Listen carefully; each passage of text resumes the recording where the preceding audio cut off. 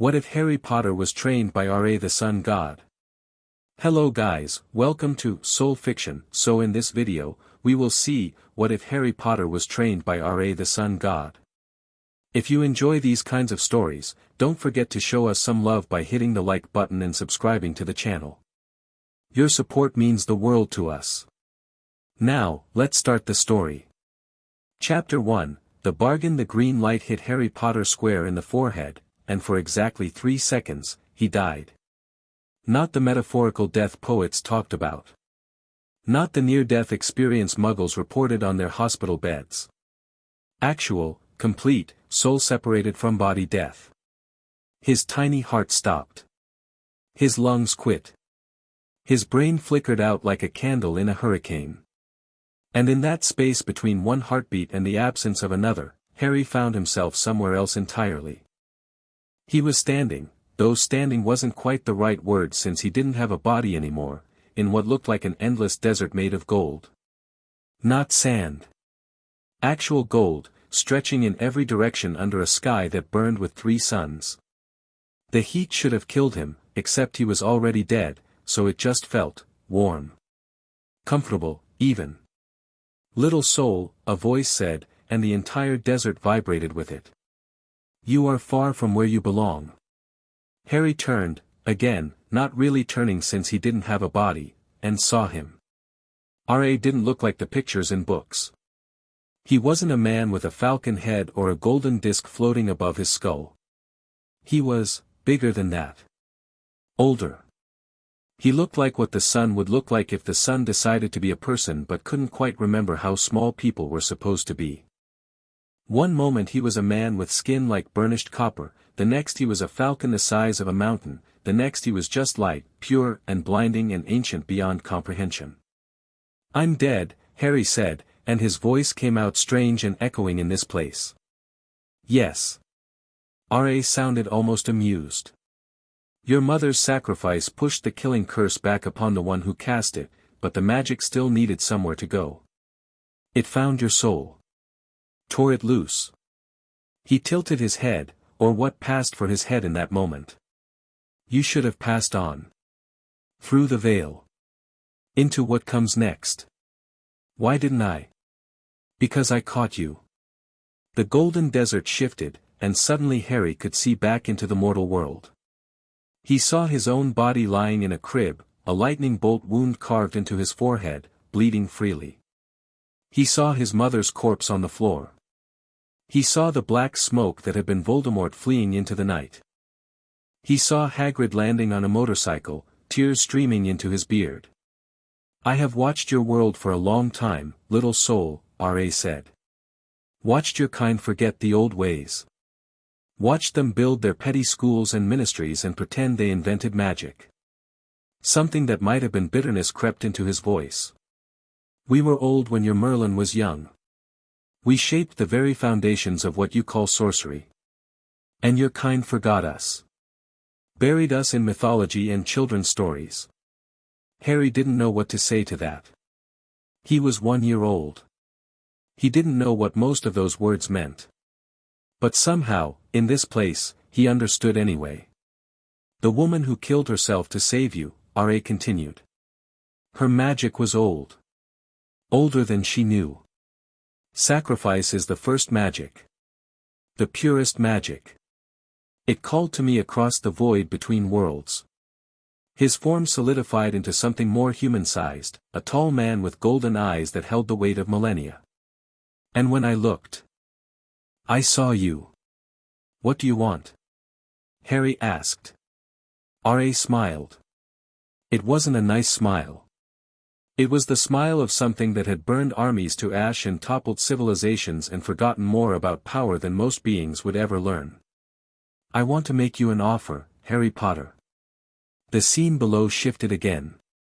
Harry saw a different future, himself growing up with people who hated him, locked in a cupboard, starving and small. He saw himself arriving at Hogwarts, overwhelmed and ignorant, manipulated by an old man with twinkling eyes. He saw himself fighting, again and again, nearly dying over and over because nobody had ever bothered to actually prepare him for what he faced. He saw himself walking into a forest to die because he'd been raised like a pig for slaughter and didn't know any better. That is what awaits you, Ra said. If I let your soul return to your body and do nothing else. You will live. You will struggle. You will die young, and your death will serve another's purpose, not your own. Or. Ra's smile widened. You come with me. I train you in the old ways. The true ways. I make you into something that world has never seen. He spread his arms, and the desert blazed brighter. Time moves differently in the Duat. 10 years will pass in your world. For you, longer. Much longer. When you will return as something far more than the boy who lived. Harry looked back at the image of his body. At his mother's corpse. At the ruins of what should have been his life. Why? He asked. Why me? Why do you care? Ra's expression shifted into something almost surprised. A good question. Most would simply accept power when offered. He was quiet for a moment, and when a being as old as Ra went quiet, the silence had weight. I care because I am tired of watching. I care because Apophis stirs in the darkness, and your little Dark Lord's soul magic has attracted his attention. I care because the old world is dying, and I would see it live again. His golden eyes fixed on Harry's soul with an intensity that should have been terrifying. And I care because your mother's sacrifice was beautiful. Pure. Worthy of the old ways. I would see her son become worthy of that gift. Harry thought about it. He was 1 year old, but in this place, thinking felt different. Clearer. He could see the two paths laid out in front of him with perfect clarity. Path 1, return to his body. Grow up ignorant and abused. Fight battles he wasn't prepared for. Die for someone else's cause. Path 2, go with the Sun God. Learn. Grow. Become something more. If I go with you, Harry said slowly, what happens to my body? It will sleep. I will place protections upon it that no wizard could breach. The wound on your forehead will scar, and that scar will anchor your soul to the mortal world, but your body will remain in stasis until you are ready to return. Ra's form flickered. Your relatives will believe you dead. Your world will mourn you. And when you return, they will have to reckon with what you have become. Will it hurt? The training? Ra laughed, and the sound was like solar flares. Yes, little soul. It will hurt more than you can imagine. I will break you down and build you back up. I will burn away everything weak in you. You will beg me to stop, and I will not stop, because stopping would be a disservice to your potential. His laughter faded. But when I am done, you will fear nothing. You will bow to no one. You will be a force that reshapes your world. Harry looked at the image of his mother one last time. She had died so he could live. Not so he could be someone's weapon. Not so he could march to his death on an old man's orders. She had died so he could live. Okay, Harry said. I'll do it. R.A. extended his hand. It burned like holding a star. Then come, Harry Potter. Your training begins now. The Duat wasn't what Harry expected. He'd expected more desert, more gold, more heat. Instead, R.A. took him to something that looked almost like a palace, except the architecture hurt to look at. The angles were wrong. The proportions shifted when you weren't looking directly at them. Staircases led to ceilings. Doorways opened onto infinite voids. The walls were covered in hieroglyphics that moved and whispered in languages that predated human speech.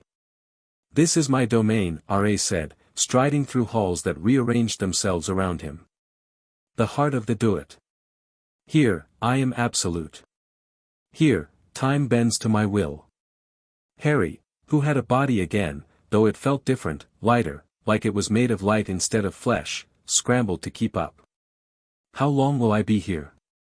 You said time moves differently. In your world, 10 years will pass. Here, that depends entirely on you. RA stopped in front of a door that was definitely not there a second ago. Some students have spent centuries in my tutelage. Others burned out in mere decades. He looked down at Harry with something that might have been curiosity. I wonder which you will be. He pushed the door open, and Harry found himself standing in a training yard that stretched for miles. The ground was packed sand. The sky above was the same impossible three-sun arrangement he'd seen in the desert. Training dummies made of living shadow stood in formation. Weapons he didn't recognize hung from racks that seemed to go on forever. We begin, RA said, with the most important lesson. What's that? Ra's fist hit Harry in the chest, and he flew backward 40 feet before crashing into the sand. The pain was unbelievable. He couldn't breathe. Something was definitely broken. Pain, RA said, walking toward him without hurrying, is not your enemy. Pain is information. Pain tells you that you are alive and that something is wrong. He reached down and grabbed Harry by the throat, lifting him off the ground with zero effort. Your mother died in pain. Your father died in pain. The Dark Lord will try to kill you with pain. If you fear pain, you have already lost. He threw Harry across the training yard like he weighed nothing. Harry hit the ground, rolled, and somehow managed to get to his feet. His chest screamed. His throat was bruised. He could barely see straight. Good, RA said. You didn't stay down. That is the first step. The first step to what? Harry gasped out. To becoming something that cannot be broken. RA raised his hand, and the three suns overhead blazed brighter. Now. Let us begin properly. Harry stopped counting the days after the first year. It wasn't that time stopped mattering, it was that time didn't work the same way in the Duat. Sometimes a training session that felt like hours turned out to have lasted weeks. Sometimes he'd sleep for what felt like a full night and wake up to find only minutes had passed. RA told him this was intentional, that the Duat responded to purpose rather than physics, and that Harry's training would take exactly as long as it needed to take. The first phase was physical. RA believed, with the absolute conviction of someone who had been alive since before humans discovered fire, that magic without a strong body was like a sword without a hilt. Useful in theory, but you'd cut yourself to pieces trying to wield it. So before Harry was allowed to learn a single spell or technique, RA broke him down physically and rebuilt him from scratch. Running. Fighting. Climbing. Swimming through rivers of liquid starlight that tried to dissolve his flesh. Wrestling with shadows that felt like fighting solid darkness. Every day, or what passed for days in this place, Harry pushed himself to the point of collapse, and then RA pushed him further. You are weak, RA told him during one particularly brutal session, watching Harry try to stand after being thrown through a stone wall. This is not an insult. This is a fact. You were born weak. You were kept weak. Your kind cultivate weakness because it makes you easier to control. He crouched down to Harry's level. I am going to make you strong. Not because strength is virtuous, but because weakness is death, and you have already died once. That is quite enough. Harry spat blood onto the sand. I'm trying. Try harder. He did. What choice did he have? The physical training evolved over time. Running became obstacle courses designed by a being with no concept of human limitations. Wrestling became combat training, hand-to-hand techniques that predated every martial art Harry had ever heard of, forms created for fighting things that didn't exist anymore, movements that used the body as a weapon in ways modern fighters never imagined. RA brought in trainers for this. Not humans, beings from the Duat, gods and spirits and things Harry didn't have names for. A crocodile-headed warrior named Sobek taught him to fight in water and on land with equal brutality. A lioness goddess called Sekhmet showed him how to channel rage into precision violence, how to turn anger from a weakness into a tool. A falcon spirit named Horus, and Harry could tell there was history between Horace and R.A., tension and old wounds, taught him aerial combat, how to fight while falling, how to use height and gravity and momentum. "You're getting better," Horace admitted once, after a session where Harry had almost managed to land a hit. "Still slow. Still thinking too much. But better. Thanks. I think." That wasn't entirely a compliment. Horace's falcon eyes studied him with an intensity that felt like being dissected. "R.A. sees something in you. Something that makes him willing to invest time he hasn't invested in millennia. I hope you're worthy of it. What do you think he sees?" Horace was quiet for a long moment. "Potential. The same thing he saw in me, once." His feathers ruffled. "Don't waste it." The second phase was magical. After what felt like years of physical training, Harry's body now lean and hard, covered in scars from training accidents and decorated with muscles he hadn't known existed, R.A. finally began teaching him the old ways of magic. "You're wizards," R.A. said with undisguised contempt, "use wands. Sticks. Crutches for the magically infantile." He held up his empty hand, and fire bloomed from his palm, not conjured fire, but actual sun fire, golden and terrible and alive. True magic comes from within. It flows through the soul, shaped by will, expressed through the body. A wand is like trying to paint a masterpiece using only your elbows. Technically possible. Absurdly limiting. Then why do wizards use them? Because your ministry fears true magic. Wandless casting cannot be regulated, cannot be tracked, cannot be controlled. So they teach you from childhood that wands are necessary, that magic without them is impossible. R.A. closed his fist, extinguishing the flame. "They lie. And you will prove them liars." Learning wandless magic was harder than anything Harry had done before. The physical training had been brutal but straightforward: push your body until it breaks, let it heal, push again. Magic was different. Magic required him to reshape the way he understood reality. Ra's first lesson was simple but devastating: forget everything you think you know. Magic is not a force to be commanded, R.A. explained. It is not a resource to be spent. Magic is communication. Negotiation. When you cast a spell, you are making a request of the universe, backing that request with your will and power. He gestured, and the entire training yard transformed into a library filled with scrolls and tablets covered in hieroglyphics. Your wizards have forgotten this.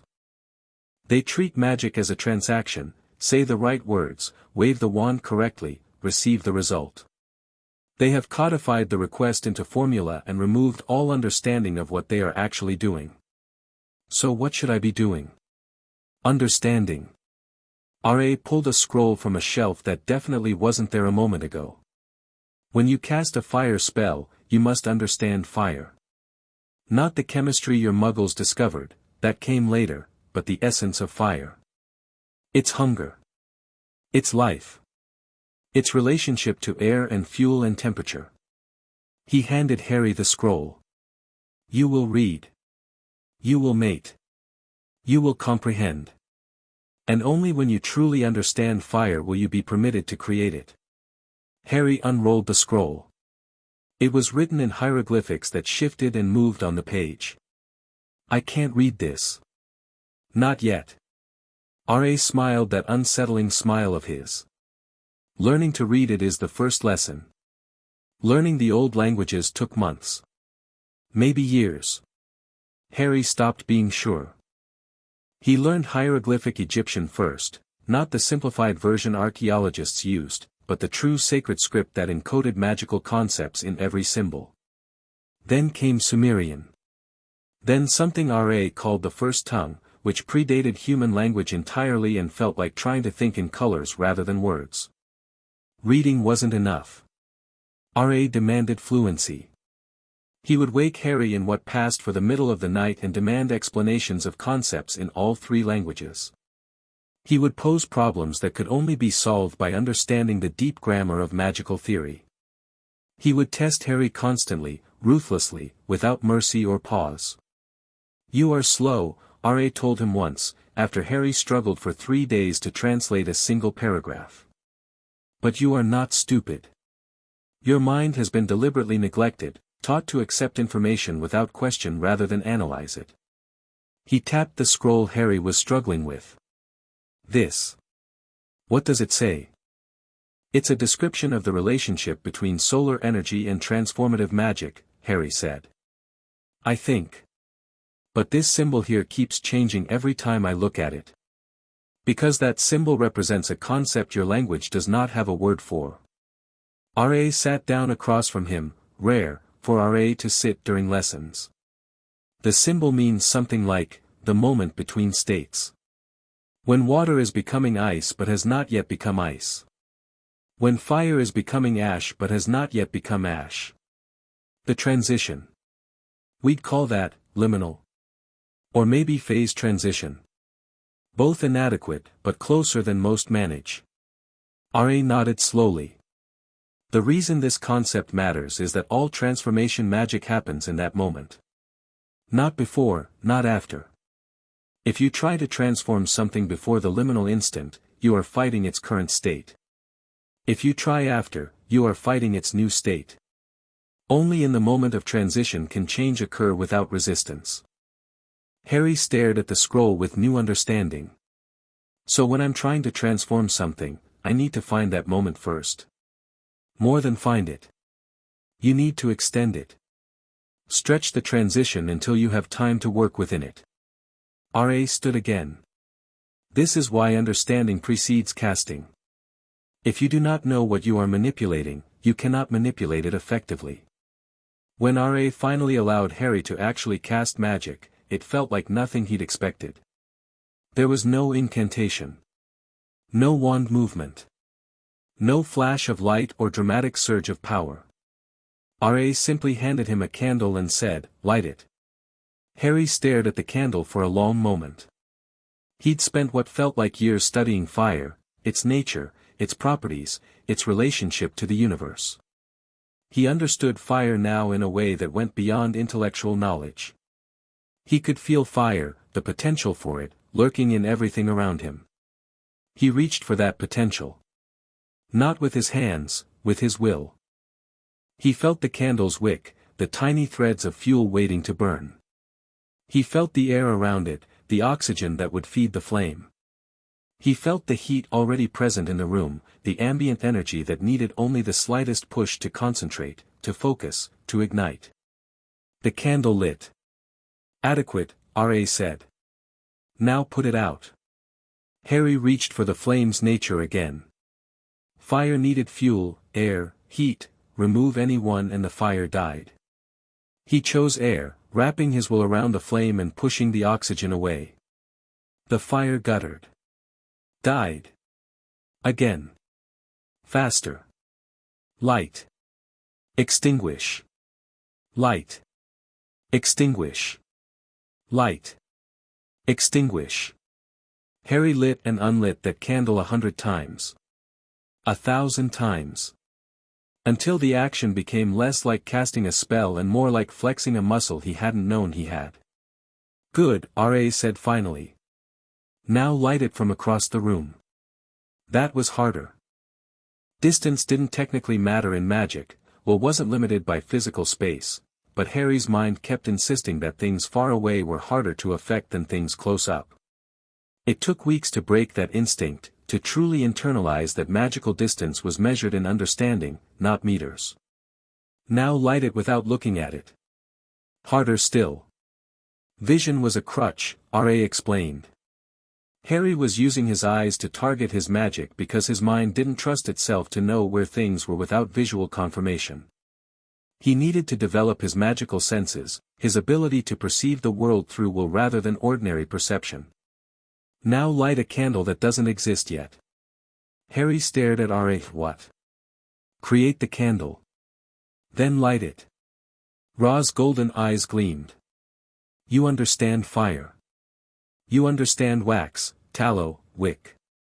You understand the concept of candle. Create one from raw magic and light it simultaneously. That's creating matter from nothing. No. That is creating matter from magic. Magic is not nothing. Magic is potential. Possibility.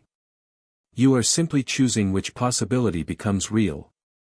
Ra's form flickered, and suddenly there were a dozen candles floating around him, each burning with a different colored flame.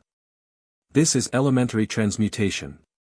Every wizard can do it, they simply convince themselves they cannot, because their ministry fears what free creation would mean for their controlled economy. Harry tried. He failed. He tried again. Failed again. This went on for what might have been months. Harry could feel what R.A. was describing, the potential for candles existing everywhere, the possibility of wax and wick and flame waiting to be called into being, but actually pulling that potential into reality was like trying to grab water. Every time he thought he had it, it slipped away. "You are thinking too hard," R.A. told him during one particularly frustrating session. "You keep trying to construct the candle piece by piece, create the wax, then shape it, then add the wick, then light it. That is the wizard's way. The wand user's way. Sequential. Limited." He waved his hand, and a perfect candle appeared, burning steadily. "I do not create the parts and assemble them. I simply decide that a lit candle exists here, and it does. How is that different? Intent versus process." R.A. extinguished his candle with a thought. "When you intend something, you hold the complete result in your mind. When you process something, you hold the steps. Processing is useful for complex workings, but for simple creations like this, it adds unnecessary resistance." He fixed Harry with that ancient, burning gaze. "Stop trying to make a candle. Simply decide there is one." Harry took a breath. Let it out. He stopped thinking about wax and wicks and flames. He stopped thinking about the physics of combustion or the magical theory of transmutation. He simply decided that there was a lit candle floating in front of him. There was. "Finally," R.A. said. "Only took you 3 months. Time blurred after that." Harry learned to create and destroy, to transform and preserve. He learned to manipulate light, not just fire, but pure photons, bending them around himself to become invisible, focusing them into beams that could cut through stone. He learned solar magic, the domain R.A. had ruled for eons before humans existed, how to draw power from stars, how to store sunlight in his flesh, how to unleash it in devastating waves. "You are becoming something unprecedented," R.A. told him once, during a rare moment of what might have been approval. "Not a wizard. Not a sorcerer. Not a god either, not yet, at least." He studied Harry with an expression Harry couldn't read. "Something between. Something new. Is that good or bad? That depends entirely on what you do with it." The combat training intensified as Harry's magical abilities grew. R.A. stopped holding back, or rather, stopped holding back quite as much. Their sparring sessions left the training yard in ruins. Harry learned to fight while casting, to weave magic into every movement, to make his combat style and magical style one seamless whole. He learned to fight dirty, too. R.A. had no patience for honor in combat.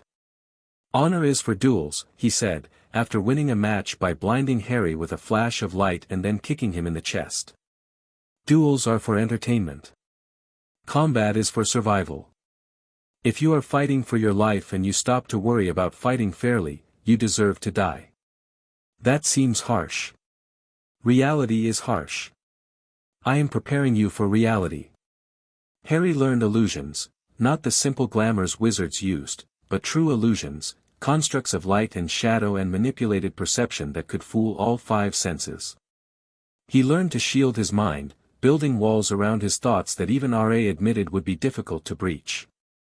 He learned to sense magic, to feel its currents and eddies, to track spells to their sources and read the residue of old castings. And slowly, gradually, over what might have been decades of subjective time, Harry grew. Not just in power. In understanding. In perspective. In the simple, hard-won wisdom that came from being torn down and rebuilt over and over until there was nothing soft left. "You are ready," R.A. said one day, without preamble or warning. Harry was in the middle of a mat-ion exercise, floating cross-legged above a pit of liquid shadow that would devour him if he lost concentration. He opened his eyes. Ready for what? To return. Ra's form solidified into the most human shape Harry had seen him wear. 10 years have passed in your world. Your body waits where I left it. The scar on your forehead has held your connection to the mortal realm. Something flickered in those golden eyes. Your Dark Lord has returned to corporeal form. The old man who would have controlled you believes you dead and has made other plans. The world you left is not the world you will return to. Harry lowered himself to the ground. The shadow pit closed behind him, disappointed. What about my training? There's more, isn't there? More you could teach me. There is always more. That is the nature of knowledge, the more you learn, the more you realize you do not know. R.A. stepped closer. But you have learned enough. Enough to survive. Enough to change things. His ancient face arranged itself into something almost like affection. Enough to make me proud, if pride is something gods feel. Do they? I am not sure. R.A. placed a hand on Harry's shoulder. The touch burned, but in the way the Duat suns burned, warm rather than painful. Listen to me, Harry Potter. You are going back to a world that will try to control you. The Ministry will fear you. Dumbledore will try to manipulate you. Voldemort will try to destroy you. Lesser wizards will resent you. Your power will make you a target. I know. Do you? Ra's grip tightened. Knowing and understanding are different things. You have lived in my realm for subjective centuries, surrounded by beings who see power as natural, who do not flinch from strength. The mortal world is not like that. They will call you monster. They will call you Dark Lord. They will try to cut you down to their level because your existence makes them feel small. Harry met Ra's gaze without flinching. What do you want me to do about it? Whatever you choose. That is the point. R.A. released him. I did not train you to serve my purposes or fulfill some prophecy or save a world that does not deserve saving. I trained you because your mother's sacrifice deserved to produce something magnificent. What you do with that magnificence is your decision. And if I decide to do nothing? Go live on a beach somewhere and ignore the whole mess.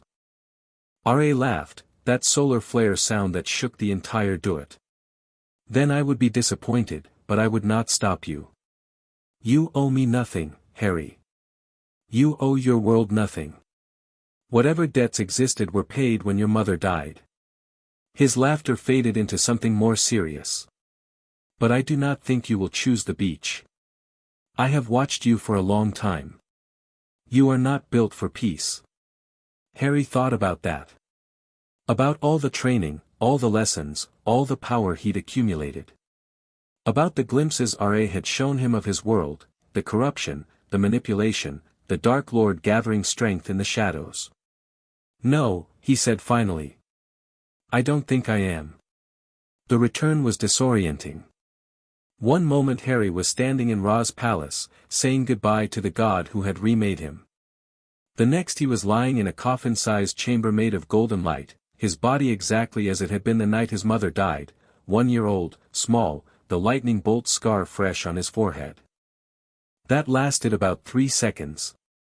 Then his soul, carrying decades of training and growth, slammed back into his flesh, and everything changed. The chamber shattered. Golden light exploded outward. Harry felt his body reshape itself, age catching up in a single agonizing instant, muscles forming, bones lengthening, his entire physical structure transforming to match what his soul had become. When it was over, Harry was 11 years old, standing in the ruins of whatever protective shell R.A. had placed around him, exactly as he would have been if he'd grown up normally. Except nothing about him was normal anymore. He was in a cemetery.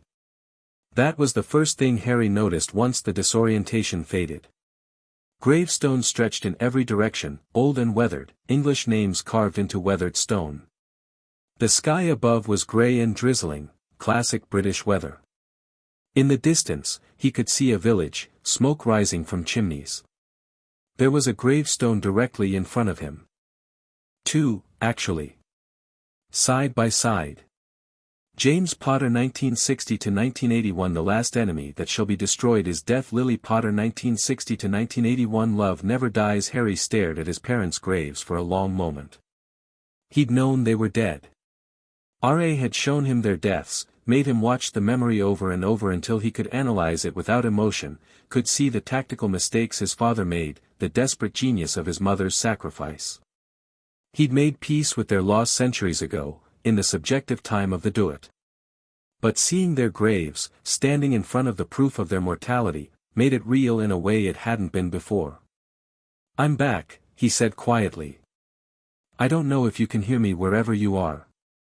"Probably not," R.A. says. "The afterlife is complicated. But if you can. I'm going to make them pay. All of them. Voldemort for killing you. Dumbledore for setting up the situation that let it happen. The Ministry for doing nothing while you died." He touched the lightning bolt scar on his forehead. "Your sacrifice gave me a chance, Mom. I'm not going to waste it." The drizzle was picking up. Harry looked down at himself. He was naked, which was going to be a problem. He solved it with a thought, transmuting air and ambient magic into simple clothes. Black trousers. Black shirt. Black boots. Not a fashion statement, just the easiest thing to visualize. He needed information. He needed to know what the world looked like after 10 years of him being dead. He needed to understand the playing field before he stepped onto it. But first, he needed to test something. Harry raised his hand, palm up, and reached for the sun. It was daytime, barely, with the heavy clouds blocking most of the light, but daylight was daylight. He could feel the solar energy filtering through the atmosphere, diffuse but present. He gathered it, concentrated it, pulled it into his flesh the way R.A. had taught him. His hand began to glow. "Still works," he murmured. "Good." He released the energy before anyone could notice, letting it dissipate back into the environment. Wouldn't do to announce himself before he was ready. Time to find out what he'd missed. Godric's Hollow had a small library, and the library had newspapers. Harry slipped in under a minor illusion, not invisibility, just a subtle, nothing interesting here, field that made people's eyes slide past him. The librarian didn't look up when he entered. Neither did the two elderly patrons browsing the stacks. He found the newspaper archives and started reading. October 31st, 1981. He who must not be named destroyed in attack on Potter family. The Potters dead. Their son Harry missing, presumed dead. The magical world celebrates.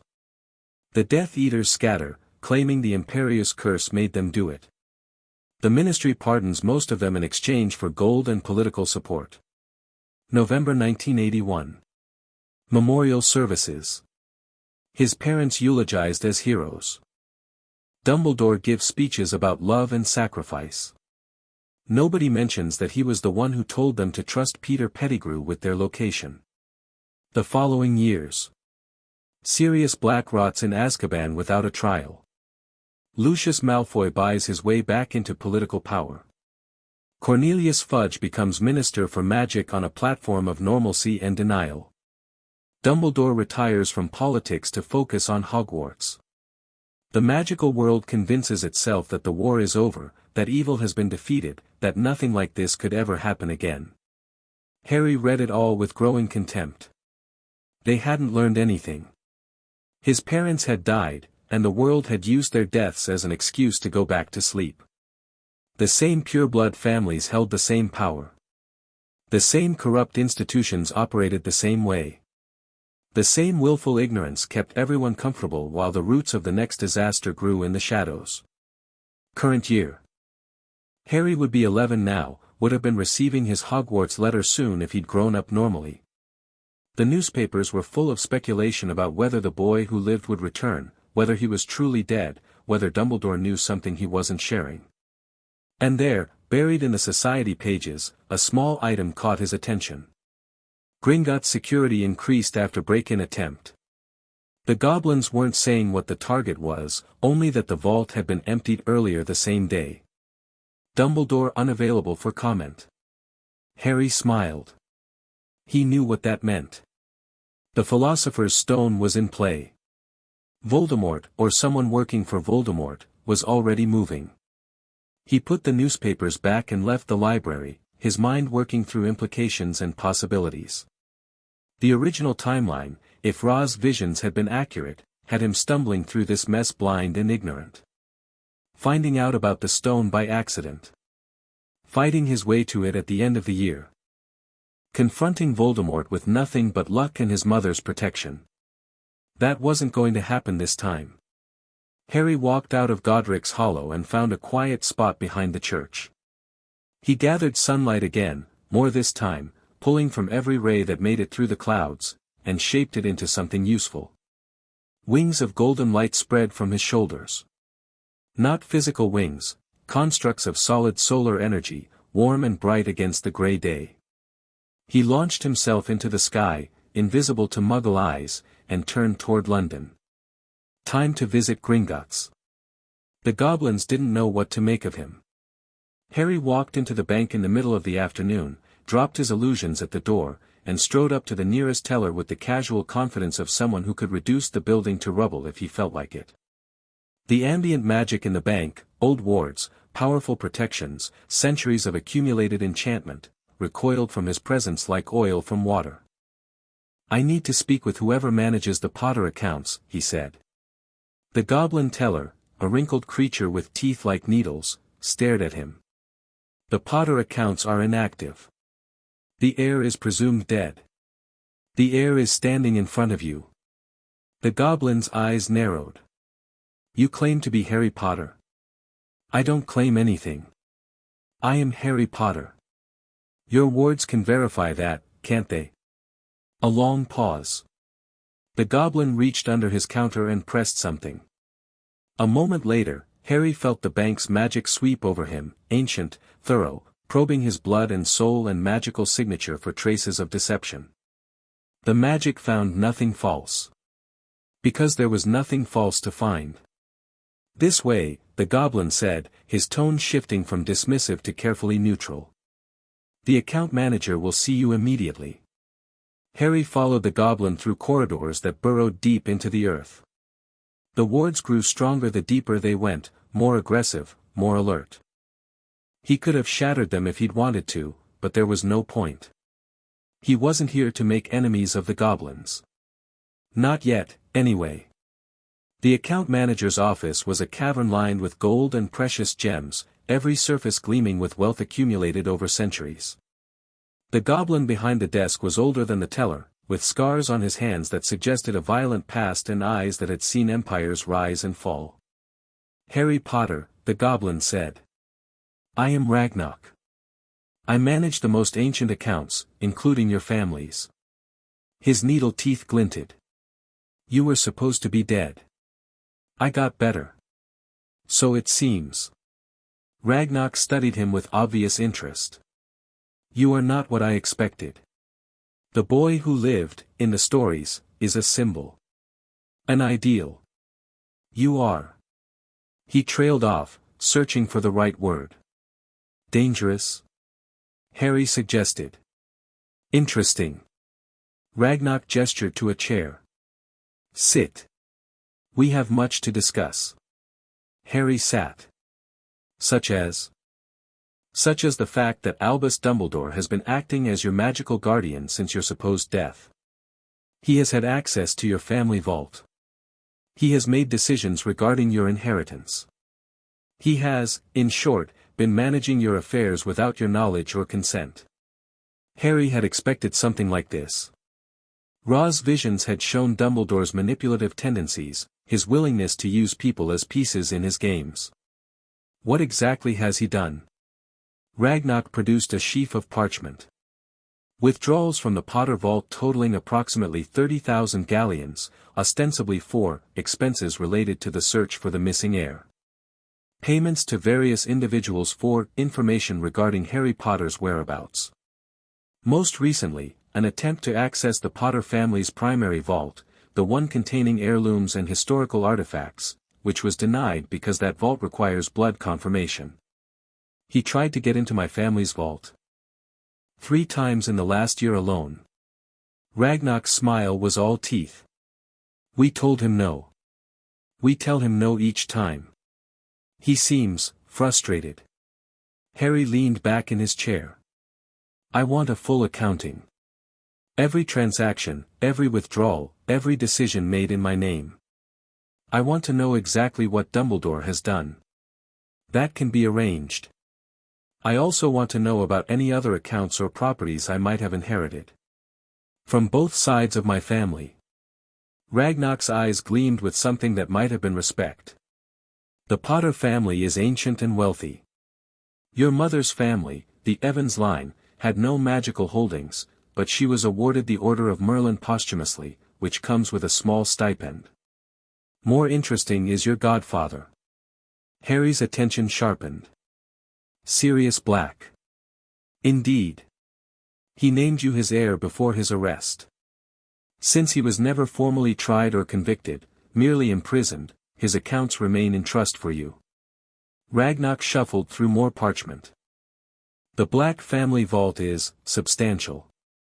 Almost as old as the Potters, with considerably darker artifacts.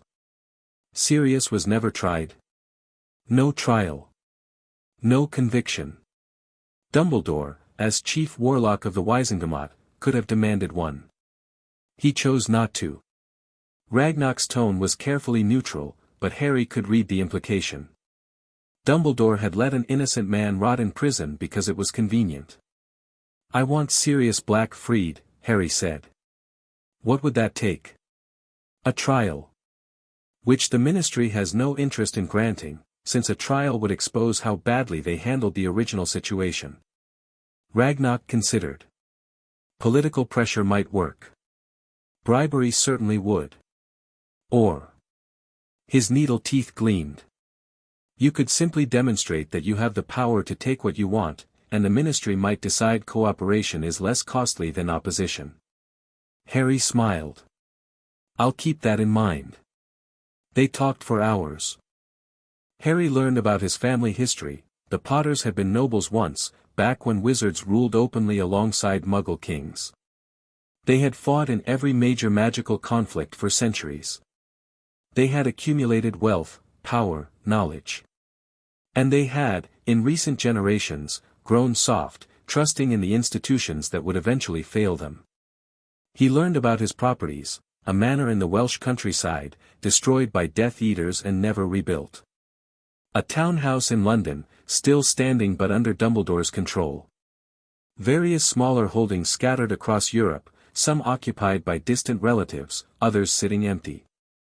He learned about his political position, the Potter seat on the Wizengamot, vacant since his grandfather's death. The alliances his family had maintained. The enemies they had made. And he learned about Dumbledore's plans. He expects you to appear at Hogwarts, Ragnar said. He has kept your name on the enrollment list despite your presumed death. He has prepared rooms for you. He has arranged for certain protections to be placed around the castle, protections that would allow him to monitor your movements and magic. The goblin's smile was vicious. He has planned everything, except for the possibility that you might not be the boy he expected. What boy did he expect? Weak. Ignorant. Desperate for guidance and approval. Easily shaped. Ragnar's eyes glittered. He has been preparing Harry Potter's arrival for years. He has not been preparing for yours. Harry stood. I think I'll enjoy surprising him. I suspect you will. Ragnar stood as well. One more thing, Harry Potter. The goblins do not choose sides in wizard conflicts. We survive by remaining useful to whoever holds power. But we remember those who treat us with respect, and we remember those who do not. He extended a clawed hand. Dumbledore treats us as servants. What will you treat us as? Harry shook the hand without hesitation. Allies, if you're willing.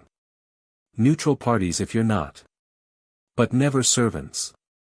Never enemies. Acceptable. Ragnarok released his hand. Your withdrawal is ready. The full accounting will be delivered within the week. And when you require our services again, you will find Gringotts accommodating. Harry left the bank with his pockets full of gold and his mind full of plans. He had about a month before September 1st. A month to prepare. A month to gather information, establish assets, and position himself for whatever came next. He could feel the prophecy hanging over him, the one R.A. had told him about, the one that marked him as Voldemort's equal, as the only one who could destroy the Dark Lord. He didn't put much stock in prophecies. R.A. had taught him that prophecies were just predictions, and predictions could be wrong. But Voldemort believed in this one. Dumbledore believed in it. And belief had power, especially in the magical world. So Harry would play their game. Would show up at Hogwarts like the lost heir returning. Would let them think they understood him, let them fit him into their plans and calculations. And then he would break everything they'd built on his parents' graves. He found a quiet rooftop overlooking Diagon Alley and sat down to watch the sunset. The sky turned orange and gold, colors that reminded him of the Duat's eternal suns. He could feel the fading light against his skin, solar energy that was his to command. Thank you, he said quietly, to the sunset or to R.A. or to whoever might be listening. For everything. There was no response. He hadn't expected one. R.A. had his own concerns, his own domain to manage. Their relationship wasn't about communication or comfort. It was about what Harry had become. And what Harry had become was something this world wasn't ready for. He stood, wrapped himself in shadows and misdirection, and disappeared into the night. He had preparations to make. Chapter 2, Diagon Alley. Harry spent the first 2 weeks of August learning how to be a person again. It sounds ridiculous when you say it like that, but the Duat wasn't built for humans. Time worked differently there. Social interaction worked differently. He'd spent subjective centuries surrounded by gods, spirits, and beings that communicated through layers of meaning no human language could capture. Coming back to the mortal world meant relearning things he'd forgotten he'd ever known: small talk, body language, the rhythm of ordinary conversation. He rented a room at the Leaky Cauldron under a false name, paying in Muggle money he'd transmuted from pocket lint. Tom the bartender didn't ask questions. In Harry's experience, bartenders rarely did, especially when you paid in advance and didn't cause trouble. The room was small and shabby and absolutely perfect. Harry lay on the creaky bed that first night, staring at a ceiling stained with decades of magical residue, and felt something he hadn't felt in centuries. Privacy. In the Duat, R.A. was always watching. Not in a sinister way, it was his domain, and awareness of everything in it came as naturally to him as breathing came to humans.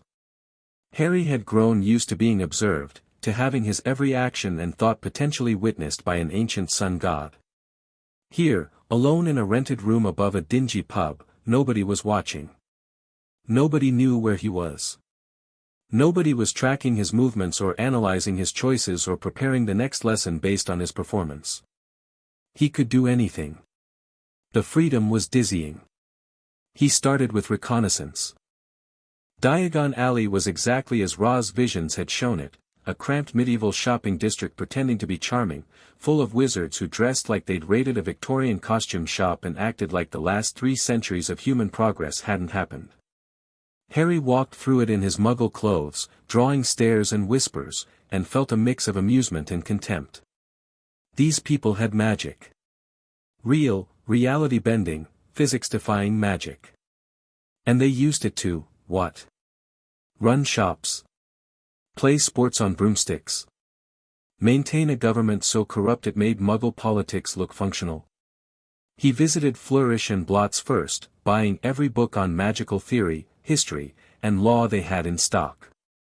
The clerk didn't recognize him, the scar was hidden under a minor glamour, and nobody expected the boy who lived to be browsing bookshops like a normal person. Harry paid with goblin gold and carried his purchases back to his room in a magically expanded bag. The books were disappointing. Not useless, they gave him a framework for understanding how modern wizards thought about magic, which was valuable intelligence. But the actual content was so simplified, so dumbed down, that Harry felt insulted on behalf of anyone who tried to learn from them. The Standard Book of Spells, Grade 1 started with a chapter on wand safety that read like it was written for particularly slow children. Magical Theory by Adalbert Waffling spent 200 pages saying what R.A. had explained in a single sentence. A History of Magic by Bathilda Bagshot was propaganda dressed up as scholarship, full of convenient omissions and outright lies. No wonder wizards are so weak, Harry muttered, tossing aside a particularly egregious text on defensive magic. They've been miseducated for generations. He kept reading anyway. Know your enemy, R.A. had always said. And the British magical world was definitely going to be his enemy, one way or another. The second week, Harry started making contacts. Not allies, it was too early for that. But contacts, people who could provide information and services without asking too many questions. Every society had them, the fixers, the facilitators, the grey market operators who kept the real economy running beneath the official one. Knockturn Alley was exactly where he expected to find them. He walked into the dark, winding street without hesitation, ignoring the suspicious looks from vendors selling questionable goods. His magical senses swept the area constantly, cataloging threats and opportunities. A hag selling what might have been human fingers. A vampire lounging in a doorway, watching passers-by with hungry eyes. A shop advertising, curses broken, no questions asked, next to another offering, curses placed, discretion guaranteed. Harry found what he was looking for in a basement establishment called the Rusty Galleon. It wasn't a pub, exactly. More like a place where certain types of people could meet without the ministry's surveillance wards catching wind. The owner was a scarred witch named Moira who'd lost her wand license 20 years ago and hadn't let it slow her down. "You're new," she said when Harry sat down at her bar. "And young. Too young to be in here." "I'm old enough." Harry slid a galleon across the counter. "Information. Nothing illegal, just unofficial." Moira made the galleon disappear with practiced ease. "What kind of information?" "I want to know who really runs things in magical Britain. Not the ministry, they're just the public face. I want to know who pulls the strings." For a long moment, Moira just looked at him. Then she laughed, a harsh sound with no humor in it. "You're either very brave or very stupid, asking questions like that." "Maybe both." "Maybe." She poured herself a drink, something thick and brown that smelled like it could strip paint. The short answer: nobody. The long answer: everybody who has gold and knows how to use it. The Malfoys by politicians. The Knots by judges. The Greengrasses by information. Dumbledore buys loyalty with favors and reputation. Everyone's got their hand in everyone else's pocket, and the whole system runs on the understanding that nobody rocks the boat too hard. What about Voldemort's people? The Death Eaters? Moira's expression flickered. Most of them bought their way out after the war.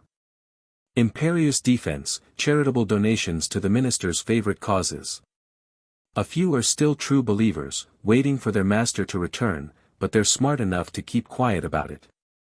She took a long drink. "Why do you care? You planning to join up?"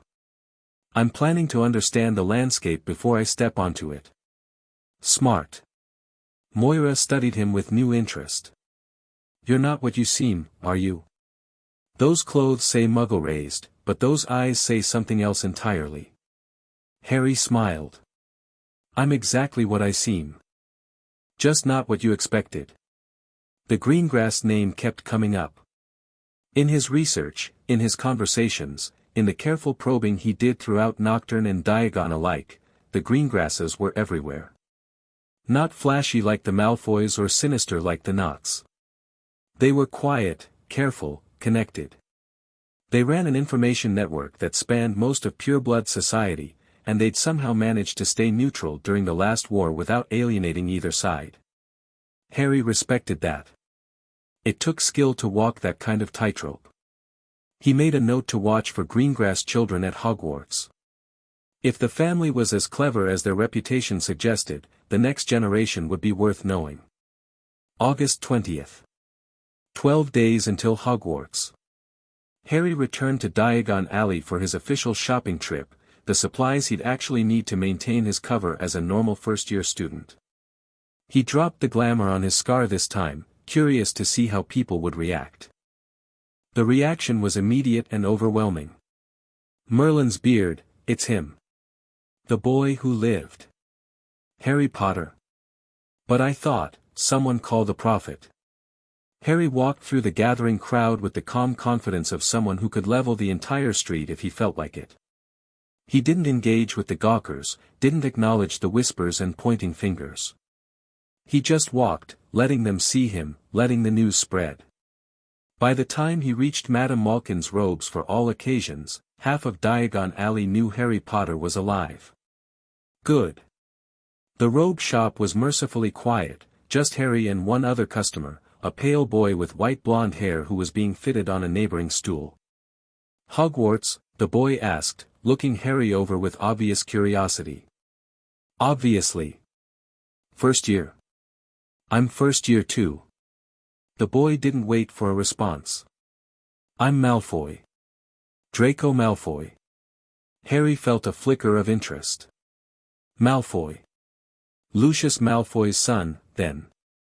Death Eater royalty, or as close as you could get without an actual dark mark. Harry. Harry Potter. Draco's reaction was fascinating to watch. His eyes widened, then narrowed, then went carefully blank in a way that suggested extensive training in controlling his expressions. Potter? The Harry Potter? But you're supposed to be dead. So I've heard. Harry held still while Madame Malkin pinned his hem. The reports were exaggerated. Where have you been? Draco's voice had an edge to it now, not hostile, exactly, but wary. Everyone thought you died with your parents. I've been away. Traveling. Learning. Harry turned to look at Draco directly. Your father was a Death Eater, wasn't he? The temperature in the room seemed to drop. Draco's face went rigid. My father was under the Imperius curse. He was exonerated. Of course he was. Harry smiled, and it wasn't a nice smile. I'm sure the 50,000 galleons he donated to the minister's re-election campaign had nothing to do with it. How dare you, I'm not accusing anyone of anything. Harry kept his voice mild, conversational. I'm just noting facts. Your father served Voldemort. Your father paid a lot of money to avoid consequences. Your father is now one of the most politically powerful men in Britain. He tilted his head. Those are facts, Draco. What you do with them is your business. Draco's jaw worked. For a moment, Harry thought the boy might actually try something stupid, reach for his wand, maybe, or call for his undoubtedly nearby father. But Draco was smarter than that, or at least better trained. You're not what I expected, Draco said finally. I get that a lot. Madame Malkin finished Harry's fitting in uncomfortable silence. Draco left first, throwing one last unreadable look over his shoulder. Harry filed the interaction away for future analysis. He'd wanted to see how the Malfoy heir would react to provocation. Now he knew, careful, controlled, but with genuine anger simmering underneath. Draco had been raised to believe certain things about his family, about blood, about power. Challenging those beliefs wouldn't change his mind overnight, but it might plant seeds. Or it might just make an enemy. Either way, Harry had learned something. Flourish and Blots was packed. Apparently, the news of Harry's survival had spread faster than he'd expected. The bookshop was full of witches and wizards pretending to browse while obviously waiting for him to appear. Harry ignored them all and made his way to the back shelves, where the more advanced texts were kept. "Excuse me." The voice was female, cool, and very close. Harry turned to find a girl about his age standing behind him. She had dark hair, sharp features, and eyes the color of frozen lakes. Her robes were expensive, her posture was perfect, and her expression gave away absolutely nothing. "You're in front of the section I need," she said. Harry stepped aside. "My apologies."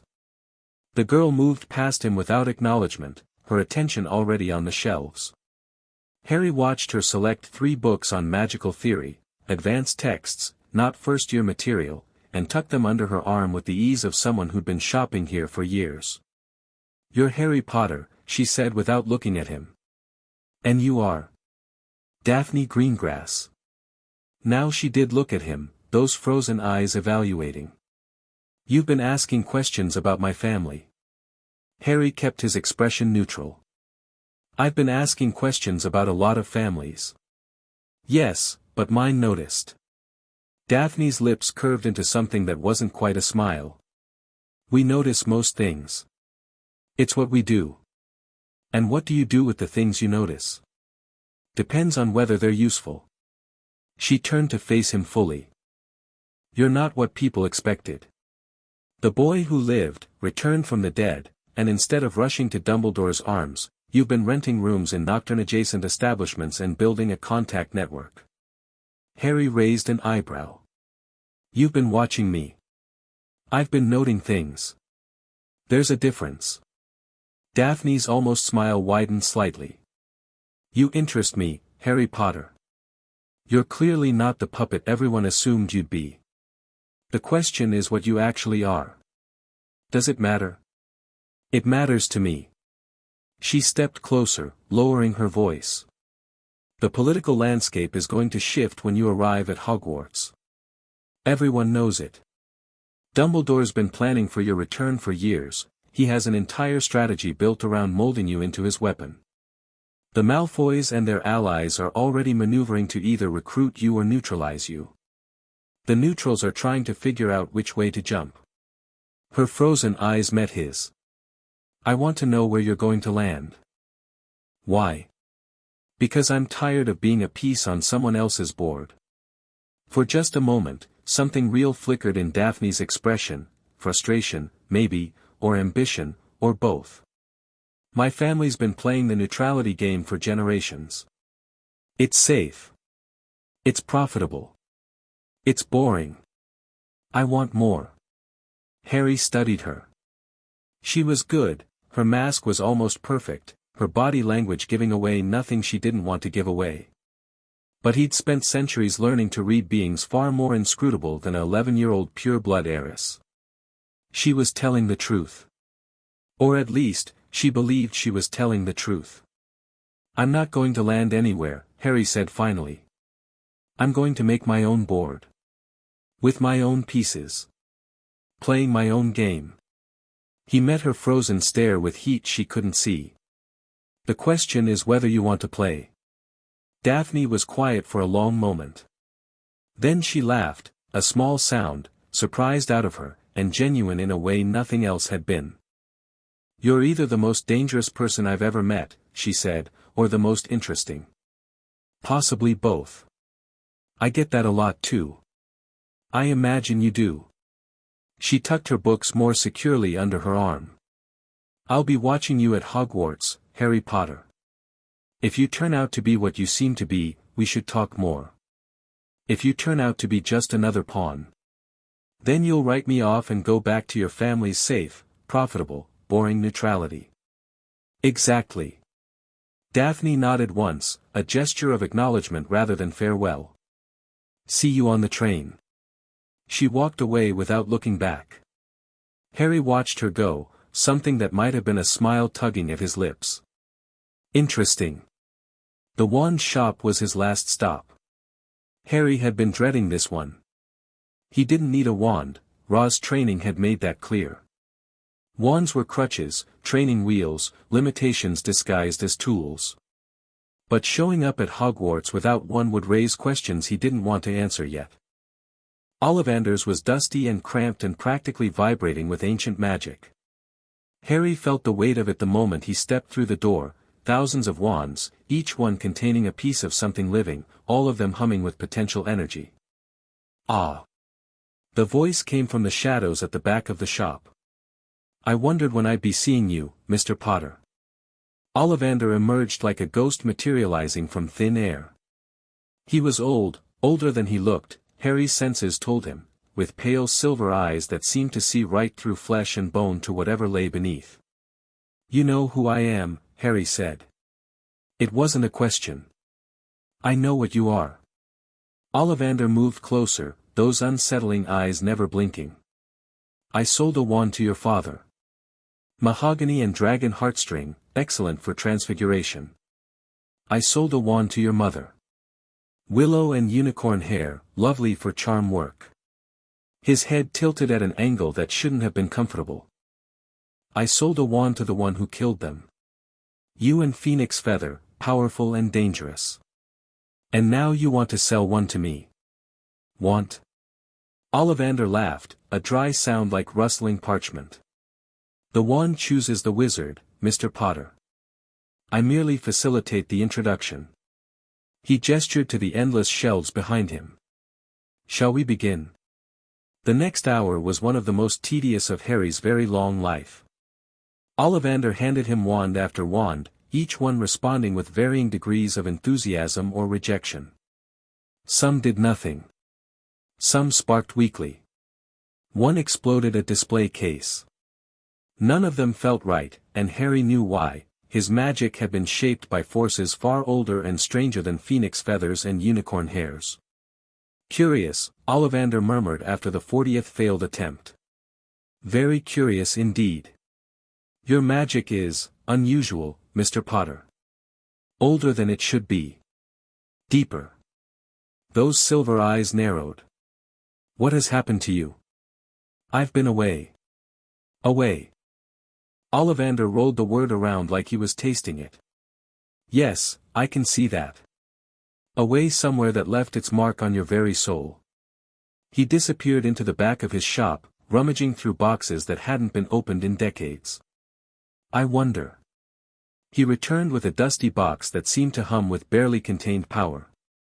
This wand, Ollivander said, opening the box with the care of someone handling a live explosive, has been in my family's possession for 800 years. It has never chosen a wizard. Every time I thought I'd found a match, it rejected them. I was beginning to think it would remain unchosen forever. The wand inside was beautiful in a terrible way. Black wood that seemed to drink in light. No visible core, but Harry could feel something ancient sleeping inside it. Blackthorn, Ollivander said. 11 inches. The core is unusual. Not phoenix feather or dragon heartstring or unicorn hair. Something older. Something my great-great-great-grandfather acquired from a source he refused to name. Harry reached for the wand. The moment his fingers touched it, the world caught fire.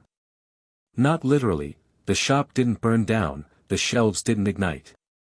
But Harry felt power surge through him, ancient power recognizing ancient power, something in the wand's core reaching out to something R.A. had left in his soul. Golden light blazed from the wand's tip. The dusty boxes on the shelves rattled. Ollivander's silver eyes went wide with something that might have been awe or might have been fear. Fascinating, the wand maker breathed.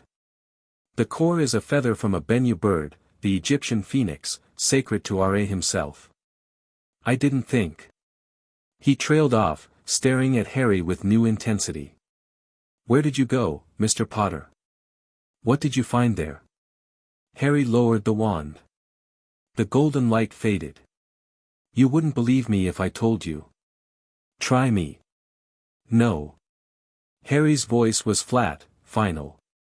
How much for the wand? Ollivander studied him for a long moment. Then he shook his head, something like respect entering his expression. 7 galleons. And my silence, Mr. Potter, you have that for free. Whatever you've become, I suspect the world isn't ready to know. You suspect correctly. Harry paid and left, the wand warm against his palm. He hadn't expected that. Hadn't expected to find a connection to Ra's world in a dusty shop in Diagon Alley. But magic was strange, and the old powers never truly died, they just slept, waiting for someone worthy to wake them. He tucked the wand into his sleeve and headed back to the Leaky Cauldron.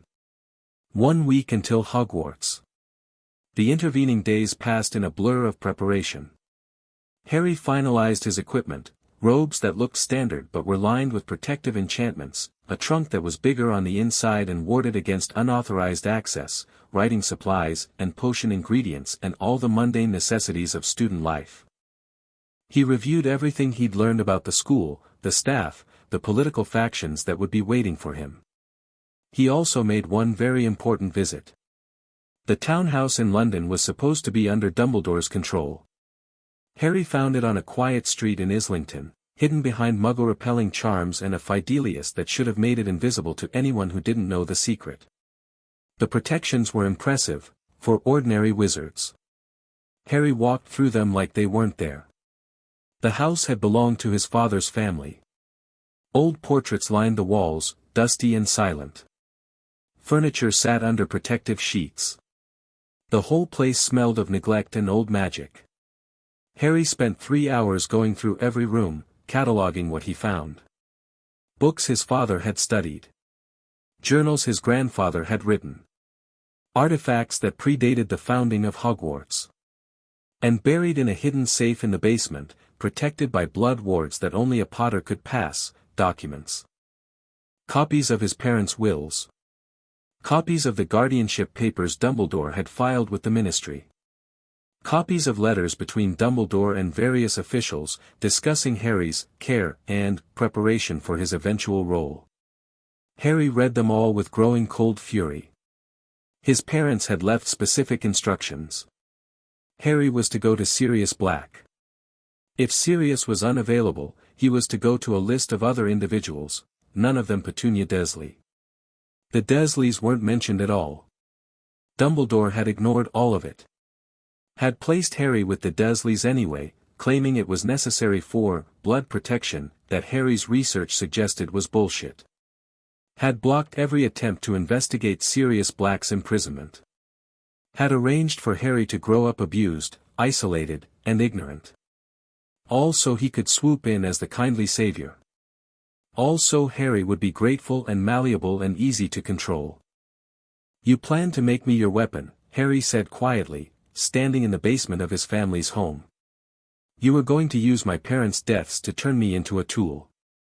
The documents crinkled in his grip. That, Harry said, was a mistake. September 1st came with grey skies and a chill wind. Harry arrived at King's Cross Station early, his trunk shrunken in his pocket and his wand up his sleeve. He found platform 9 3/4 without difficulty. The hidden entrance was obvious to anyone with magical senses, and stepped through the barrier into controlled chaos. The Hogwarts Express gleamed scarlet in the morning light. Families clustered on the platform, parents hugging children, owls hooting in cages, cats meowing in baskets.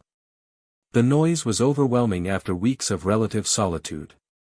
Harry moved through the crowd with careful anonymity. He'd reapplied the glamour on his scar, wanting to observe before being observed. The train was already boarding, students streaming through doors in a chaos of trunks and pets and excited chatter. He found an empty compartment near the back of the train and settled in to wait. He didn't have to wait long.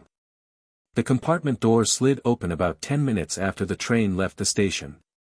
"Excuse me, is anyone?" "Oh." The boy in the doorway had red hair, freckles, and a smudge of dirt on his nose. He was looking at Harry with the uncertain expression of someone who just realized they'd walked into something unexpected. "The compartment's empty," Harry said. "Sit if you want." The boy hesitated, then shrugged and entered, dragging a battered trunk behind him. "Thanks. Everywhere else is full. I'm Ron, by the way. Ron Weasley." Harry. Just Harry? Ron settled into the seat across from him. That's mysterious. Is it? A bit, yeah. Ron grinned, apparently deciding to find this amusing rather than suspicious. You a first year? I'm first year. Got 5 brothers who've already gone through Hogwarts, so I know basically everything about it, not that any of them tell me anything useful. 5 brothers? Bill, Charlie, Percy, Fred, and George. Bill and Charlie already graduated, Percy's a prefect this year, and the twins are, Ron grimaced. The twins are the twins. Menaces. Don't trust anything they give you. Harry filed this information away. The Weasleys were a known quantity, blood traitors, according to Pure Blood Society, which in practice meant they weren't bigots. The father worked at the ministry in a dead-end job. The mother stayed home raising children. They were poor, proud, and loyal to Dumbledore to an almost fanatical degree. Useful to know. What house do you want? Ron asked. I'll probably be Gryffindor. Everyone in my family's been Gryffindor for like a million years. Mum would probably disown me if I ended up somewhere else. Would she actually disown you? What? No, of course not, I just meant, Ron looked uncomfortable. It was a joke. Ah. Harry didn't smile. I haven't decided yet. I want to see what the options look like. Ron stared at him like he'd grown a second head. You haven't, mate, everyone knows what house they want before they even get there. Gryffindor for the brave ones, Ravenclaw for the smart ones, Hufflepuff for the nice ones, I guess. And Slytherin for the, he cut himself off, glancing at Harry's neutral expression. Well. For certain types. Evil ones. I was going to say ambitious, but yeah, basically. Ron's ears had gone red. Not that I'm saying you'd be a Slytherin or anything. You don't seem the type. What type do I seem? I dunno. Ron studied him with surprising thoughtfulness. Hard to say. You're kind of intense. Like you're always thinking about something. He shrugged. Probably Ravenclaw, if I had to guess. The compartment door opened again before Harry could respond. Has anyone seen a toad? A boy named Neville's lost one.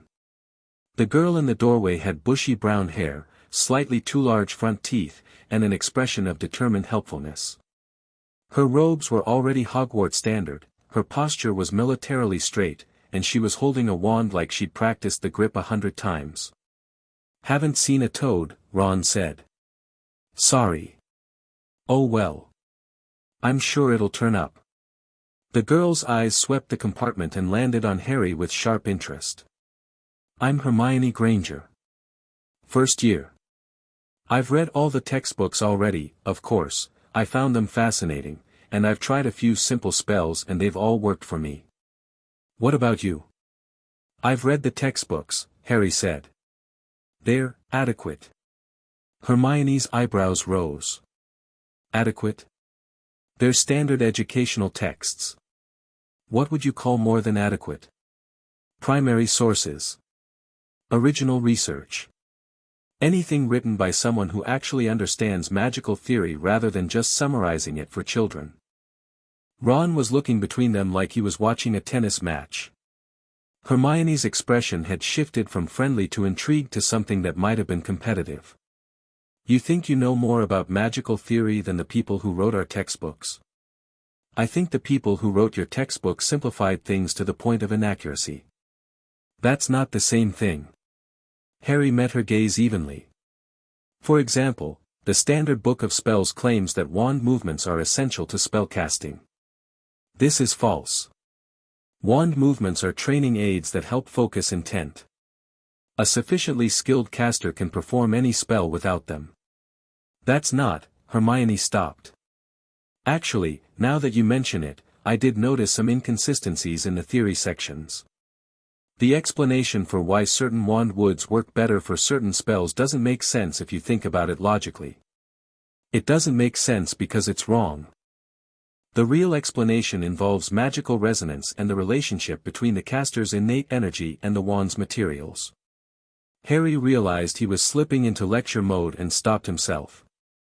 But that's probably not in any book you'd find in Diagon Alley. Hermione sat down without being invited, her eyes bright with curiosity. Where would I find it? Family libraries, mostly. Old ones. Or certain sections of foreign magical schools that British wizards pretend don't exist. Harry shrugged. The British magical world is deliberately insular. They've convinced themselves they're the center of magical civilization, and anything that doesn't fit that narrative gets ignored. That's... Hermione trailed off, processing. That's actually something I noticed. All the history books focus almost exclusively on British wizards, like magic doesn't exist anywhere else. Magic exists everywhere. The Egyptian traditions predate British wizardry by millennia. The Chinese have been practicing what they call cultivation for longer than Europe has had written language. The Norse had entire magical ecosystems before Christianity stamped most of them out. Harry caught himself again. But that's not taught at Hogwarts. Why not? Because it would raise uncomfortable questions about why British methods are treated as superior when they're objectively not. Ron was staring at Harry with something like awe. Mate, where did you learn all this? Harry considered lying. Considered deflecting. Decided there was no point. I've been away for a while, he said. Learning from sources that aren't available to most people. Sources like what? Hermione pressed. Harry let the glamour on his scar fade. The effect was immediate. Ron's jaw dropped. Hermione's eyes went wide. Both of them inhaled sharply at exactly the same moment. You're Harry Potter, Hermione breathed. I read about you, you're in modern magical history and the rise and fall of the dark arts and those books are full of guesses and speculation, Harry cut in. No one actually knew what happened to me. They just made things up because it made a better story. Then what did happen to you? Ron asked. Everyone thought you were dead. I was. Briefly. Harry let that hang in the air for a moment, watching their reactions. Then I wasn't. And during the time between, I learned things that Hogwarts will never teach you. Things like what? Hermione's voice was barely above a whisper. Like this. Harry raised his hand, palm up, and let a sphere of golden light bloom into existence. No wand. No incantation. Just will shaped into form. The light was warm and steady, illuminating the compartment with the glow of a miniature sun. Ron made a sound that was almost a squeak.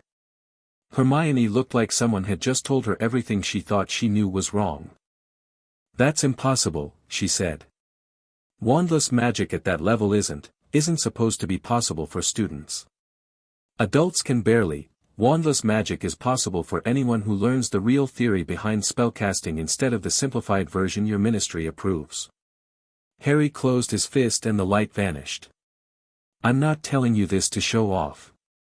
I'm telling you because you seem like someone who actually wants to understand magic, and you're not going to find understanding in those textbooks. Hermione was quiet for a long moment. When she spoke again, her voice was different, less performatively confident, more genuinely curious. Will you teach me? Maybe. If you're willing to unlearn what you think you know first. I am. She said it without hesitation. I've already noticed things that don't add up. The inconsistencies in the texts, the way the theory doesn't quite match the practice. I thought I was just missing something, but you're saying. I'm saying you were right to be skeptical. Harry let something that might have been approval enter his voice. That's the first step to real learning. The compartment door slid open again. Draco Malfoy stood in the entrance, flanked by two boys who looked like they'd been bred specifically for muscle. His pale eyes swept the compartment, taking in Ron's faded robes, Hermione's Muggle heritage, somehow obvious despite her Hogwarts uniform, and Harry's now visible scar. Potter, Draco said. I heard you were on the train. Thought I'd pay my respects. Malfoy. Harry didn't stand. You have a peculiar definition of respect. What's that supposed to mean? It means you walked in here with 2 bodyguards and an expression like you're expecting a fight.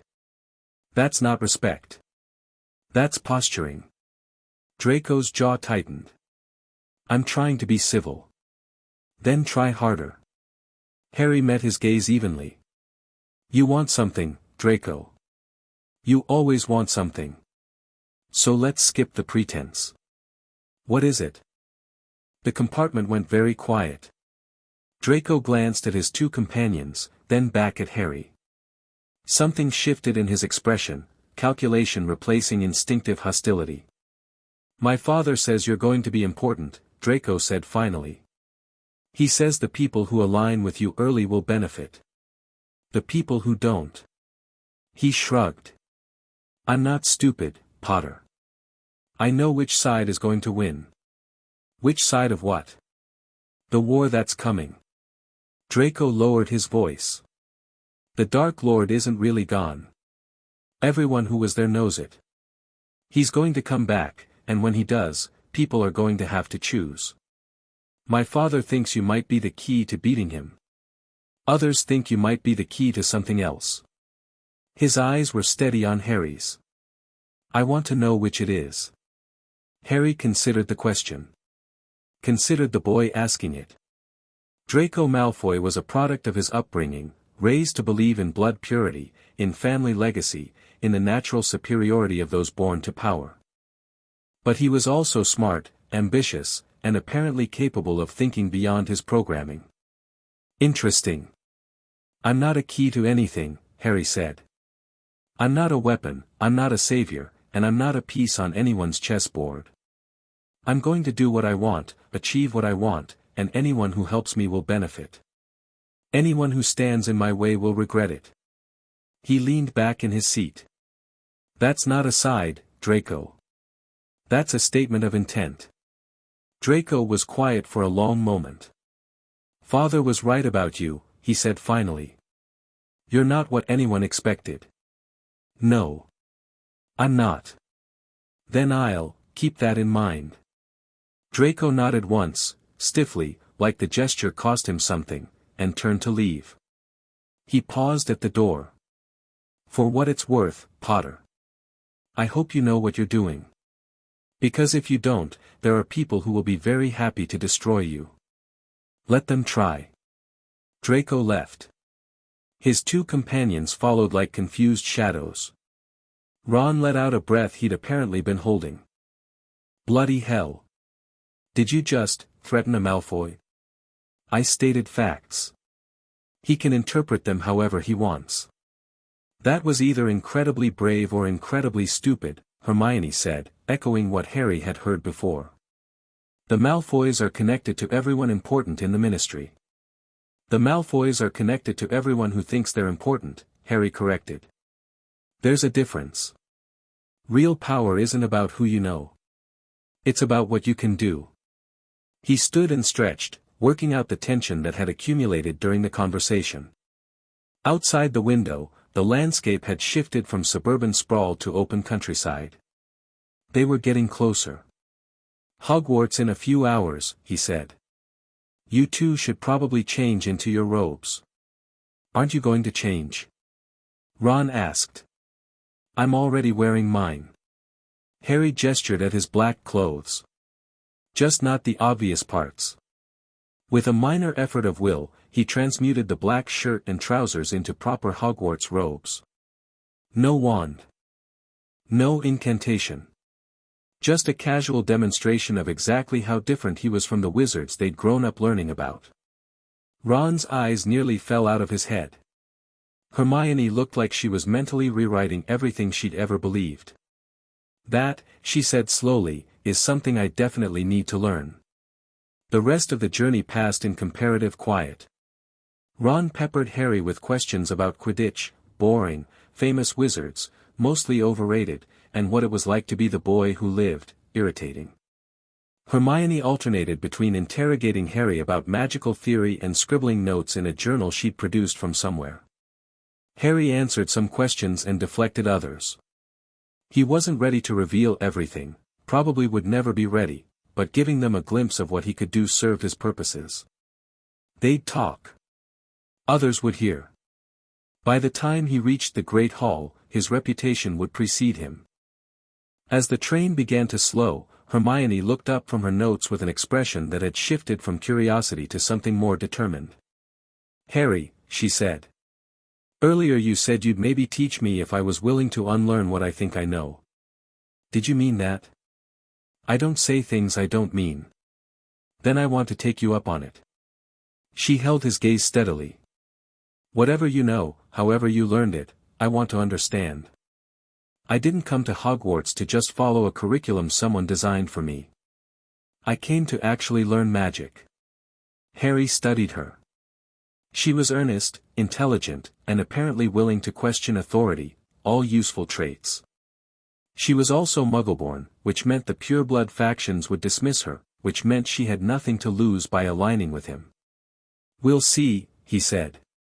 "Get through your first week. Learn what Hogwarts has to offer. Then, if you're still interested, we'll talk." Hermione nodded sharply. "Fair enough." The train shuddered to a stop. Harry stood, adjusted his robes, and headed for the door. Time to meet his destiny. Or rather, time to show destiny it wasn't in charge anymore. Hogsmeade Station was chaos.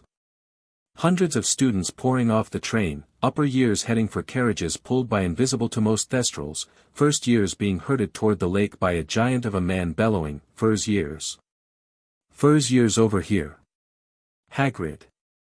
Harry recognized him from Ra's visions, the half-giant who'd pulled baby Harry from the rubble of his parents' house.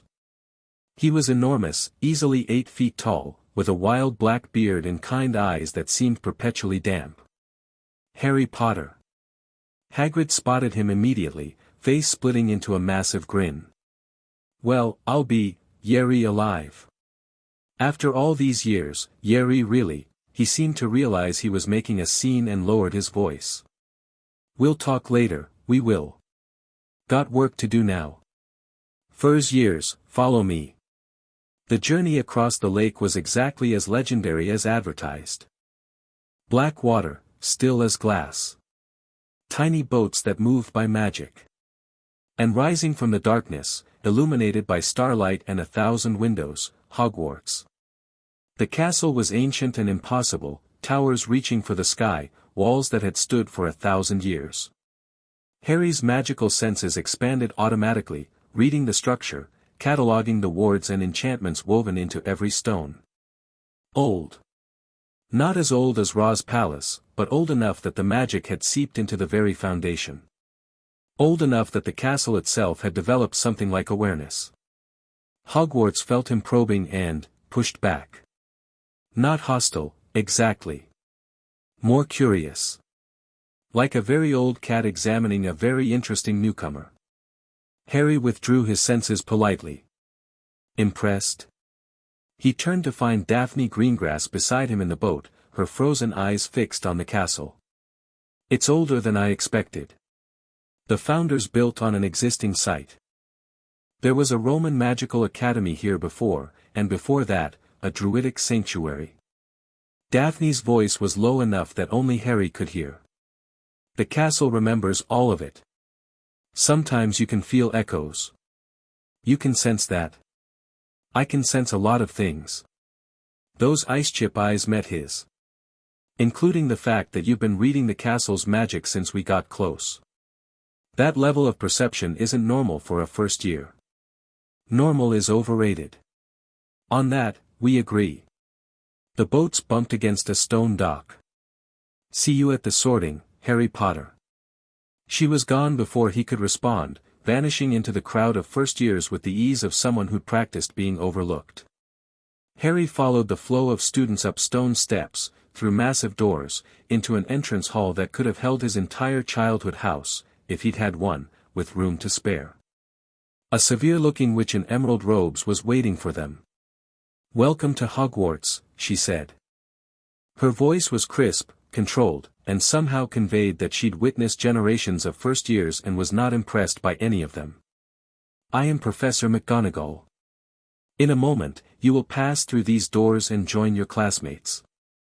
But first, you must be sorted into your houses."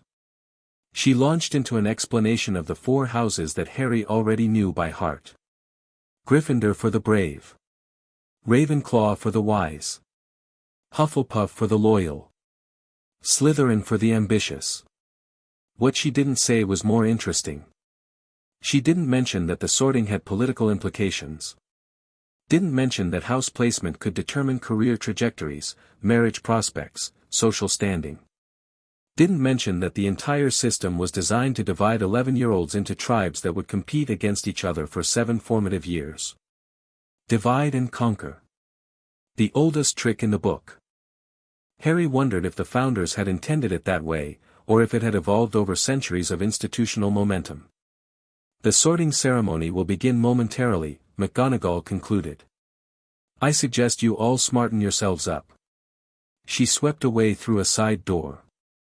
The nervous chatter resumed immediately, speculation about the sorting, rumors about what it involved, one boy insisting they'd have to fight a troll. Harry ignored it all. He was watching the doors to the Great Hall.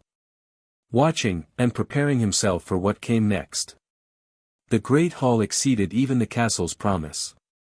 For long tables stretched from entrance to staff dais, packed with students in black robes differentiated only by house colors. Above, a ceiling enchanted to mirror the night sky blazed with stars. Floating candles provided warm light. And at the far end, on a raised platform, the staff table was filled with adults who ranged from curious to suspicious to Dumbledore. Harry recognized him instantly. The long white beard, the half-moon spectacles, the grandfatherly appearance that concealed one of the most dangerous minds in magical Britain. The old man was watching the incoming students with an expression of benevolent interest. Their eyes met. Harry felt the subtle probe of legitimacy, the gentlest possible touch against his mental shields. He let Dumbledore feel the shields, feel their depth, their alien structure, their complete impenetrability, without revealing anything of what lay behind them. Dumbledore's expression didn't change. But something flickered in his eyes. The probe withdrew. Round 1. McGonagall emerged with a scroll and a 3-legged stool supporting a ragged hat that looked like it had been through several wars. The hat twitched, a rip near its brim opened, and it began to sing. Harry tuned out the song. It was just propaganda dressed up as tradition, the founders' ideals filtered through 1,000 years of institutional interpretation. The real question was what the hat actually did. He extended his senses carefully, examining the artifact as it sang. Old magic, nearly as old as the castle. Enchantments layered over centuries. And at the core, something like awareness. Not quite intelligence, but close. The hat was sentient. Not alive in any biological sense, but aware enough to make choices. That was useful information. The song ended. McGonagall unrolled her scroll. "When I call your name, you will put on the hat and sit on the stool to be sorted. Abbott, Hannah." The sorting began. Hannah Abbott went to Hufflepuff. Susan Bones followed her. Terry Boot became a Ravenclaw. Millicent Bulstrode became a Slytherin. Harry watched each sorting, cataloging reactions, noting alliances, building a mental map of the political landscape. Some choices were obvious. The pureblood families had been sending children to the same houses for generations. Others were more interesting. Granger, Hermione. Hermione approached the stool with the determined expression of someone walking into battle. The hat dropped onto her head. There was a long pause. Harry's enhanced hearing caught murmurs from the hat, phrases about courage and intelligence and a mind that wouldn't stop questioning. He also caught Hermione's whispered responses, too quiet for anyone else to hear. Gryffindor. Hermione looked surprised but pleased. She shot Harry a significant look as she headed for the Gryffindor table. He nodded slightly in acknowledgement. Greengrass, Daphne. Daphne walked to the stool with the controlled grace of someone who'd been trained for public scrutiny since birth. The hat touched her head. Slytherin. No surprise there. The Greengrasses had been Slytherin for generations. More names. More sortings.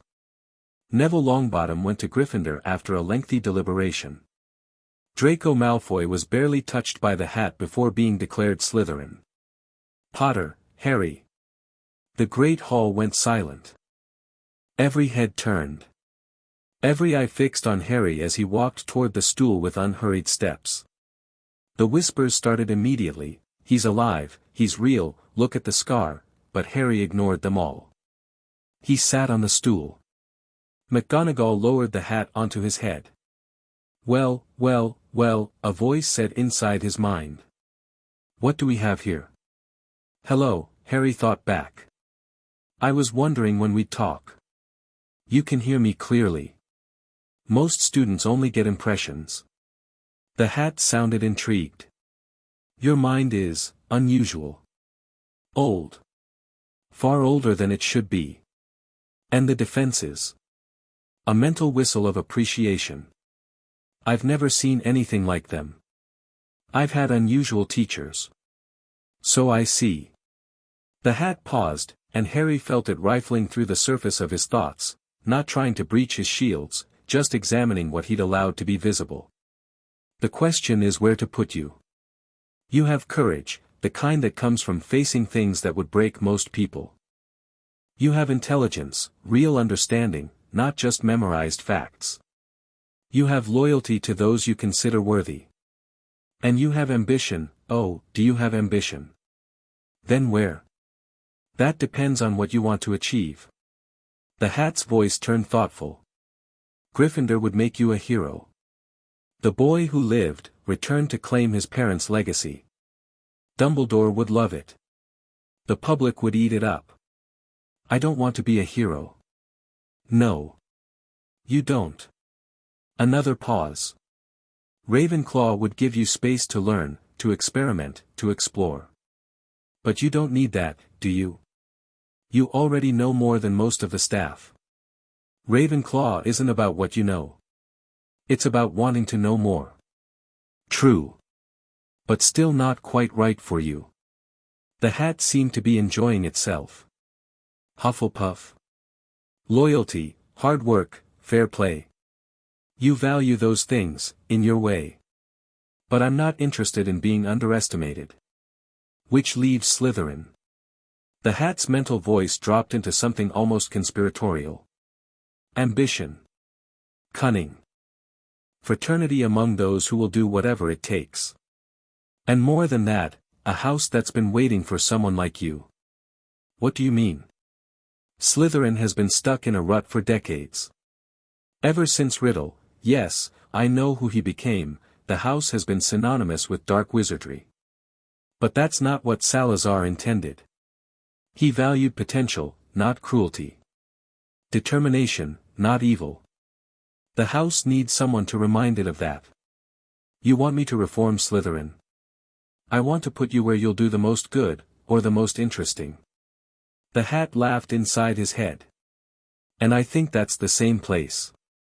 Then do it. The hat's voice rose to address the hall. Slytherin. The silence that followed was deafening. Then the Slytherin table erupted into uncertain applause. The other houses stared. At the staff table, Dumbledore's expression had gone carefully blank. Professor McGonagall looked like she'd swallowed something sour. Harry rose, handed the hat back to McGonagall, and walked toward the Slytherin table. He caught Daphne's eye as he approached. She raised an eyebrow, something like approval flickering in her frozen gaze. He took the empty seat beside her. Interesting choice, she murmured. It wasn't really a choice. No. The hat usually offers options. It offered several. But there was only one that made sense. Harry looked out over the great hall, at the curious faces, the hostile glares, the calculating expressions. This is where the game is really played. Might as well be at the table. Daphne's lips curved into something that was almost a smile. Welcome to Slytherin, Harry Potter. Thanks. Harry turned his attention to the continuing sorting. I have a feeling it's going to be an interesting year. With you here. Daphne's almost smile widened slightly. I guarantee it. The feast that followed was exactly what Harry expected, obscene amounts of food appearing from nowhere, excited chatter filling the hall, the staff watching their charges with varying degrees of attention. Harry ate mechanically, his focus elsewhere. He was cataloging the Slytherin hierarchy, reading the micro-expressions and body language of his new housemates, building a map of who mattered and who didn't. Draco Malfoy held court at the center of the table, surrounded by children of wealthy pureblood families. They laughed at his jokes and agreed with his opinions and generally behaved like courtiers around a young prince. Daphne sat slightly apart, with another girl Harry didn't recognize, younger looking, similar features. A sister, probably. They ate quietly, observing more than participating. The older students watched Harry with expressions ranging from curious to hostile. A prefect with a silver badge kept glancing his way, clearly uncertain how to handle the boy who lived in Slytherin. They're all trying to figure you out, Daphne said quietly. Whether you're an asset or a threat. I'm both. Obviously. But they don't know that yet. She took a delicate bite of roast chicken. Some advice, if you want it. Always. Don't show everything you can do. Not yet. Let them think they understand you, then surprise them when it matters. Her frozen eyes met his. You're powerful, anyone with half a brain can see that. But power without subtlety is just a target. Speaking from experience. My family's been practicing subtlety for centuries. It's why we're still here while flashier families burned out. Daphne set down her fork. I'm not sure why I'm telling you this. We barely know each other. Maybe you're investing in a potential ally. Maybe. She studied him. Or maybe I just find you interesting. Interesting enough to help. That depends. Daphne leaned slightly closer, lowering her voice. What exactly are you planning, Harry Potter? Because you're clearly planning something. People who just want to go to school don't walk through Knockturn Alley building contact networks. Harry considered his answer carefully. This was a test. Daphne was evaluating him, trying to determine if he was worth the risk of alignment. Give too little and she'd write him off as just another mysterious figure with more style than substance. Give too much and she'd have leverage. I'm planning to change things, he said finally. The magical world is broken. Corrupt institutions, artificial limitations, a society that's been stagnant for centuries. Someone needs to shake it up. And that someone is you. That someone is whoever's willing to do it. I'm just the one who's started. Daphne was quiet for a moment. Then she nodded slowly. That, she said, is an answer I can work with. The feast wound down.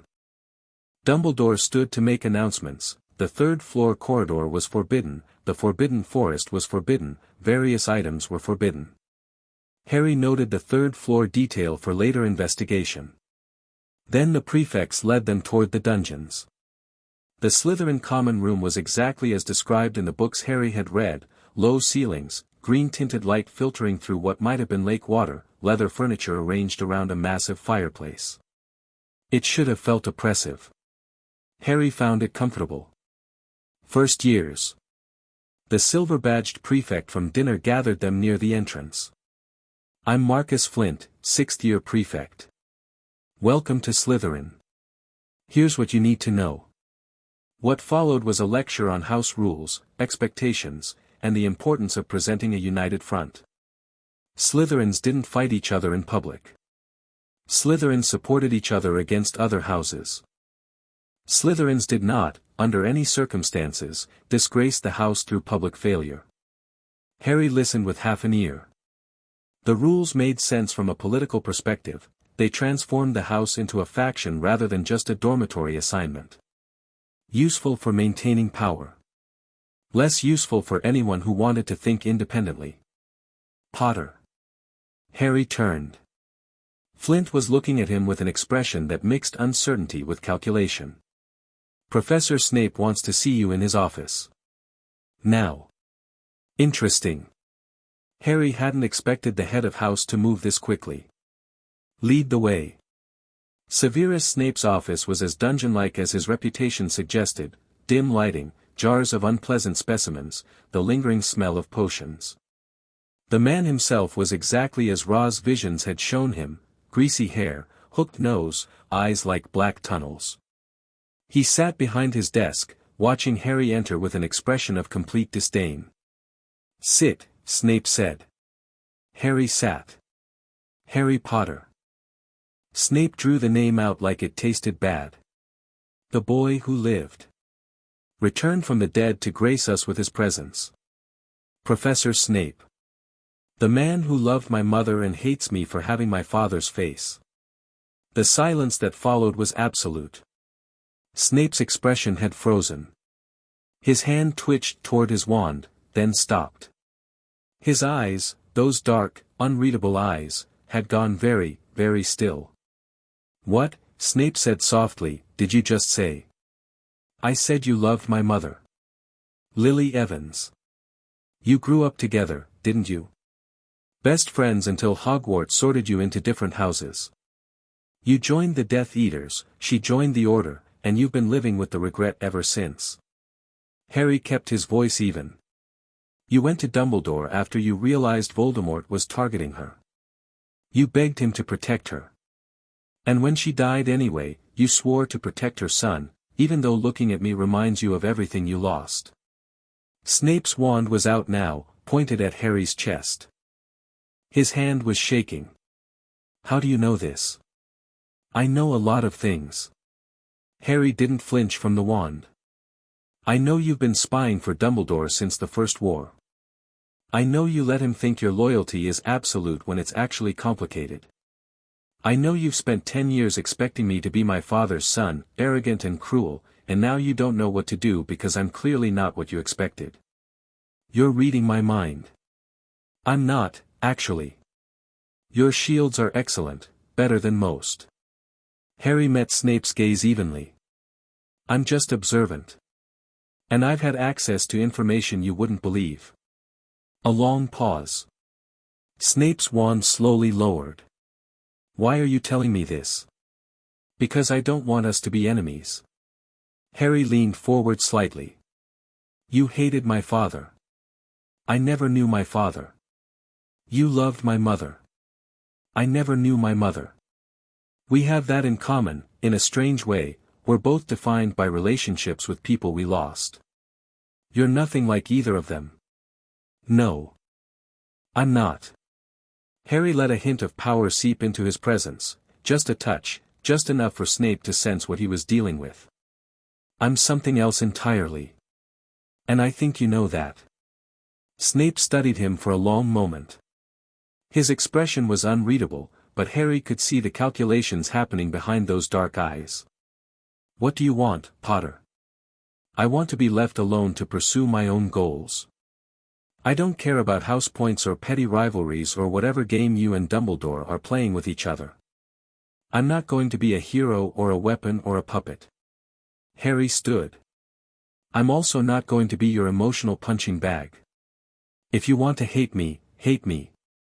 But do it for something I've actually done, not for who my father was. He walked toward the door. Potter. Harry paused, hand on the handle. Your mother, Snape said quietly, would have been proud of you. Not for your power, she never cared about power. But for your clarity. She always said the world needed more people who could see through the lies. Harry looked back. For just a moment, Snape's mask had slipped, and something raw showed through, grief, maybe, or regret, or some emotion too complicated to name. Thank you, Harry said. That's the first thing anyone's told me about her that wasn't from a history book. He left. Behind him, Snape sat alone in his dungeon office, staring at nothing, thinking thoughts he would never share. The Slytherin dormitory was a long room with four-poster beds draped in green and silver. Harry's trunk had been placed at the foot of one bed, near the far wall. Draco Malfoy was waiting for him. Potter. The blonde boy was sitting on his own bed, flanked by his two bodyguards. We should talk. Should we? You're in Slytherin now. That means we're supposed to be on the same side. Draco's expression was complicated, hostility mixed with curiosity mixed with something that might have been respect. I don't know what you're playing at, but Father says I should give you a chance to explain. Harry sat on his bed, facing Draco. What do you want to know? Everything. Where you've been. What you can really do. Why you're here instead of Gryffindor where everyone expected. Draco leaned forward. And most importantly, what you want. I've been training. What I can do is more than anyone in this school expects. I'm in Slytherin because it suits my purposes. Harry smiled slightly. What I want is complicated. Uncomplicated. I want to become powerful enough that no one can threaten me. I want to understand magic better than anyone alive. I want to find the people responsible for my parents' deaths and make them pay. Harry's smile faded. And I want to change the way this world works. Because right now, it's broken beyond repair. Draco was quiet for a moment. The Dark Lord killed your parents, he said finally. Yes. My father served the Dark Lord. Yes. So we should be enemies. Maybe. Harry met Draco's gaze. Or maybe not. Your father made his choices. You haven't made yours yet. And I'm not interested in punishing children for their parents' mistakes. That's very enlightened. I've had time to think about it. Harry lay back on his bed, staring at the canopy above. Here's what I know, Draco. The war isn't over. It's just paused. Voldemort is going to return, maybe soon, maybe not, but eventually. When he does, everyone's going to have to choose sides again. And what side are you going to be on? My own. Harry turned his head to look at Draco. The question is whether you want to be on it with me. The silence stretched.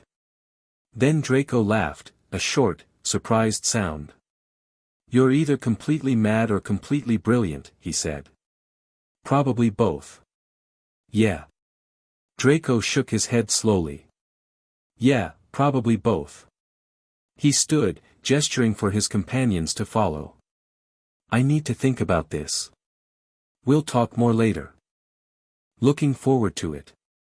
Draco left. His bodyguards followed. Harry lay in the darkness, listening to the sounds of his housemates settling into their beds, and felt something he hadn't felt in a very long time. Anticipation. This was going to be interesting. Later that night, after the dormitory had gone quiet, Harry slipped out of bed. The castle was different at night. Quieter. The magic felt more present, less hidden by the bustle of daily activity.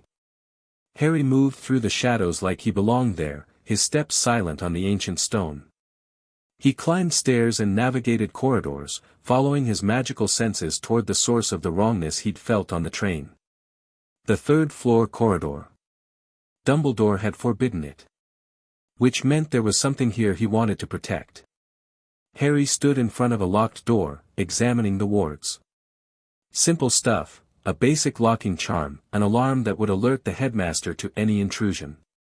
Nothing he couldn't bypass. But should he? He could feel what was behind the door. Something ancient and powerful. Something that called to his blood in a way that felt familiar. The Philosopher's Stone. It had to be. And guarding it, Harry's senses pushed deeper, something else. Multiple somethings. Traps and challenges designed to slow down intruders without stopping anyone truly determined. Not protections. Tests. Dumbledore wasn't just hiding the stone. He was setting up a gauntlet. A trial for someone specific to overcome. For Harry. The Harry who was supposed to exist.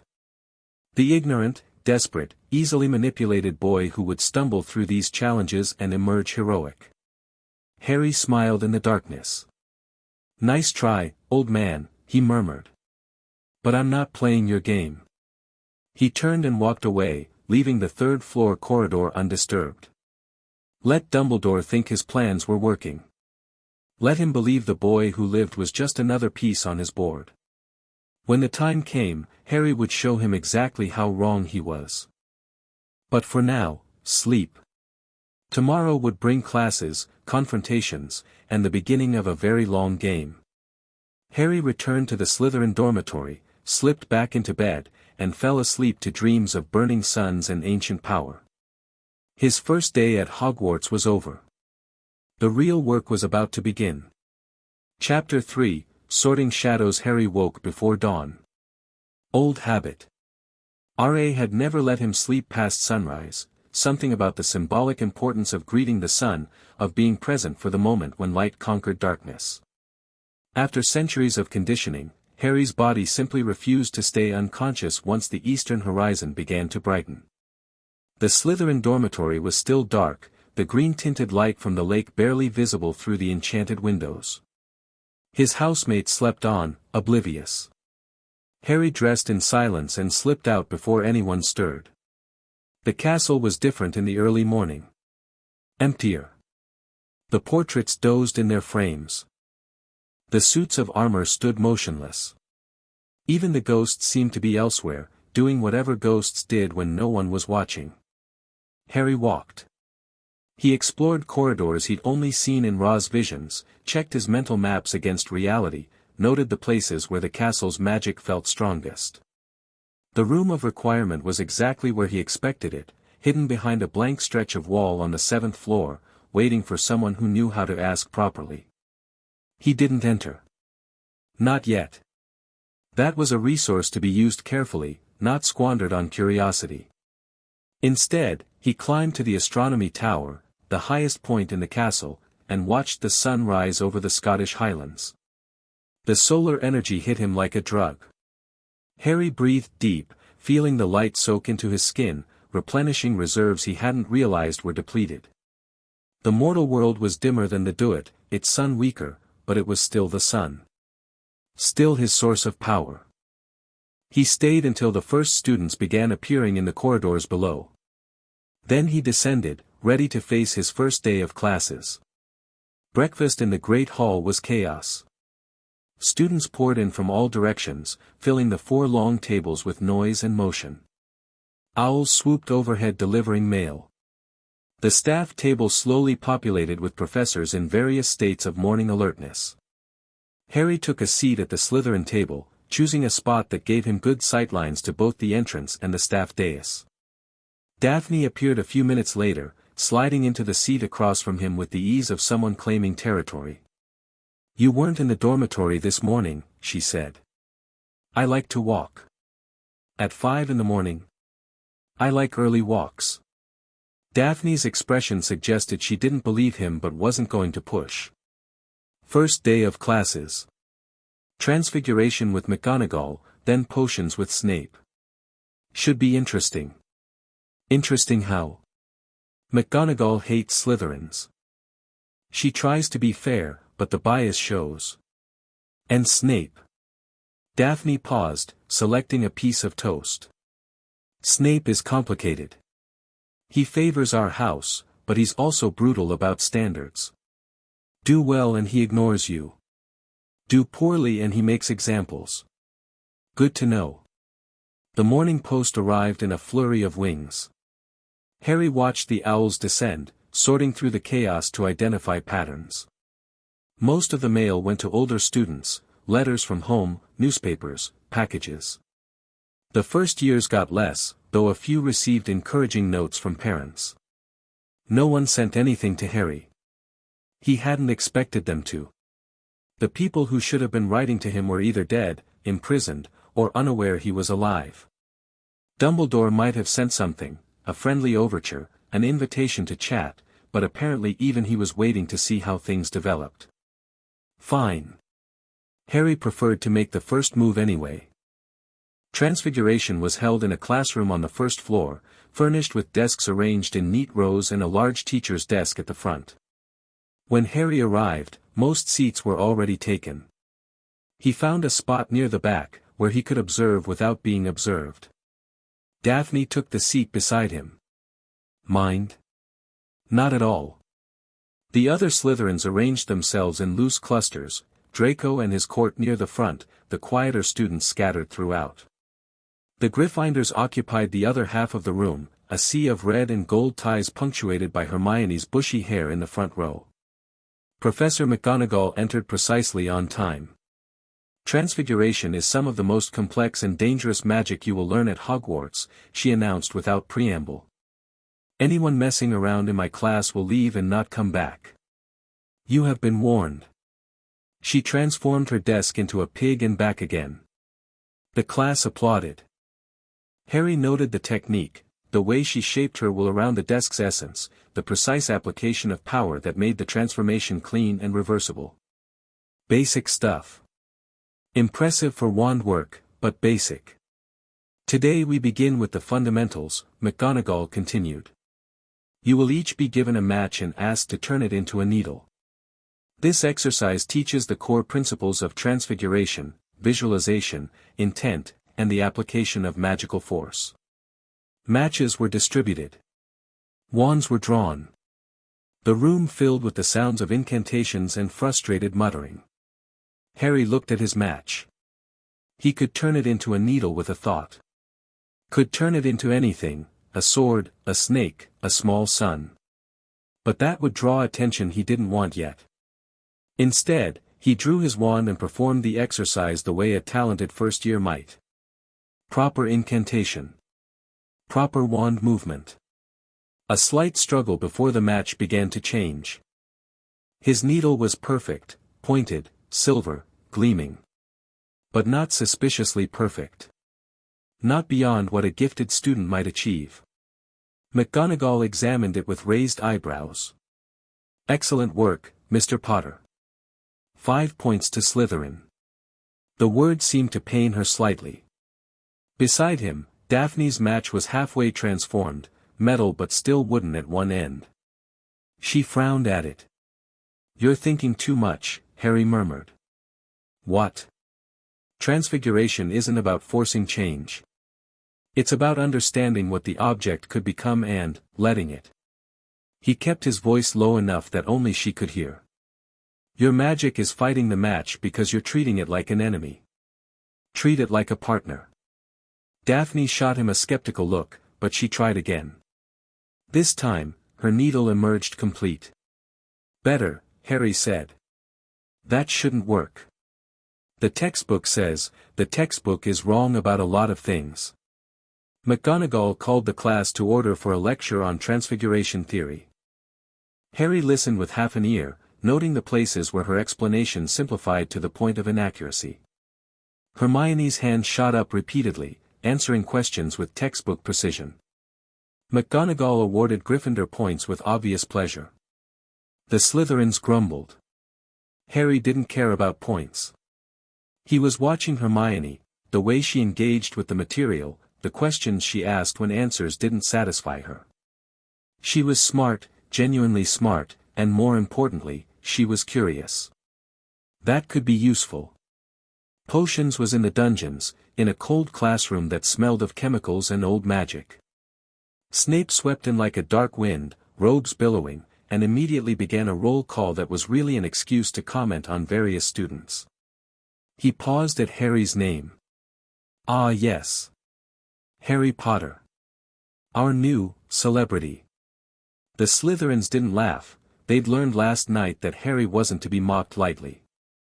The Gryffindors, lacking that information, snickered. Snape's eyes met Harry's. Something passed between them, an acknowledgement of their conversation the night before, an agreement to maintain appearances. Tell me, Potter. What would I get if I added powdered root of asphodel to an infusion of wormwood? Harry recognized the test. Snape was asking questions he expected a first year to fail, questions designed to humiliate the boy who lived. The draught of living death, Harry said calmly. A powerful sleeping potion. Though the standard recipe is inefficient, adding a clockwise stir after the 7th counterclockwise rotation improves potency by approximately 30%. Silence. Snape's expression didn't change, but something flickered in his eyes. And where would you look if I told you to find me a bezoar? The stomach of a goat. Though bezoars from magical goats are more effective against magical poisons. The best ones come from the Pyrenean mountain goats of Spain. And what is the difference between monkshood and wolfsbane? They're the same plant, also known as aconite. The roots are most potent, but the flowers can be used in certain werewolf-related potions where the full toxicity would be counterproductive.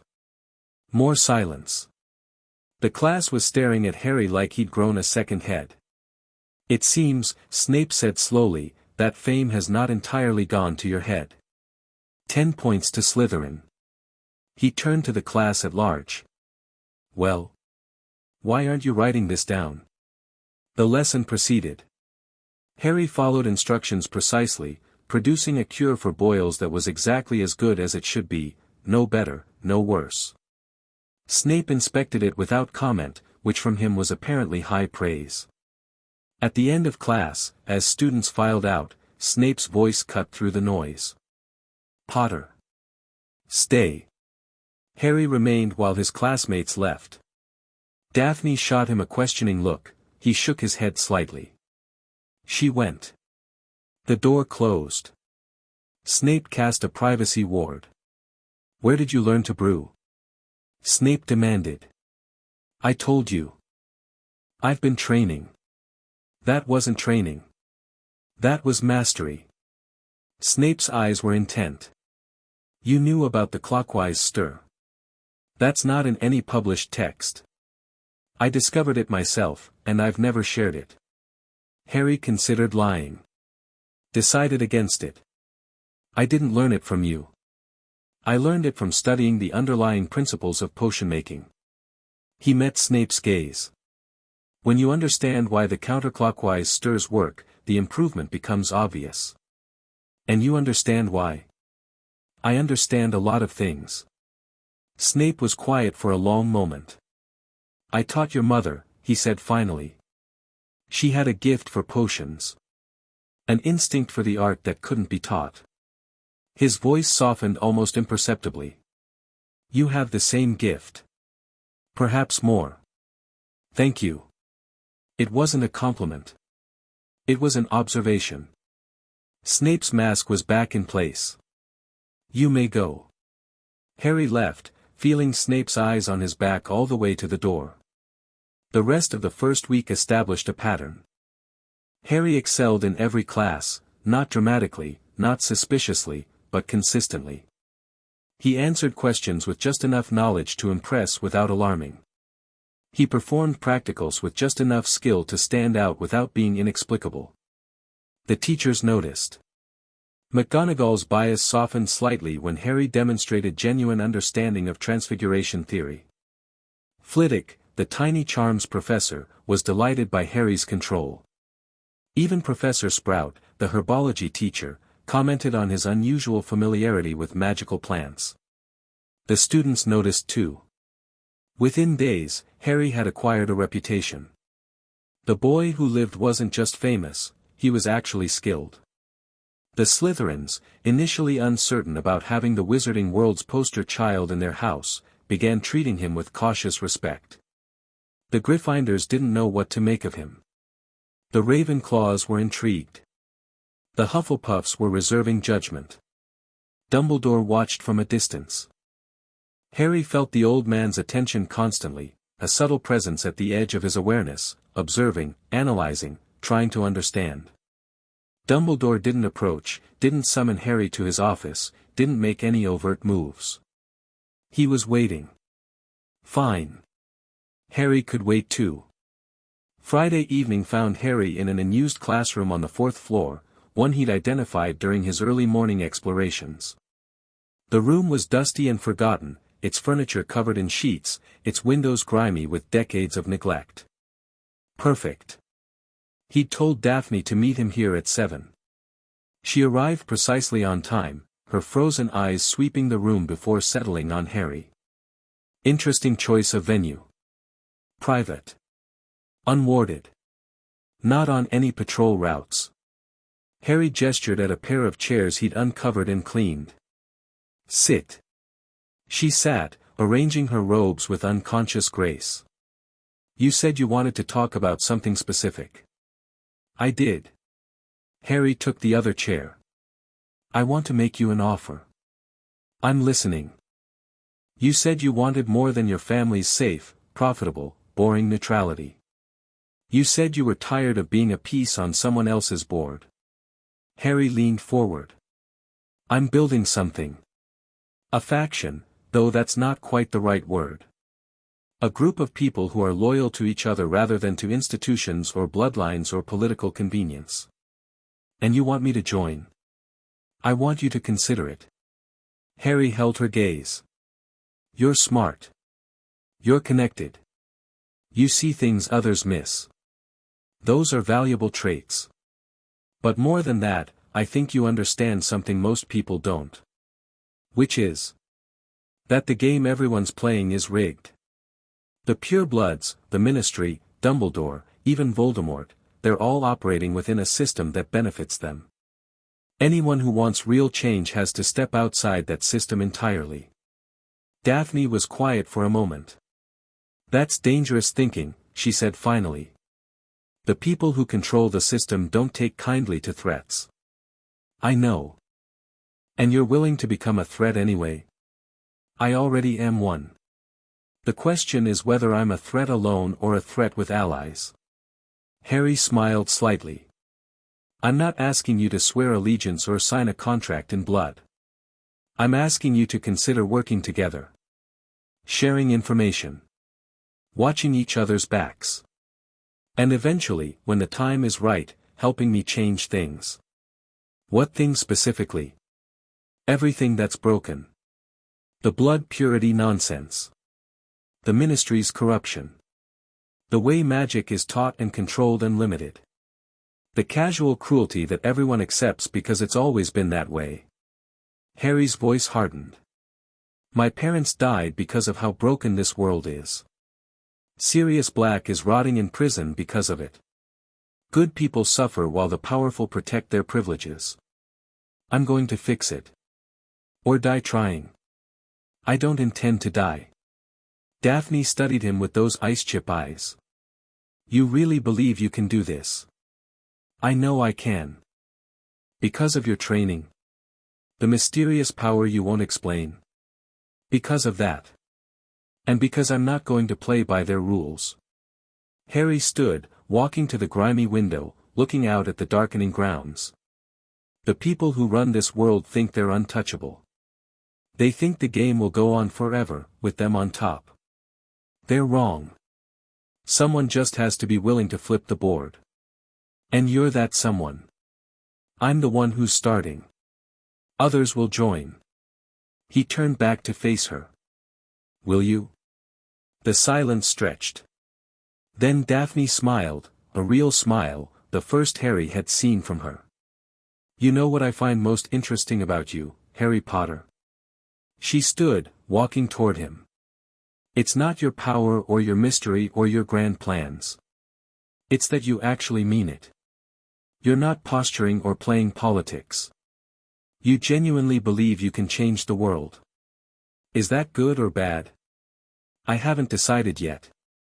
She stopped a few feet away, close enough that Harry could see the calculation behind her frozen eyes. But I'm willing to find out. She extended her hand. Harry took it. Welcome to the beginning of something new, he said. Let's hope it doesn't get us killed. The alliance, if that's what it was, remained secret. Harry and Daphne continued their public dynamic, cordial distance, the occasional exchange in class, nothing that would suggest deeper connection. The Slytherin hierarchy had its eyes everywhere, and neither of them wanted to show their cards prematurely. But in private, they talked. Harry learned about the Greengrass Network, generations of carefully cultivated contacts, favors owed and leverage held. Daphne's family didn't just collect information, they traded it, using knowledge as currency in the invisible economy that ran beneath pureblood society. Daphne learned about Harry, not everything, not the do-it or RA or the full extent of his capabilities, but enough to understand what she was aligning with.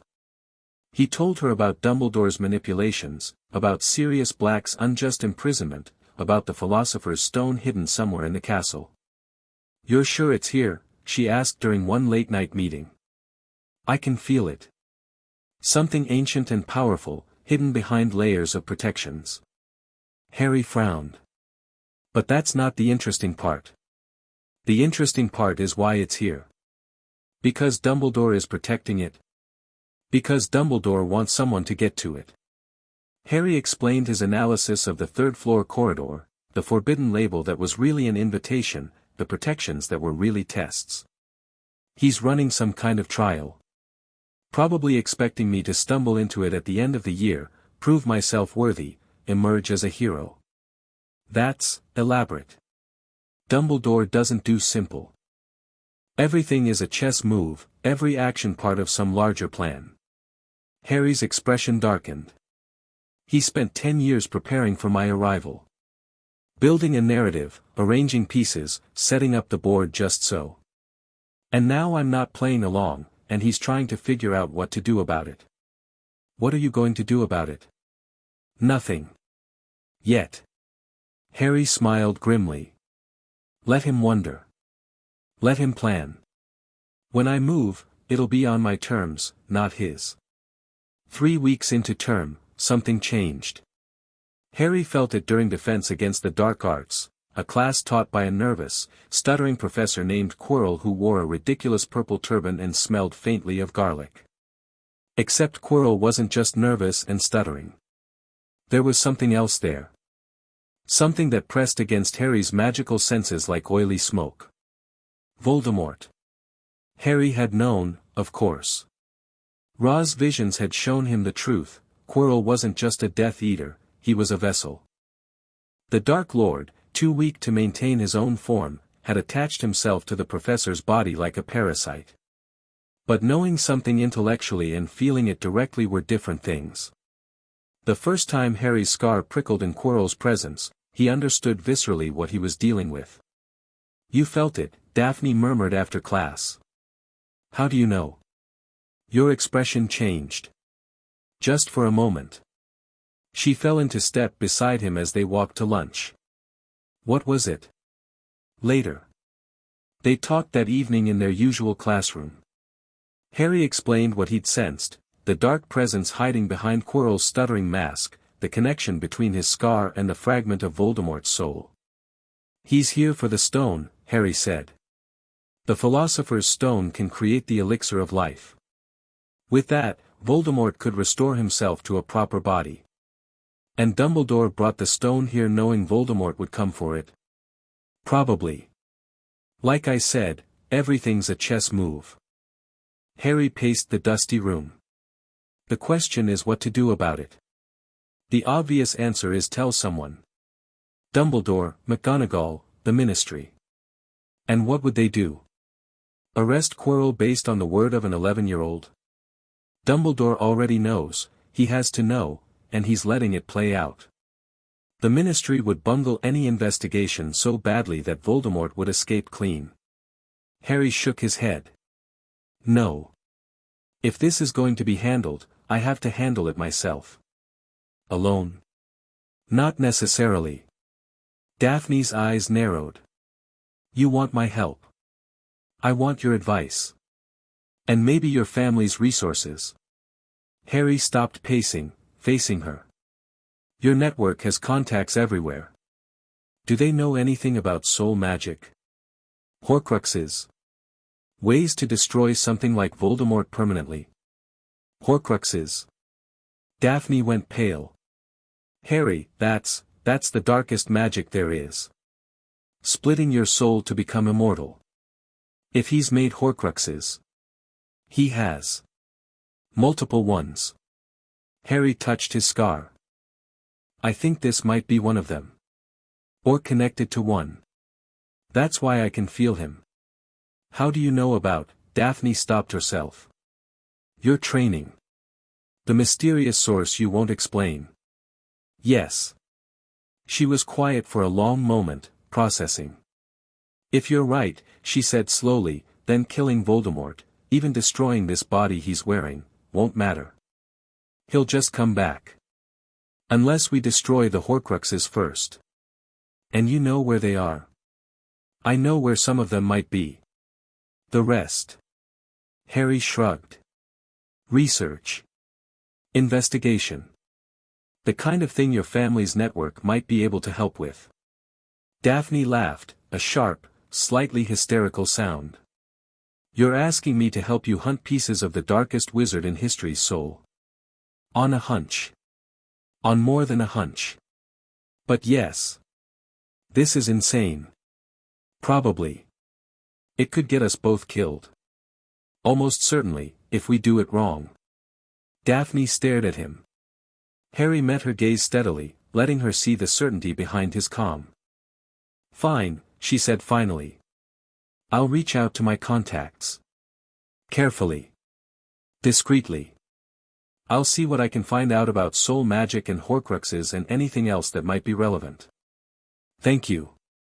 Don't thank me yet. Thank me when we're not dead. The next morning, Harry received his first letter. It arrived at breakfast, carried by a nondescript brown owl that landed in front of him and stuck out its leg with businesslike efficiency. Harry took the envelope, checked it for hexes, none, and opened it. The parchment inside contained a single line of elegant script, I believe we should talk. My office, Saturday at 2. The password is, Lemon Drop. Harry read it twice, then tucked it into his pocket. Dumbledore was making his move. Saturday came with clear skies and a hint of autumn chill. Harry approached the gargoyle guarding Dumbledore's office at precisely 2 o'clock. Lemon Drop. The gargoyle leaped aside, revealing a spiral staircase that moved like an escalator. Harry rode it to the top, where a heavy wooden door stood partially open. He knocked once and entered. Dumbledore's office was exactly as ridiculous as expected, filled with whirring silver instruments, portraits of previous headmasters pretending to sleep, a magnificent phoenix perched on a golden stand. The old man himself sat behind his desk, fingers steepled, half-moon spectacles glinting in the afternoon light. Harry. Thank you for coming. Professor. Harry took the offered seat. You wanted to talk. Indeed. Dumbledore smiled warmly, grandfatherly, utterly false. I must admit, I've been curious about you ever since your dramatic return. 10 years missing, presumed dead, and then suddenly you appear, older, wiser, and considerably more capable than any first year I've ever taught. Life has a way of surprising us. Indeed it does. Dumbledore's eyes twinkled. May I offer you some tea? A lemon drop perhaps? No thank you. Very well. The twinkle didn't waver. Harry, I've been meaning to ask, where exactly did you spend the last decade? Your relatives believed you dead from the night your parents were killed. The Dursleys. Harry kept his voice neutral. The family you placed me with. Against my parents' explicit wishes.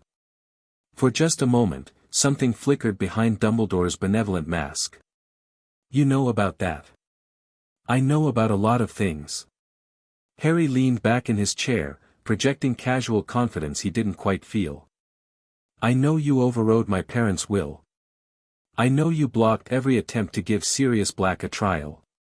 I know you've been accessing my family vault for expenses that never benefited me.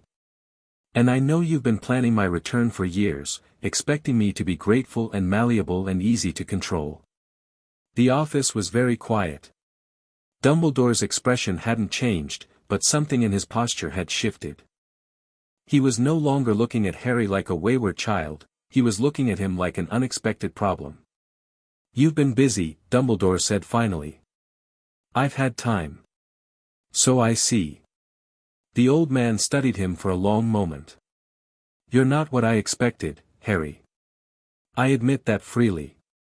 I had prepared for many possibilities, but not this. What did you prepare for? A boy who needed guidance. Protection. A mentor to help him understand his destiny and prepare him for the challenges ahead. Dumbledore's voice was soft, almost sad. Instead, I find someone who already understands more than I would have thought possible. Someone who doesn't need guidance at all. You're right. I don't. And yet you're still here. Still attending classes, making allies, playing the student. Dumbledore tilted his head. Why? Harry considered the question. Because Hogwarts has resources I want access to, he said honestly. Because the connections I'm building here will be useful later. And because Voldemort is here, hiding in plain sight, and I want to understand what he's planning before I deal with him. Dumbledore's eyebrows rose slightly. You know about Tom. I know about Quirrell. About the stone. About the elaborate trap you've set to test me. Harry smiled grimly. Did you really think I wouldn't notice? I had hoped to guide you through it more gradually. Guide me. Harry's smile turned cold. You mean manipulate me? Led me by the nose into confrontations I wasn't prepared for, all so I could emerge heroic and grateful to the wise headmaster who arranged everything. That's an uncharitable interpretation. Is it? Harry leaned forward. Tell me, headmaster, when were you planning to tell me about the prophecy? The one that marks me as Voldemort's equal? Were you going to wait until I was desperate and willing to die for your cause, or were you saving it for a dramatic moment? Dumbledore was silent. I thought so. Harry stood. Here's what's going to happen. I'm going to continue attending Hogwarts. I'm going to learn what I want to learn, make the connections I want to make, and pursue my own agenda. I'm not going to be your weapon, your puppet, or your sacrifice. Harry, I'm not finished. Harry's voice hardened. You've had 10 years to run this world your way. The Ministry's corrupt, the Death Eaters are free, and an innocent man is rotting in Azkaban. That's your legacy, Headmaster. That's what your grand plans have produced. I've done what I believed was necessary, I'm sure you have. And now I'm going to do what I believe is necessary. Harry walked toward the door. Stay out of my way, and I'll stay out of yours. Interfere with me, and we'll have a very different conversation. He paused at the door, looking back. One more thing. If anything happens to Sirius Black, I'll hold you personally responsible. You put him in Azkaban. You can get him out. I suggest you start working on it. Harry left. Behind him, Albus Dumbledore sat alone in his office, surrounded by the trophies of a long career, and felt something he hadn't felt in decades. Uncertainty. The confrontation with Dumbledore changed things. Harry could feel the shift in the castle's invisible currents, teachers watching him more carefully, prefects keeping distance, even the ghosts seemed warier. Word had spread, somehow, that something significant had happened in the headmaster's office. Daphne noticed immediately. What did you do? She asked at dinner that evening. I had a conversation. A conversation that's made half the staff nervous.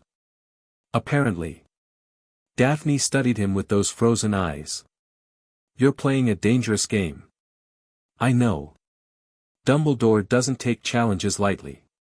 He's been the most powerful figure in British magic for 50 years.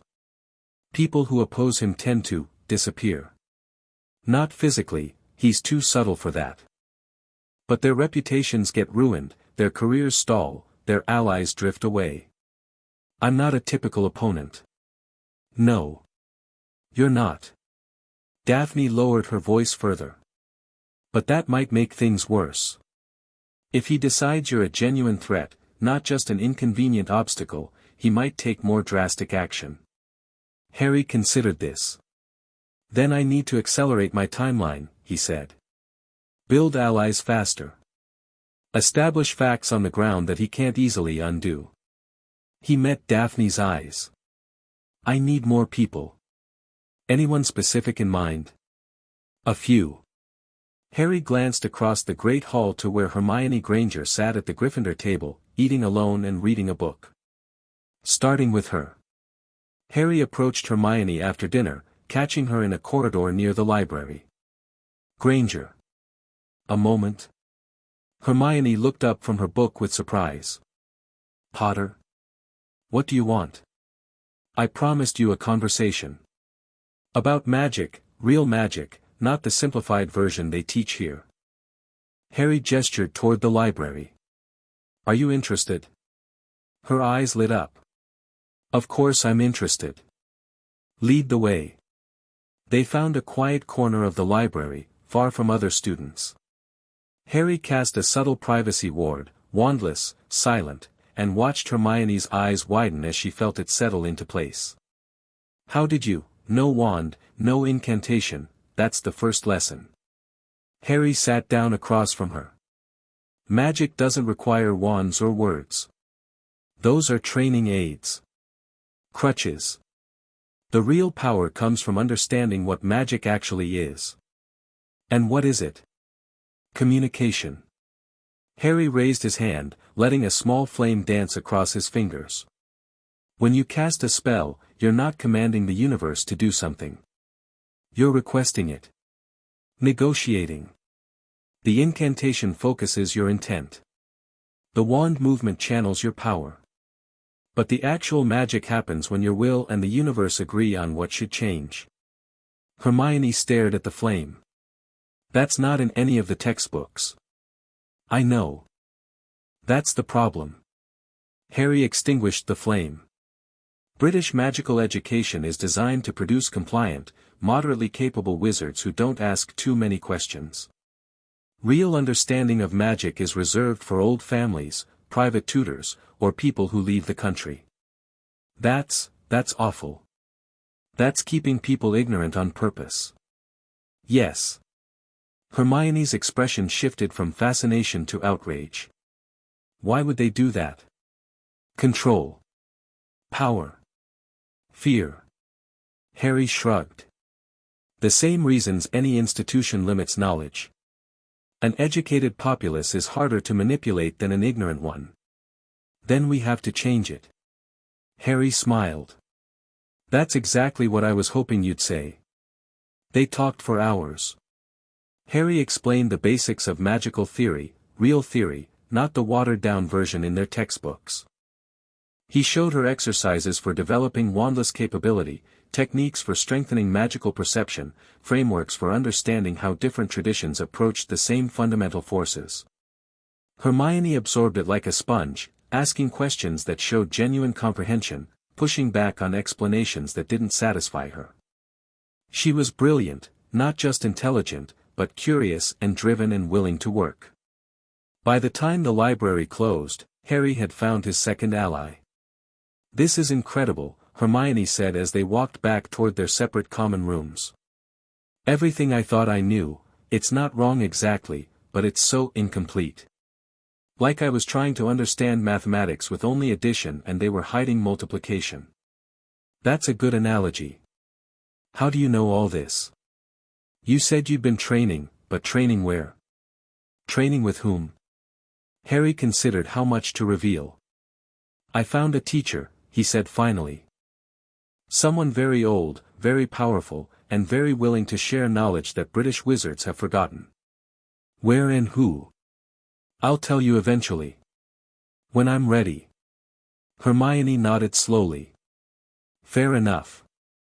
I can wait. Thank you. Harry stopped at a corridor junction. One more thing. The things I'm teaching you, the real magic, don't share them with anyone unless I've approved it first. Not teachers, not friends, not family. The people who keep this knowledge restricted won't be happy to find out it's spreading.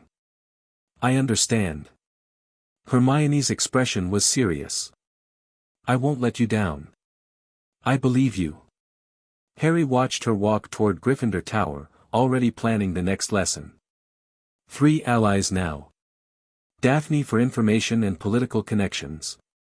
Hermione for intellectual support and Gryffindor perspective. And soon, he'd need to expand further.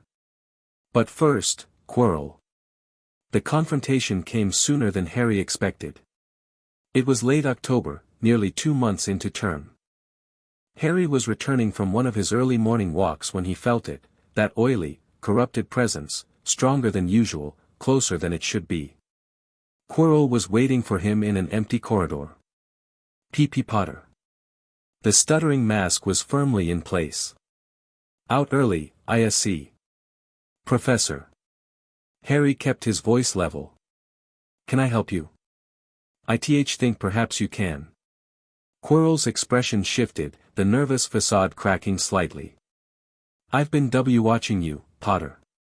You're not what you appear to be. Neither are you. The corridor went very quiet.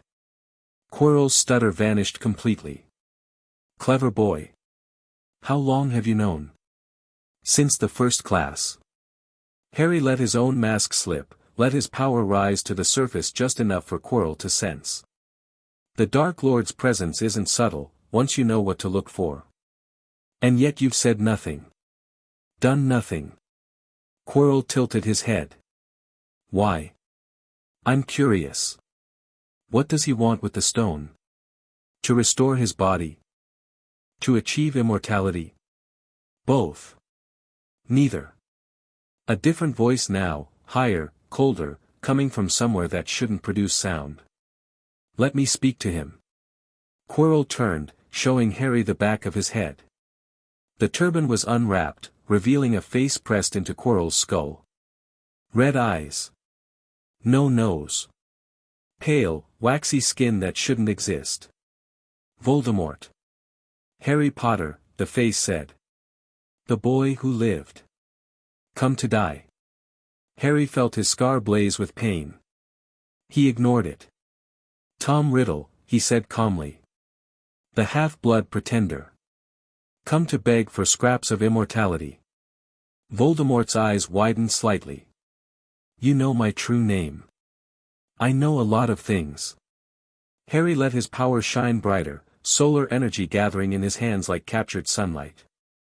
I know about the Horcruxes. I know about your fear of death.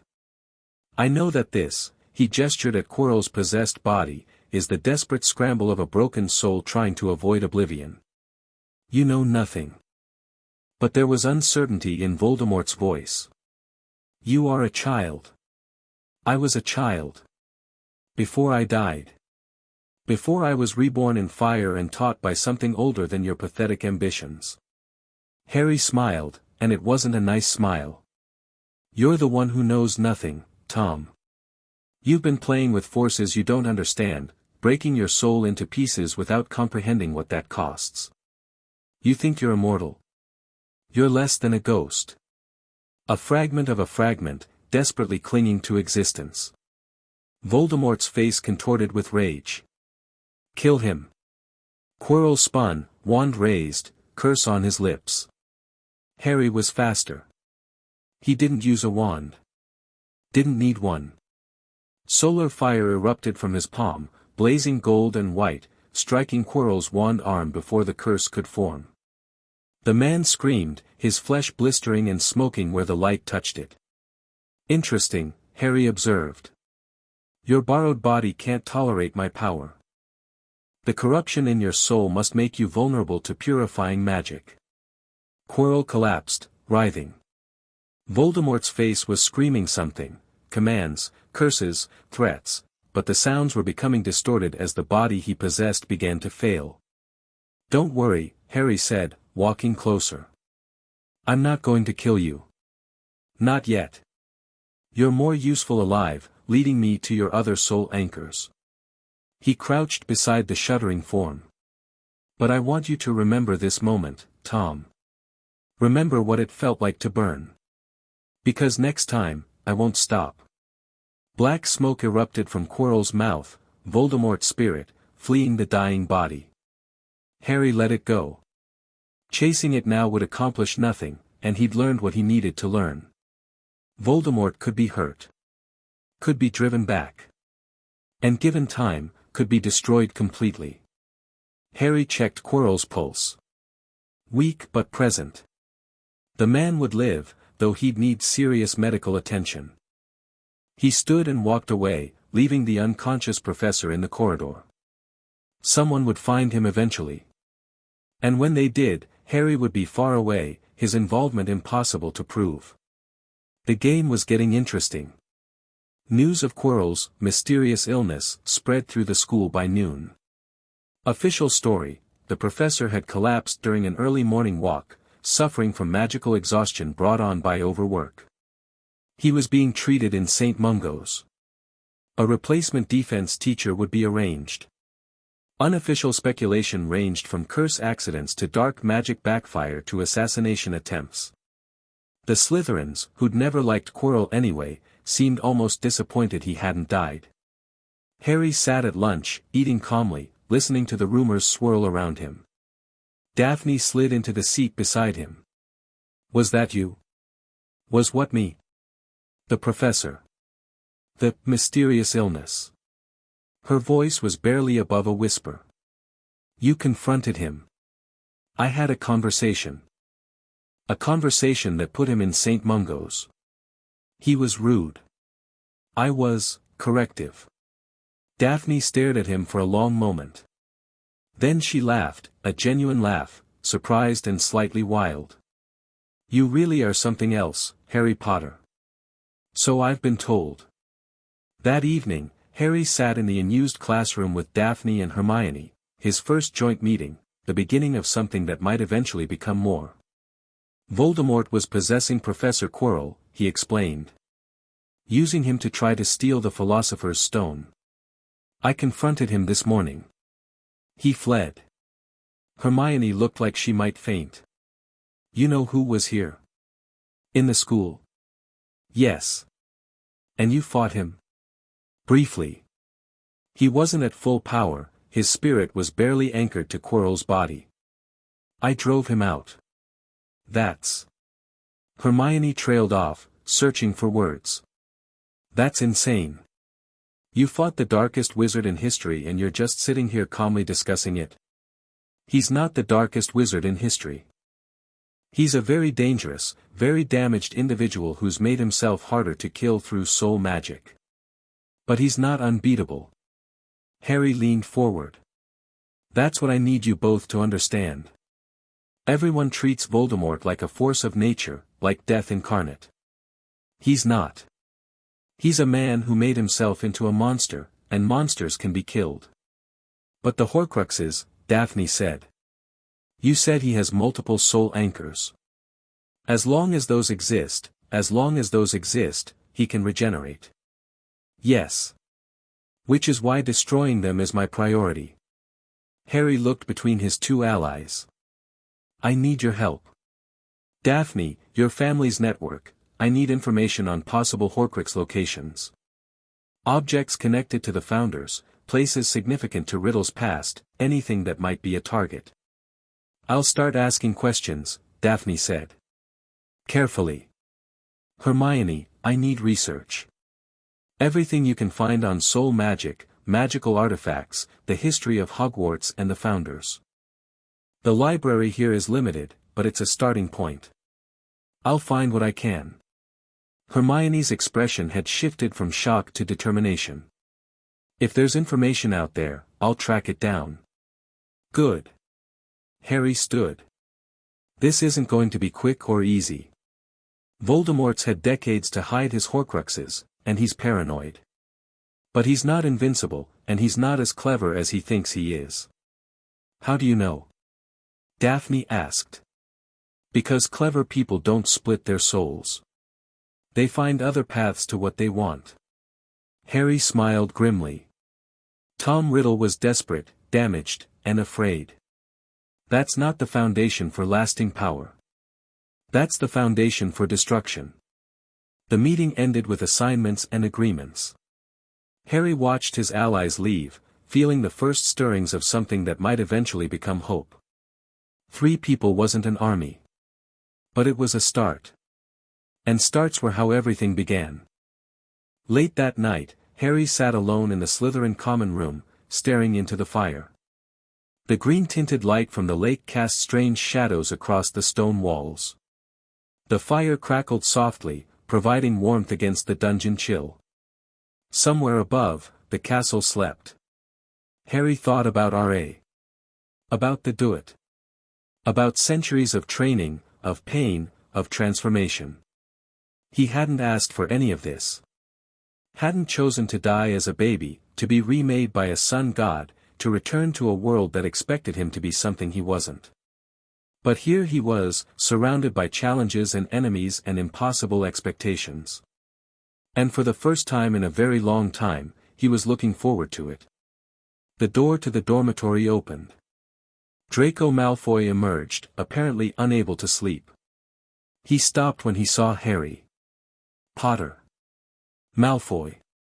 Draco hesitated, then walked over to the fire. "Mind if I sit?" "Go ahead." They sat in silence for a long moment, both staring at the flames. "You did something to Quirrell," Draco said finally. "I don't know what, but I know you're involved." "What makes you think that?" "Because everyone else is confused and you're not. You already knew something was wrong with him." Draco's voice was carefully neutral. "My father's been writing to me about you. He's interested. I'm sure he is. He says you're dangerous. That the Dark Lord will be coming back and I need to figure out which side you're on before it's too late." Harry turned to look at Draco directly. "What do you think?" "I think." Draco paused, choosing his words. "I think you're not on anyone's side but your own. I think you've got plans that go beyond anything I can see. And I think my father's right, you're dangerous. Probably the most dangerous person in this castle. Including Dumbledore. Especially including Dumbledore." Draco met his eyes. He's been in power so long he's forgotten what it's like to face a real threat. "You haven't forgotten anything. You're not even pretending to play his game. Is that a problem for you?" "I don't know yet." Draco stood, looking down at Harry with an expression that mixed uncertainty with something that might have been respect. "I need to think about things. About what I want, who I want to be. My father has plans for me. The Dark Lord has expectations. Dumbledore probably has schemes. And now there's you, telling me I can make my own choice. You can. Can I?" Draco laughed bitterly. "My whole life, people have told me what to be. Malfoy heir. Pure-blood prince. Future Death Eater. No one's ever asked what I want. I'm asking." Draco stared at him. The fire crackled in the silence. "I don't know what I want," he said finally. "But I'm starting to figure out what I don't want. And that's a start, isn't it?" "It is." Draco nodded once and walked back to the dormitory. Harry watched him go, filing away the interaction for future analysis. Draco Malfoy wasn't an ally yet. Wasn't even close. But he was thinking, questioning, considering alternatives to the path others had laid out for him. That was valuable. Change didn't happen all at once. It happened one person at a time, one doubt at a time, one question at a time. Harry was planting seeds. Eventually, some of them would grow. He turned back to the fire and watched it burn until morning. Chapter 4, Old Blood. November arrived with frost on the windows and whispers in the corridors. Quirrell's illness had become the scandal of the season. The official story, magical exhaustion, satisfied no one. Rumors multiplied like rabbits: curse damage, dark artifact accident, assassination attempt by unknown enemies. The Daily Prophet ran 3 separate articles speculating about what really happened, each more sensational than the last. Harry read them all and said nothing. The replacement defense teacher was a retired Auror named Dawlish, a solid man with no imagination and even less talent for teaching. His classes were boring but safe, focused on ministry-approved defensive techniques that wouldn't threaten anyone. The students who'd hoped for excitement were disappointed.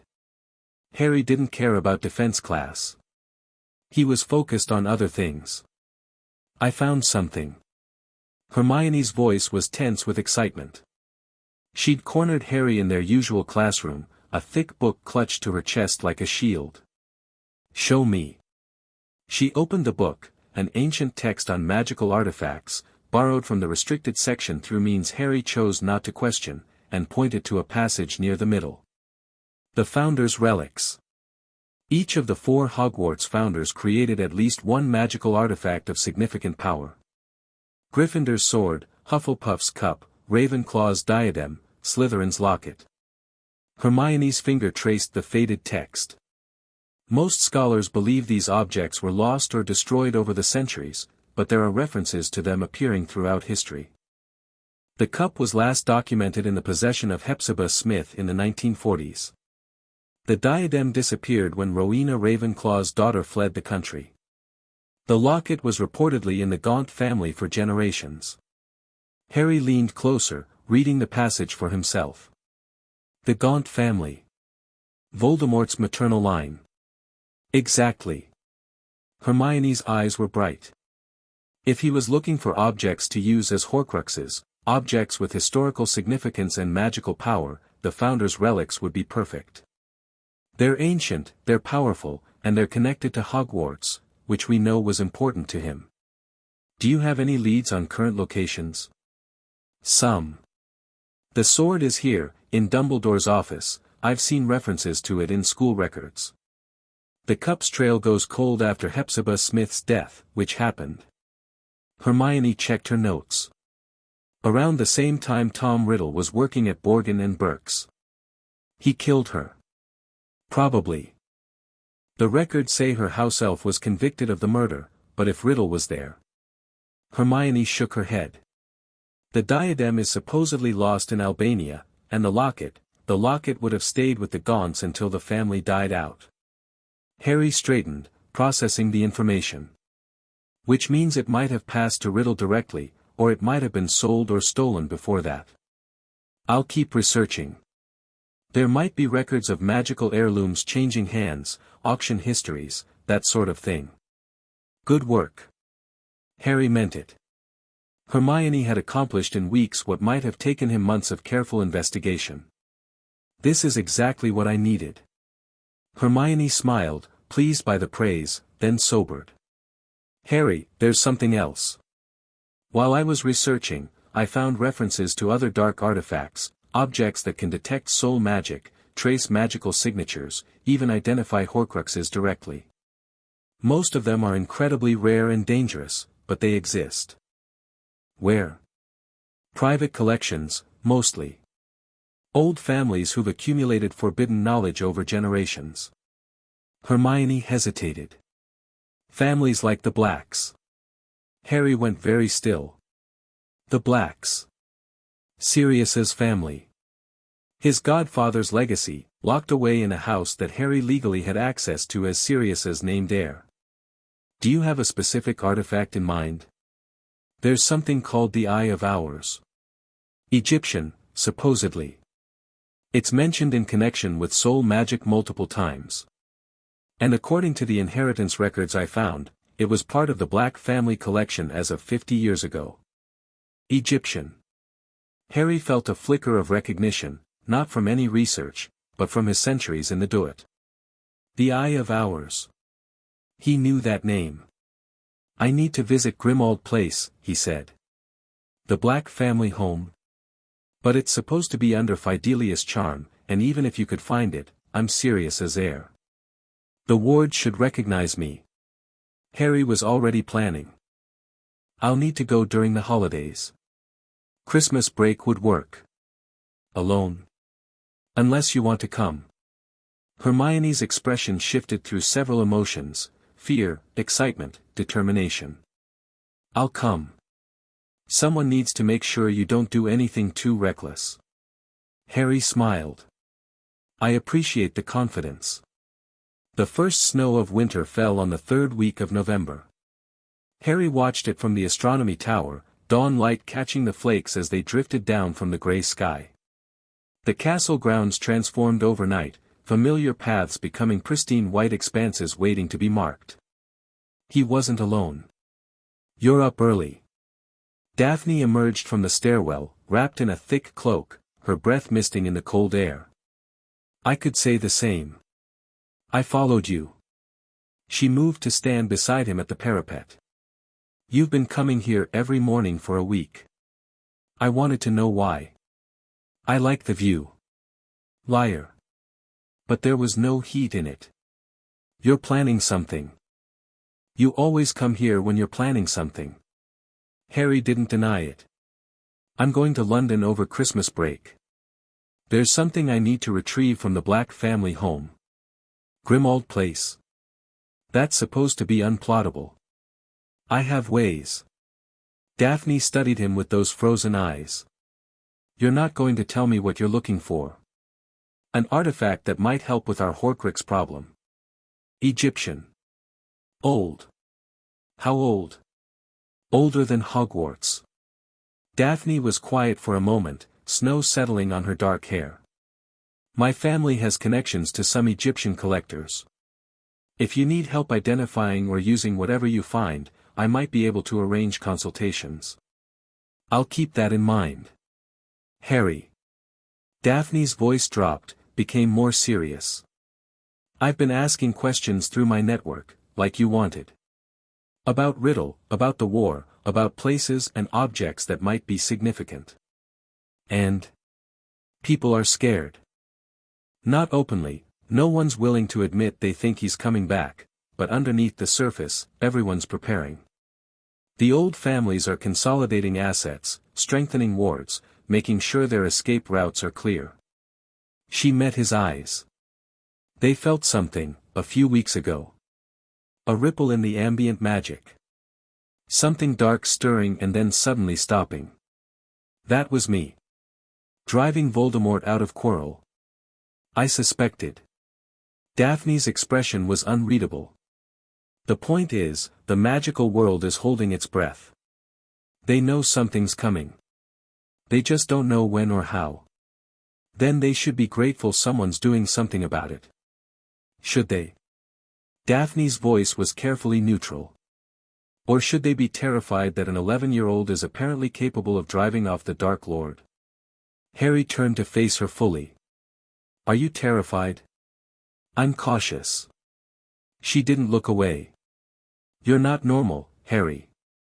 Whatever happened to you, wherever you went, it made you into something that doesn't fit any category I know. And I'm very good at categories. Is that a problem?" "I don't know yet." The ghost of a smile crossed her face. "Ask me again in a few years. If we're both still alive." Classes continued. Harry maintained his careful balance of excellence and restraint, never showing too much, never falling below expectations.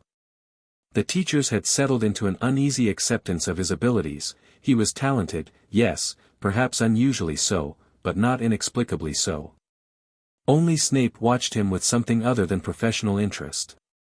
Their conversations after potions class had become a regular occurrence. Nothing formal, nothing planned, just moments where Snape would ask a probing question and Harry would answer with more knowledge than a first year should possess, and neither of them would comment on the discrepancy. "You're holding back," Snape observed one afternoon, examining the potion Harry had brewed. "This is competent work, but I've seen you do better. I didn't think you wanted me drawing attention." "I don't. But there's a difference between concealing ability and wasting potential." Snape's dark eyes fixed on Harry. "The draft of Living Death you mentioned on the first day, could you actually brew it?" "Yes." "Better than the standard recipe?" "Significantly." Snape was quiet for a moment. "The Dark Lord is not truly gone. You know this." "I do. When he returns, the world will need people capable of opposing him. Not Dumbledore's pawns, playing their assigned roles. Real power, wielded by people who understand what's at stake." Harry understood what Snape was really asking. "You want to know if I'm capable of standing against him. I want to know if you're capable of winning. I confronted him in the corridor 3 weeks ago. He fled." Snape's expression didn't change, but something flickered in his eyes. That was you. That was me. And the damage to Quirrell? Collateral. I could have done worse. The silence stretched. Snape studied Harry with an intensity that would have been uncomfortable if Harry hadn't faced far more intimidating scrutiny in the duet. Your mother, Snape said finally, saw things in people that others missed. She believed everyone had the capacity for good, no matter how unlikely it seemed. His voice was almost soft. I used to think she was naive. Now I wonder if she simply saw more clearly than the rest of us. What do you see in me? Something I don't understand. Snape turned away, organizing potion ingredients with unnecessary precision. But something that gives me hope. Which is not a sensation I'm accustomed to. Harry left the classroom with more questions than answers, and with the growing sense that Severus Snape might become more than just a complicated teacher. December arrived with bitter cold and the promise of holiday freedom. The castle emptied gradually as students departed for their families. Harry watched the exodus with detached interest, noting who left and who stayed, who seemed eager to go home and who seemed reluctant. Draco Malfoy was among the first to leave, accompanied by his ever-present bodyguards. He nodded to Harry before boarding the train, a small acknowledgement that their midnight conversation hadn't been forgotten. Most of the Slytherins followed over the next few days. Daphne departed on the 15th, her sister Astoria in tow, with a meaningful look that communicated more than words. Hermione stayed. My parents are on a dentistry conference, she explained when Harry asked. They offered to cancel, but I told them I had important research to do. Which is true. Which is true. She smiled slightly. Besides, this way I can help with the London Expion. They spent the first week of break preparing. Harry studied maps of Wizarding London, identifying the general area where Grimmauld Place should be located.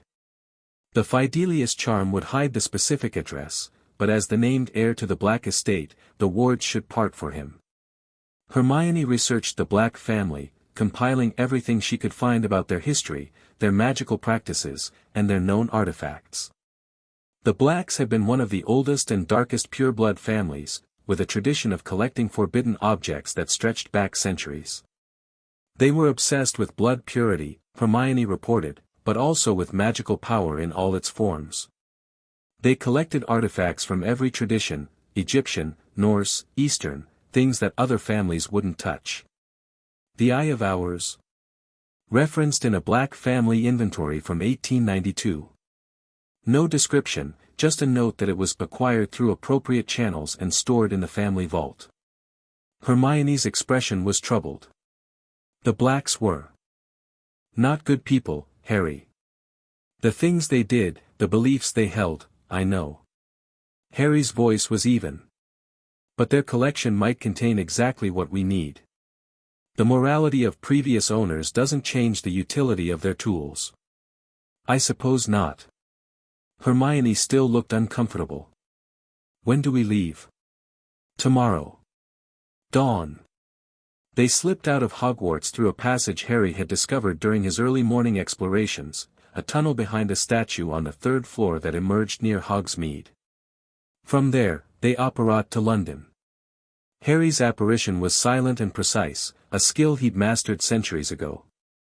Hermione clung to his arm, eyes squeezed shut, clearly in use to side-along travel. That was. She gasped when they landed, unpleasant. You get used to it. They stood in a small park in central London, winter-bare trees providing minimal cover.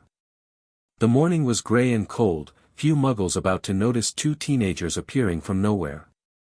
Harry oriented himself. Grimmauld Place should be northeast, a few blocks away. He could feel something in that direction, a gap in the magical landscape, a space where reality had been folded around something hidden. This way. They walked through quiet streets, past terraced houses still decorated for Christmas. London in winter was beautiful in a muted way, all grey stone and bare branches and the occasional splash of colour from holiday lights. The gap grew stronger as they approached. Number 12, Grimmauld Place. Harry stopped in front of a stretch of terrace where numbers 11 and 13 stood side by side with nothing between them. To ordinary eyes, there was nothing unusual, just a continuous row of houses. But Harry's eyes weren't ordinary. He could see the edges of the Fidelius, the way space had been compressed to hide what lay within. And he could feel the wards beyond, ancient protections that recognized his blood, his claim, his right to enter. I, Harry James Potter, heir to the House of Black, claim right of entry. The air shimmered. Reality unfolded. A house appeared between numbers 11 and 13, tall, narrow, dark, and clearly magical. The door was black, the knocker shaped like a serpent, and the windows were so dirty they might as well have been painted over. Merlin, Hermione breathed. It was right there the whole time. Harry approached the door and pressed his hand against it. The wards thrummed, tested his magical signature, found it acceptable. The door swung open. The interior of Grimmauld Place was exactly as oppressive as Harry had expected. Dark wallpaper peeled from damp walls. Ancient portraits hung in crooked frames, their subjects watching with hostile eyes. The air smelled of dust and decay and something else, something magical, something wrong. Mudbloods and traitors in the House of Black. The shriek came from a portrait near the entrance, an old woman with wild hair and madder eyes, painted lips twisted in a snarl of hatred. Creature! Creature, come quickly. Filth has invaded our home. Harry examined the portrait with detached interest. Walburga Black, I presume.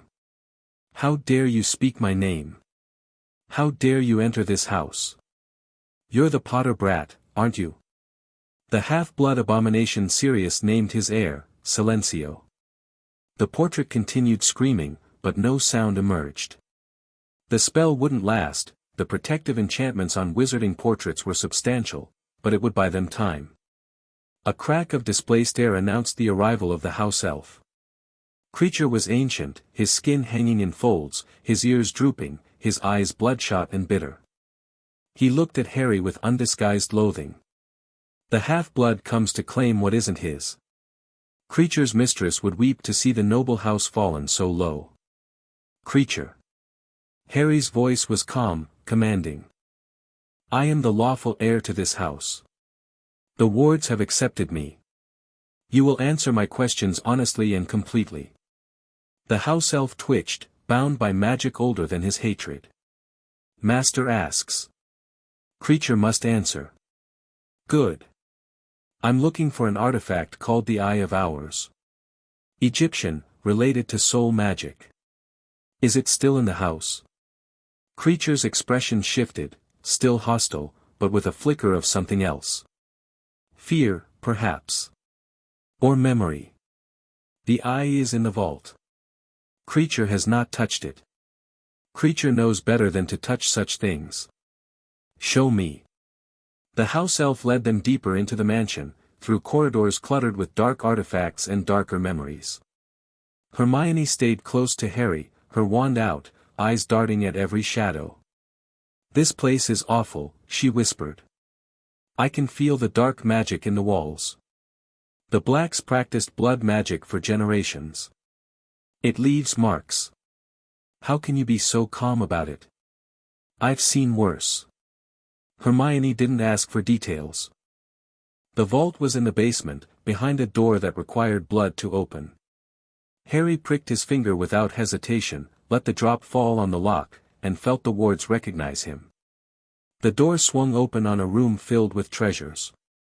Gold and silver and gems, yes, the Blacks had been wealthy. But also artifacts. Hundreds of them, maybe thousands, arranged on shelves and in cases and piled in corners. Magical objects from every era and tradition, many of them humming with power that even Harry's senses struggled to categorize. Be careful, he warned Hermione. Don't touch anything without checking it first. I wasn't planning to. Harry moved through the vault, letting his magical senses guide him. Egyptian magic had a distinctive feel, warm and old and connected to concepts of death and rebirth that most wizards had forgotten. He followed that feeling through the chaos of the collection until he found what he was looking for. The Eye of Hours sat on a pedestal of black stone, protected by wards that glowed faintly in the dim light. It was beautiful. A disc of gold about the size of Harry's palm, engraved with hieroglyphics that shifted when you weren't looking directly at them. In the center, a crystal eye that seemed to contain galaxies, depths within depths stretching into infinity. Harry knew this artifact. Not from Hermione's research, but from his training. R.A. had mentioned it once, a tool created by the priests of his temples, designed to perceive the true nature of souls and the magic that bound them. Is that it? Hermione asked from behind him. Yes. It's actually beautiful. I expected something darker. The Egyptians didn't separate beauty from power the way modern wizards do. Harry reached for the eye, letting his magic touch the wards.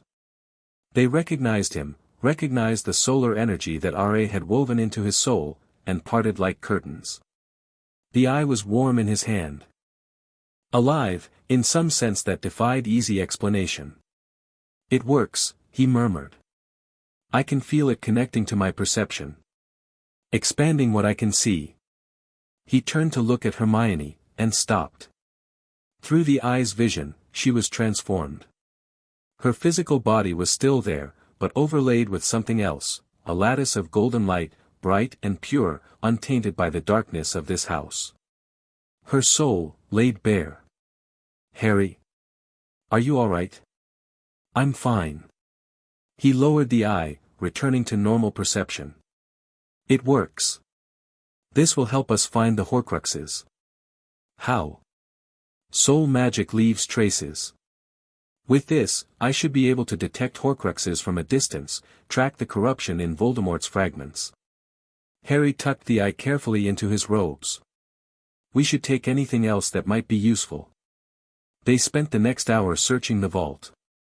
Hermione found journals detailing Black family rituals, some of which referenced soul magic in terms that made her uncomfortable. Harry found several defensive artifacts, rings and amulets that would protect against mental intrusion or physical harm. He also found a locket. He almost missed it. It was buried under a pile of less significant trinkets, a heavy golden thing with an ornate S on the front. Harry reached for it, and the Eye of Hours burned against his chest. Through its enhanced perception, the locket was wrong. Twisted. A darkness coiled inside it, a fragment of something broken and malevolent. Hermione. What? I found one. Harry's voice was steady despite the revulsion the eye was showing him. A Horcrux. Here in the vault. Hermione approached cautiously. That locket? But that's Slytherin's locket. One of the founder artifacts. Harry didn't touch it directly, even without the eye, he could feel the corruption radiating from it. Voldemort must have hidden it here somehow. Or it found its way here through the Black family connection. What do we do with it? Take it. Secure it. And eventually, destroy it. Harry conjured a bag lined with protective enchantments and carefully levitated the locket inside. One down. Unknown number to go. They left Grimmauld Place before noon. Harry sealed the house behind them, resetting the wards to recognize only him and those he designated. Kreacher had watched them leave with an expression of pure hatred, but the house elf was bound by the magic of inheritance. He couldn't interfere. That was. Hermione shook her head as they walked through Muggle London. That was a lot. We accomplished our objectives. I know, but, she stopped, gathering her thoughts. Harry, there was a Horcrux just sitting in that vault. Anyone could have found it. Anyone could have been corrupted by it. The Blacks probably knew what it was. They might have even put it there deliberately. That's horrifying. Yes. Harry didn't elaborate. The magical world was full of horrors that most people preferred not to see. The Blacks had simply been more honest about embracing them. They found a quiet corner in a nearby park. Harry pulled out the Eye of Hours, examining it more closely in daylight. I'm going to test something, he said. The eye should let me sense other Horcruxes, if they're close enough. How close? I'm not sure. Miles, maybe. Possibly more. He raised the eye to his forehead, letting it rest against the lightning bolt scar. The contact was electric, the eye's perception merging with his own, expanding outward like ripples in a pond. London unfolded before his enhanced senses. Millions of souls, bright and dim, pure and corrupted. The magical population scattered throughout the mundane, each one a candle in the vast darkness of the city. And somewhere to the east, Harry's breath caught. A Horcrux. Not close, but not impossibly far. In a direction that suggested. Diagon Alley, he said. There's one in or near Diagon Alley. Another one. Already? The eye doesn't show me what it is, just where. Harry lowered the artifact, processing what he'd sensed. Somewhere in the magical shopping district, or maybe Nocturne Alley. Hidden in plain sight. Should we go look? Harry considered. They'd already accomplished more than he'd expected today. The locket was secured, the eye was in his possession, and now he had a lead on another Horcrux. Pushing further might be reckless. But when had he ever been cautious? Let's go. Diagon Alley in winter was less crowded than Harry remembered from August. The holiday shoppers had come and gone, leaving the cobblestone streets relatively empty. Shop windows displayed post-Christmas sales. The few pedestrians moved quickly, eager to escape the cold. Harry walked with purpose, following the tug of wrongness the eye was showing him. It led him not toward the main shopping district, but toward the familiar darkness of Nocturne Alley. Harry, Hermione whispered, I don't think we should, stay close. Nocturne Alley was quieter than usual. Even its usual denizens seemed to be avoiding the winter chill. Harry navigated the winding streets by sense rather than sight, letting the eye guide him toward the Horcrux. The trail ended at a shop he recognized. Borgin and Burke's. Of course, Harry murmured. He worked here after Hogwarts. He had access to their inventory. The shop was closed for the holiday, its windows dark, its door locked. Harry examined the wards, substantial but not impenetrable, and weighed his options. Can you get in? Hermione asked. Yes. But I'm not sure I should. Not yet. Harry stepped back from the door, thinking. Borgin and Burke's is connected to too many powerful people. If I break in and something goes missing, there'll be investigations. Questions. So what do we do? We note the location. Research what might be inside. And plan a more surgical approach. Harry turned away from the shop, heading back toward the main alley. I need to know exactly what I'm looking for before I risk exposing myself. Hermione looked relieved. That's surprisingly cautious of you. I've learned when to push and when to wait. Harry smiled slightly. Usually by pushing when I should have waited. They returned to Hogwarts that evening, operating to Hogsmeade and walking back through the winter darkness. The castle was warm and welcoming after the cold of London. Most of the remaining students were gathered in common rooms or the Great Hall, enjoying the last days of the holiday break. Harry and Hermione separated at the entrance hall, each heading for their respective houses. Harry found the Slytherin common room nearly empty. A few upper years sat by the fire, playing chess or reading, barely glancing up when he entered. He went to his dormitory, secured the locket and the eye in his warded trunk, and sat on his bed to think. One Horcrux found. One located. Unknown number remaining. The locket was dangerous, he could feel its malevolence even through the protective bag, but it was also an opportunity. Studying it might reveal information about how Horcruxes worked, what they were vulnerable to, how they could be destroyed. The one in Borgin and Burke's would require careful planning. Harry needed to know what form it took, how it was protected, and how to remove it without alerting anyone to what he was doing. And then there were the others. The cup, presumably. The diadem, supposedly lost in Albania. And possibly more, Voldemort's paranoia might have led him to create more than the historical record suggested.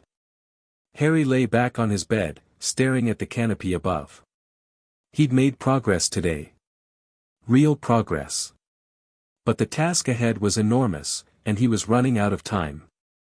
Voldemort's spirit was still out there, searching for a new host, a new path back to power.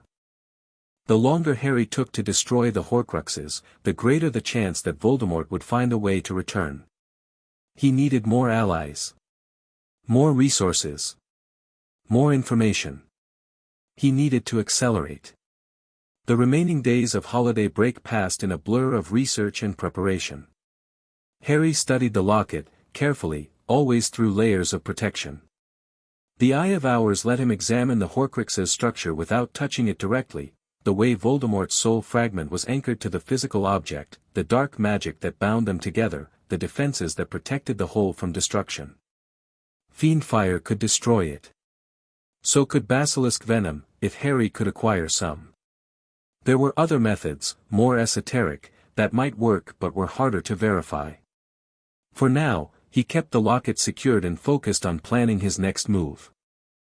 Hermione threw herself into research with characteristic intensity, compiling everything she could find about Borgin and Burkes, its history, its inventory, its connections to dark wizards throughout the centuries. The shop had been a hub for dark artifacts for over 100 years, serving customers who wanted power without questions. Tom Riddle worked there right after Hogwarts, Hermione reported during one of their sessions. According to the records I found, he was their best salesman. Charming, knowledgeable, particularly skilled at convincing wealthy collectors to sell their most valuable pieces. And buying them for himself. Probably. The shop's inventory records from that period are suspiciously incomplete. Harry filed the information away. Whatever Horcrux was hidden in Borgin and Burkes, Riddle had likely placed it there during his employment or shortly after. Something connected to his rise, to his transformation from Tom Riddle into Lord Voldemort. The diary, perhaps? No, Harry's senses told him the object in the shop was larger, heavier, more metallic. A goblet? A crown? Something else entirely? He needed more information. The students returned in early January, flooding back into Hogwarts with stories of holiday adventures and family gatherings. The castle resumed its normal rhythms, classes, meals, the endless competition between houses. Daphne found Harry in the library the first evening back. "You've been busy." She slid into the seat across from him, her voice low. "My contacts tell me someone broke through Grimmauld Place's wards over the break. Someone with blood claim to the house. I wonder who that could have been. Did you find what you were looking for?" Harry glanced around, confirming they weren't being overheard. "More than I expected. I have the Eye of Hours. And I found a Horcrux." Daphne's frozen eyes widened slightly. "You found one? Already?" "Slytherin's locket. It was in the Black family vault. And it's secured? For now. Destroying it is another matter." Harry leaned closer. "I also located another one. In Borgin and Burkes. That shop in Knockturn Alley. The one with the—" Daphne stopped herself. "My family has connections there. We've purchased things over the years. I need information about their inventory.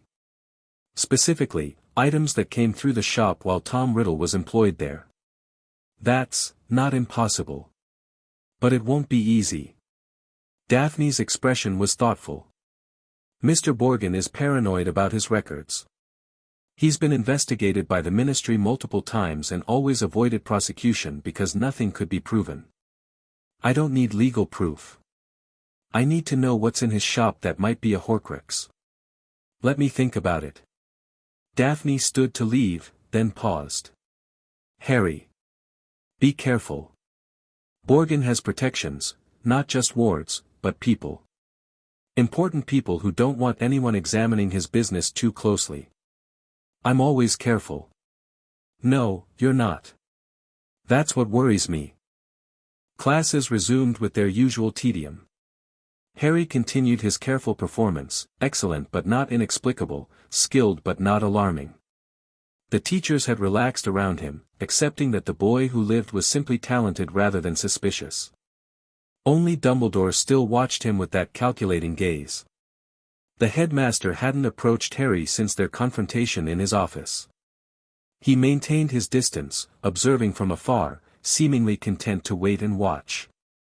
Harry found this more unsettling than direct opposition would have been. Dumbledore was planning something. Harry just didn't know what. The answer came in late January. Potter. A word. Snape intercepted Harry after potions class, his expression even more closed than usual. The other students filtered out, leaving them alone in the dungeon classroom. Professor. The headmaster has requested your presence. Tonight, after dinner. His office. Snape's voice was carefully neutral. He has news. Regarding Sirius Black. Harry went very still. What kind of news? I don't know. He didn't share the details. Snape's dark eyes met Harry's. But I thought you should be prepared. For what? For whatever game he's playing. Snape turned away, organizing ingredients with unnecessary precision. Dumbledore doesn't do anything without purpose. If he's suddenly interested in Black's case, there's a reason. One that likely serves his agenda rather than justice. Harry absorbed this. You think he's trying to manipulate me? I think he's always trying to manipulate everyone. Some of us are simply more aware of it than others. Snape paused. Watch yourself, Potter. And don't agree to anything without thinking it through. I appreciate the warning. Don't. Snape's voice was sharp. I'm not doing you a favor. I'm protecting my own interests. Harry smiled slightly. Of course you are. He left the classroom, mind already racing through possibilities. Sirius Black. His godfather. Innocent man, rotting in Azkaban for 12 years because Dumbledore hadn't pushed for a trial. If Dumbledore was suddenly interested in Black's case, it meant he wanted something. Something Harry had that he needed. Time to find out what. The gargoyle guarding Dumbledore's office leaped aside at the password, Sherbet Lemon, this time, and Harry rode the spiral staircase to the top. Dumbledore was waiting, seated behind his desk, fingers steepled, expression benevolent. Harry. Thank you for coming. Professor. Harry took the offered seat. Professor Snape said you had news about Sirius Black. Indeed. Dumbledore's eyes twinkled, but Harry could see the calculation behind them. I've been doing some research, looking into the circumstances of Sirius's imprisonment.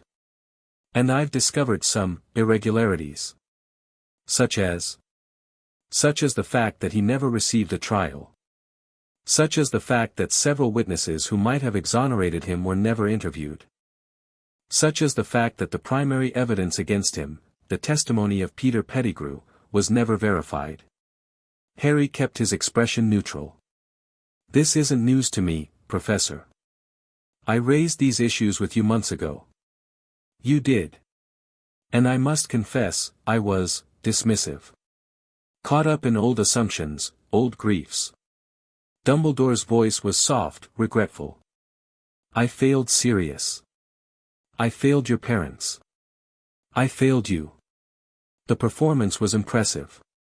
If Harry hadn't spent centuries learning to read beings far more inscrutable than Dumbledore, he might have believed it. What do you want, Headmaster?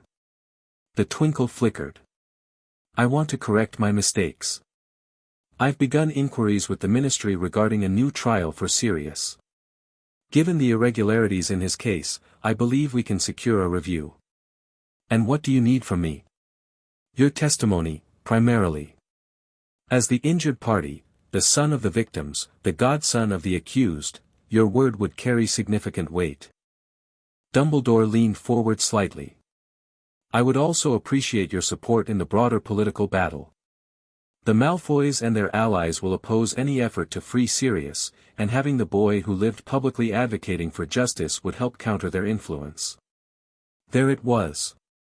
The quid pro quo. You want me to become your public voice, Harry said. Champion causes you endorse. Appear at your side at ministry events. Make people think we're allies. I want to free an innocent man and correct a terrible injustice. If that requires some cooperation between us, is that really so unreasonable? Harry considered his options. Sirius Black's freedom was important, both as a matter of justice and as a practical resource. His godfather had information, connections, and potentially a safe house that Harry could use. Leaving him to rot in Azkaban served no one's interests. But becoming Dumbledore's public ally would cost him something too. It would tie him to the old man's faction, make enemies of Dumbledore's opponents, limit his freedom of action. I want Sirius freed, Harry said finally. I want a full trial, with Veritaserum testimony and proper investigation. I want Peter Pettigrew found and questioned. Pettigrew is dead. Is he? Harry smiled slightly. I have information suggesting otherwise. But that's a conversation for another time. Dumbledore's expression flickered, surprise, quickly hidden. What information? Later. First, tell me exactly what you're proposing. They negotiated for the next hour. In the end, Harry agreed to limited public support, attendance at Sirius's trial, statements to the press, nothing that explicitly endorsed Dumbledore or his policies. In exchange, Dumbledore would use his influence to expedite the legal process and ensure a fair hearing. It wasn't ideal. Harry didn't trust Dumbledore, and he knew the old man was playing a longer game than he was admitting. But Sirius's freedom was worth some compromise. One more thing, Harry said as he stood to leave. I want access to Sirius before the trial. A visit to Azkaban. Dumbledore frowned. That would be difficult to arrange. Make it happen.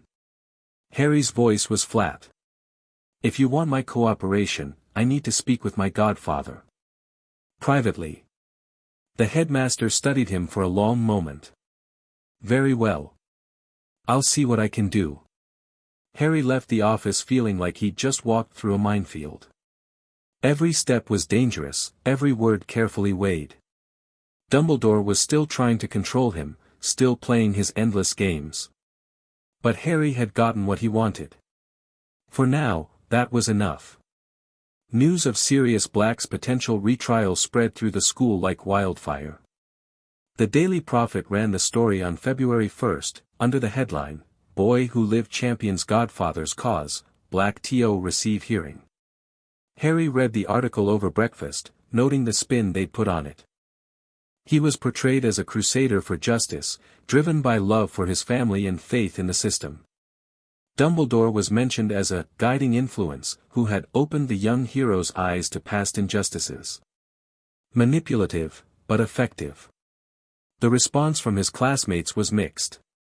The Gryffindors, who'd grown up with stories of Black the Traitor, seemed conflicted. The Slytherins, many of whom had family connections to Death Eaters Black had helped imprison, were openly hostile. Draco Malfoy confronted Harry in the corridor between classes. My father is not happy, Draco said, his pale face flushed with anger. Black is a blood traitor and a murderer. You're making enemies, Potter. Your father was a Death Eater, Draco. His opinion on who counts as a criminal is limited. Watch yourself. Draco's voice dropped to a hiss. The people my father represents don't forget slights. If you succeed in freeing Black, there will be consequences. I look forward to seeing them try. They stared at each other for a moment, tension crackling in the air. Then Draco turned and walked away, bodyguards in tow. Harry watched him go, calculating. The Malfoys would move against him now. Politically, legally, maybe even physically. They had too much invested in maintaining the status quo, too many secrets that a free Sirius Black might expose. He needed to be ready. February passed in a blur of preparation. Harry trained more intensively than he had since arriving at Hogwarts, pushing his magical abilities to new heights. He practiced combat techniques in empty classrooms, expanded his wandless repertoire, experimented with the Eye of Hours to extend its range and sensitivity. His allies kept busy too. Daphne worked her family's connections, gathering information about the political landscape. The ministry was split on the Black case. Some officials supported a fair trial, others were determined to bury it. The Malfoys were calling in favors, threatening enemies, doing everything they could to maintain the status quo. Hermione researched Horcruxes with obsessive intensity, compiling everything she could find about their creation and destruction. She discovered references to 2 confirmed methods, fiend fire and basilisk venom, and several theoretical alternatives that might work with sufficient power. The problem is the soul fragment, she explained during one late-night meeting. It's anchored so deeply to the container that destroying one destroys the other. You can't separate them. What about purification? Harry asked. Using light magic to burn away the corruption? The texts I've found say it's theoretically possible, but it would require enormous power. More than any human wizard could generate. Harry smiled slightly. I'm not exactly a normal human wizard. Even so. Hermione's expression was worried. Harry, if you try to purify a Horcrux and fail, the soul fragment could latch onto you instead. You could become possessed, corrupted, destroyed. Then I won't fail. The visit to Azkaban was arranged for the last day of February. Harry traveled by Ministry Portkey, landing on a rocky outcropping in the middle of the North Sea. The fortress rose before him, black and terrible against the grey sky. He could feel the Dementor presence from here, cold and despair and the absence of everything good. A ministry official met him at the dock. Mr. Potter. This way. The interior of Azkaban was worse than the exterior. Screams echoed through the corridors. Prisoners reached through bars, begging, weeping, cursing. The Dementors drifted past like shadows made solid, drawing warmth and hope from everyone they passed. Harry walked through it all untouched. His training in the Duat had prepared him for far worse than this. He'd faced beings that made Dementors look like irritating gnats. He'd confronted despair so profound it could unmake reality. These creatures could not touch him. Sirius Black's cell was at the far end of the high-security wing. The man inside was barely recognizable as human. 12 years of Azkaban had reduced him to a skeleton wrapped in skin, his black hair matted and gray, his eyes hollow and haunted. He sat against the back wall, arms wrapped around his knees, staring at nothing. Sirius. The hollow eyes focused. Confusion flickered across the gaunt face. Harry. The voice was a rasp, barely audible. But they said you were dead. I'm alive. I came back. Harry knelt at the bars, lowering his voice. I know you're innocent. I know Peter betrayed my parents, not you. I'm going to get you out of here. Sirius stared at him for a long moment. Then something broke in his expression, despair crumbling into hope, disbelief into desperate trust. James's son, he whispered. You look just like him. But your eyes are my mother's. I know. Harry reached through the bars, gripping his godfather's skeletal hand. There's going to be a trial. A real one this time. Dumbledore's arranged it. I need you to hold on a little longer. Dumbledore? Bitterness crept into Sirius's voice. He let them put me here. He could have demanded a trial, could have, I know. And we'll deal with that later. Right now, I need you to stay strong. Can you do that? Sirius looked at their joined hands, at the life and warmth flowing from Harry's touch. Some color returned to his cheeks. Some light returned to his eyes. For you, he said. For James and Lily's son. I can do anything. Good. Harry released his hand and stood. The trial is next month. Be ready to tell your story. Harry. Sirius's voice stopped him at the cell door. How did you survive? All these years, where were you? Harry looked back at his godfather, this broken man who'd been destroyed by injustice, who'd held on to sanity through sheer force of will. I'll tell you everything, Harry said. After you're free. He left Azkaban feeling something he hadn't expected.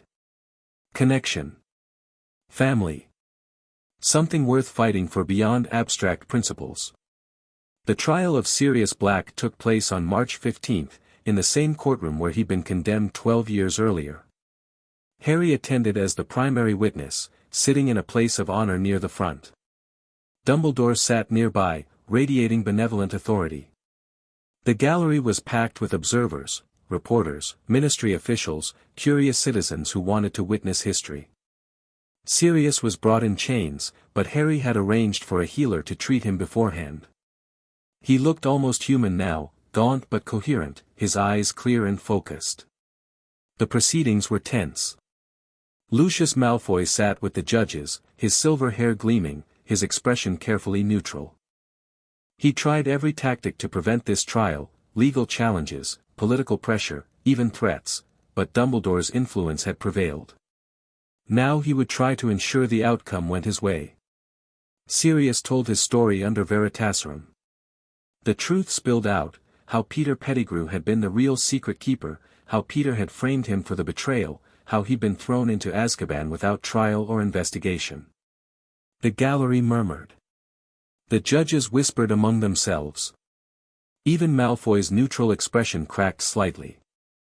Then Harry was called to testify. Mr. Potter, the chief judge said, you've claimed to have information regarding Peter Pettigrew's survival. Can you elaborate? Harry stood, feeling the weight of every eye in the room. I have sources, he said carefully, who've tracked magical signatures matching Peter Pettigrew's wand to several locations over the past decade. Including one recently near Hogwarts itself. The courtroom erupted. Harry let the chaos wash over him, watching Lucius Malfoy's face go pale. This information was a gamble, he didn't actually have proof that Pettigrew was alive, just Ra's visions and the logical necessity of there being a spy near Voldemort's recent hosts. But the judges didn't need proof to order an investigation. And an investigation was exactly what the Malfoys couldn't afford. The trial concluded 3 hours later with a verdict that shocked no one who'd been paying attention.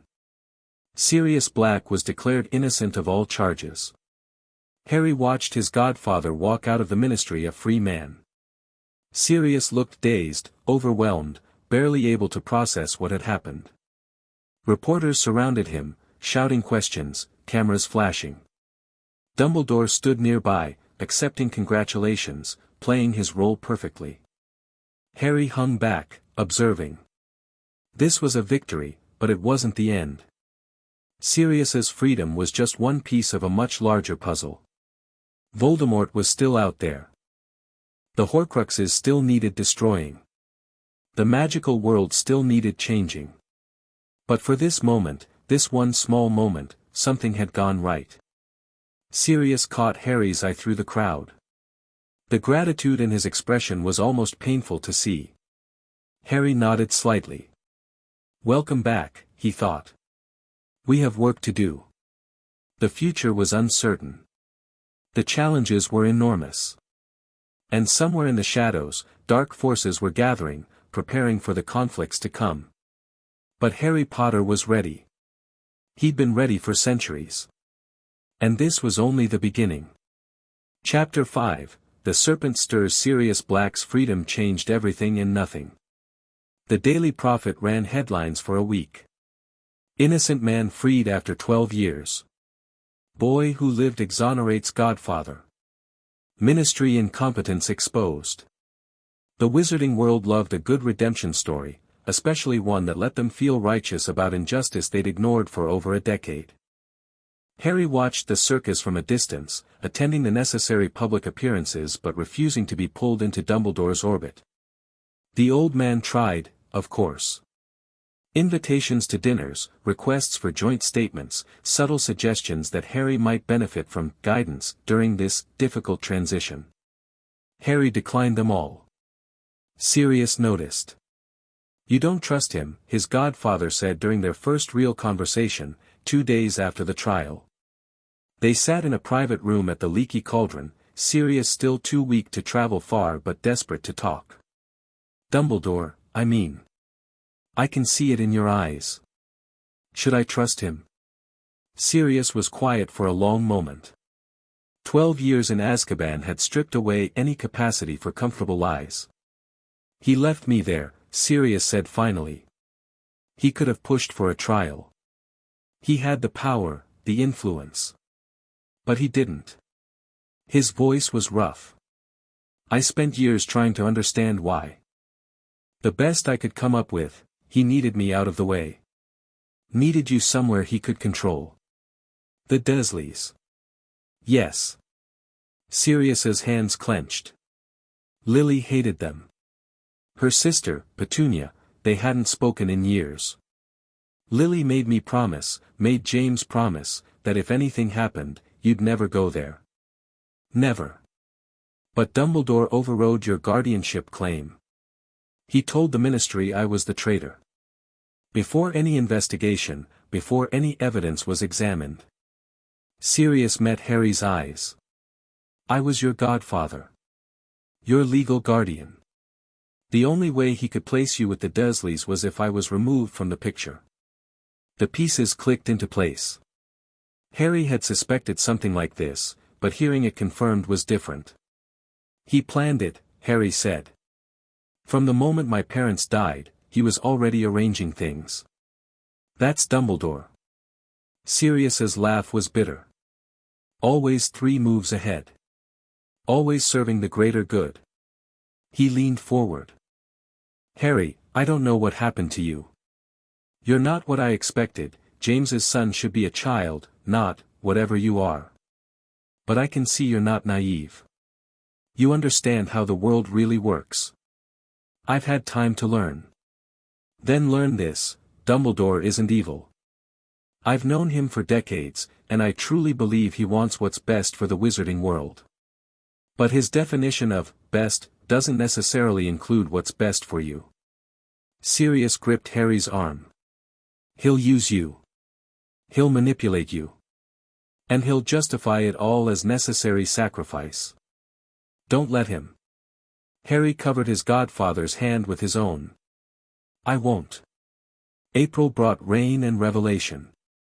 Harry had been using the Eye of Hours to scan Hogwarts, searching for any trace of Horcrux corruption he might have missed. The castle was old and saturated with magic, making detailed perception difficult, like trying to find a specific fish in a vast, murky ocean. But persistence paid off. He found it on the 3rd night of searching, hidden in a room that shouldn't exist. The Room of Requirement. The same room Harry had discovered during his early explorations, the one that gave you whatever you needed most. He'd tested it several times, asking for training spaces and quiet study areas. Tonight, he asked for something different. "I need to find what Tom Riddle hid here." The door appeared. Harry entered. The room beyond was vast, a cathedral of lost objects stretching in every direction, piled high with centuries of abandoned things. Broken furniture. Old textbooks. Rusted cauldrons. 1,000 years of Hogwarts students hiding their mistakes and forgetting their secrets. And somewhere in this chaos, hidden among the detritus, something dark. Harry raised the Eye of Hours and let its perception flow outward. The corruption was easier to sense here, away from the castle's general magical noise. A thread of wrongness, leading deeper into the maze of forgotten objects. Harry followed it, climbing over piles of discarded possessions, squeezing through narrow gaps, tracking the Horcrux like a hunter following wounded prey. He found it atop a stone bust, gleaming dully in the dim light. A tiara. No, a diadem. Delicate silver filigree set with a blue stone, beautiful and ancient and utterly corrupted. Ravenclaw's diadem. The lost artifact, supposedly vanished for centuries. Through the eye, Harry could see the soul fragment coiled within it like a parasitic worm. This one was different from the locket, older somehow, more deeply embedded. Riddle had created this Horcrux with more care, more intention. Harry didn't touch it. Not yet. He conjured a protective container, similar to the one holding the locket, and carefully levitated the diadem inside. The corruption recoiled from his solar magic but couldn't escape the containment. 2 Horcruxes secured. One more located in Borgin and Berks. Unknown number remaining. Progress. You found another one? Hermione's voice was a mixture of excitement and horror.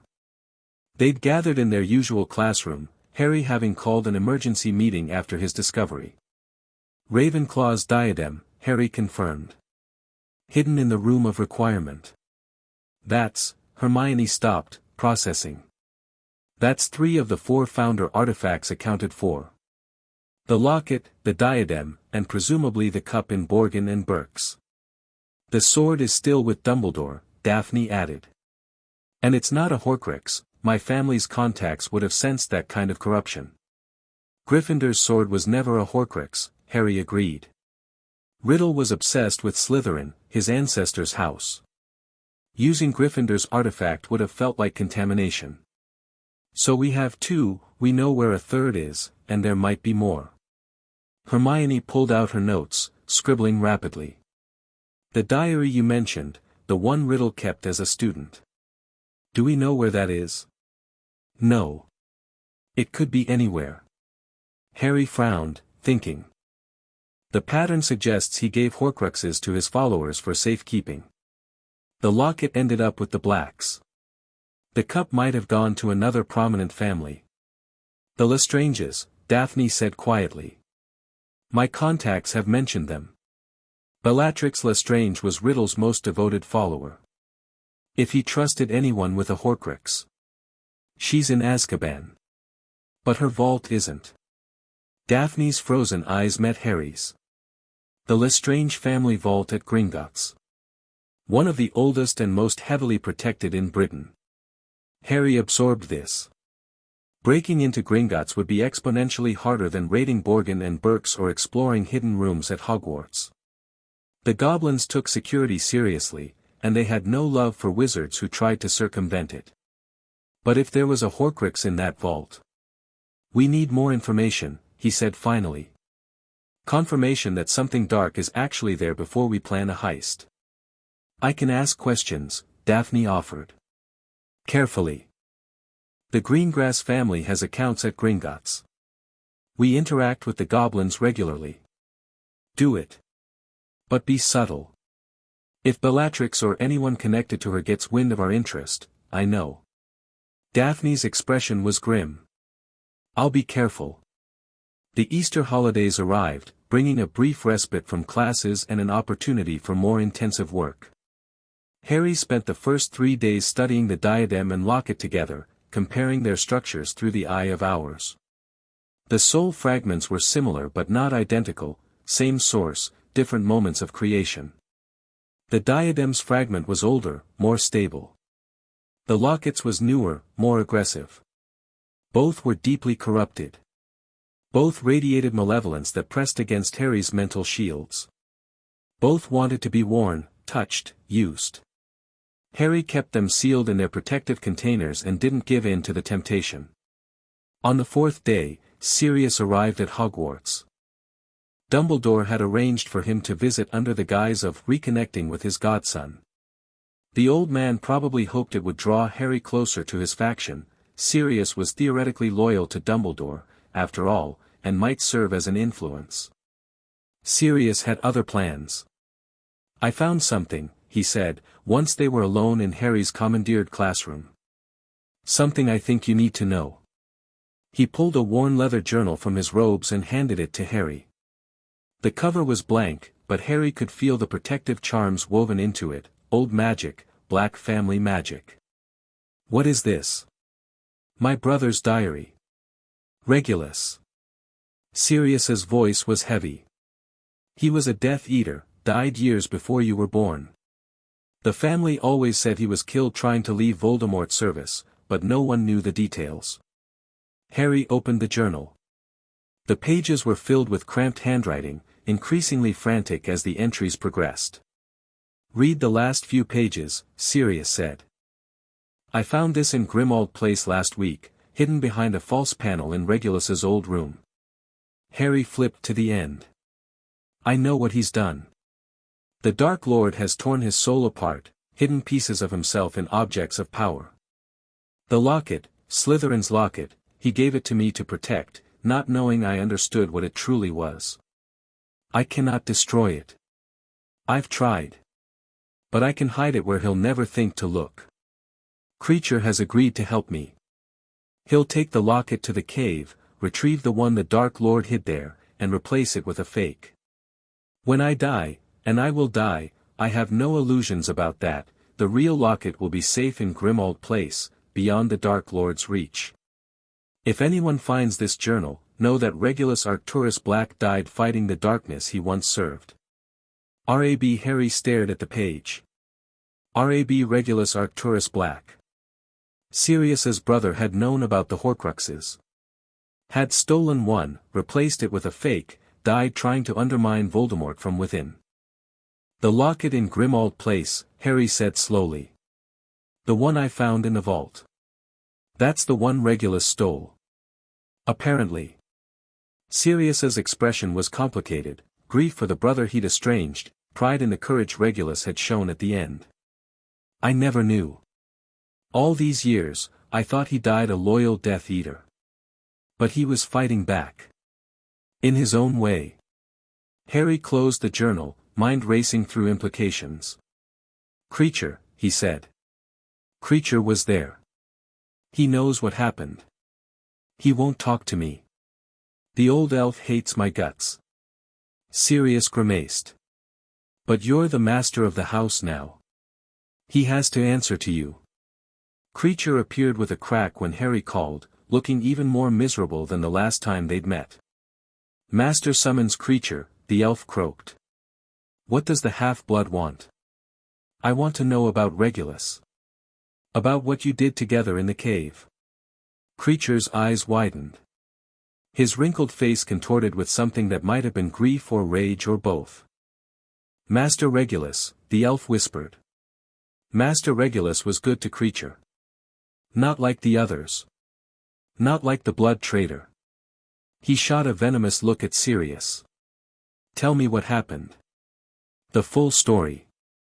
The tale came out in fragments, punctuated by sobs and curses and decades of suppressed pain. Voldemort had needed a house elf to test the protections on his Horcrux hiding place, a cave by the sea, accessible only by boat, guarded by a basin of poison that had to be drunk to reach the locket within. He'd borrowed Kreacher from the Black family, used him as a test subject, and left him to die. But Kreacher hadn't died. House elf magic worked differently than wizard magic. He'd been able to apparate out when Voldemort left, to return to Grimmauld Place, to tell Master Regulus what he'd experienced. Regulus had figured out what the locket was. Had understood, somehow, that Voldemort had made Horcruxes. Had decided to strike back the only way he could. Master Regulus made Kreacher take him to the cave, the elf wailed. Made Kreacher promise to destroy the locket. Made Kreacher watch while he drank the poison, while the Inferi dragged him under. Inferi? Harry interrupted. Dead things. In the water. They took Master Regulus and Kreacher couldn't save him, couldn't help, had to leave him there. The elf collapsed into sobs. Harry let him cry, processing the information. Voldemort had hidden a Horcrux in a cave guarded by poison and undead. Regulus had stolen it and replaced it with a fake. The real one had been, in Grimmauld Place, where Harry had found it. Kreacher. Harry's voice was gentle but firm. Regulus asked you to destroy the locket. You couldn't. Is that right? Kreacher tried, the elf moaned. Tried everything. Nothing worked. Kreacher failed Master Regulus, failed, you didn't fail. Harry pulled the protective container from his robes, the one holding Slytherin's locket. You kept it safe for years. You protected it until someone who could destroy it came along. Kreacher stared at the container, at the corruption barely visible through its wards. Master. Master can destroy it. I can. Harry met the elf's bloodshot eyes. And I will. For Regulus. For everyone Voldemort hurt. Something shifted in Kreacher's expression. The hatred that had dominated his features since Harry first met him began to crack, revealing something rawer underneath. If Master destroys the locket, Kreacher whispered, Kreacher will serve him. Truly serve him. Not because of magic or inheritance, but because Master will have done what Kreacher could not. Harry nodded slowly. Then watch. Destroying a Horcrux was not simple. Harry had researched the theory extensively, consulted with Hermione, experimented with the Eye of Hours to understand the structure of soul magic. He knew the methods that should work: fiendfire, basilisk venom, the killing curse under specific circumstances. But he also knew something else. Something R.A. had taught him, centuries ago in the Duat. Solar fire was older than fiendfire. Purer. It came from the source of all light and life, the same energy that R.A. had wielded since before humans existed. And R.A. had been, among other things, a god of the afterlife, intimately familiar with souls and their manipulation. Harry could feel that knowledge inside him, dormant but accessible. He knew how to unmake soul magic because he'd been trained by someone who understood it at a fundamental level. He just hadn't tested it yet. Stand back, he told Sirius and Kreacher. This might get intense. He opened the protective container, letting the locket float free. Its malevolence immediately pressed against his mental shields, whispers of power and corruption trying to find purchase. Harry ignored them. He raised his hand and called the sun. It was midday. The Easter sun was weak by summer standards, but it was still the sun, the same celestial body that R.A. had sailed across the sky since before the first humans looked up and wondered. Harry drew its energy down through the castle's stone, through the layers of wards and ancient magic, into his flesh. His skin began to glow.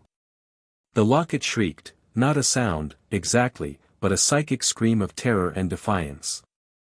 The soul fragment inside sensed what was coming and fought back with everything it had. Shadows erupted from the locket, taking shapes: a young Riddle, handsome and cruel, a serpent with killing curse green eyes, faces of people Harry didn't recognize, victims perhaps, or temptations. You cannot destroy me, the Shadow Riddle hissed. I am Lord Voldemort. I am immortal.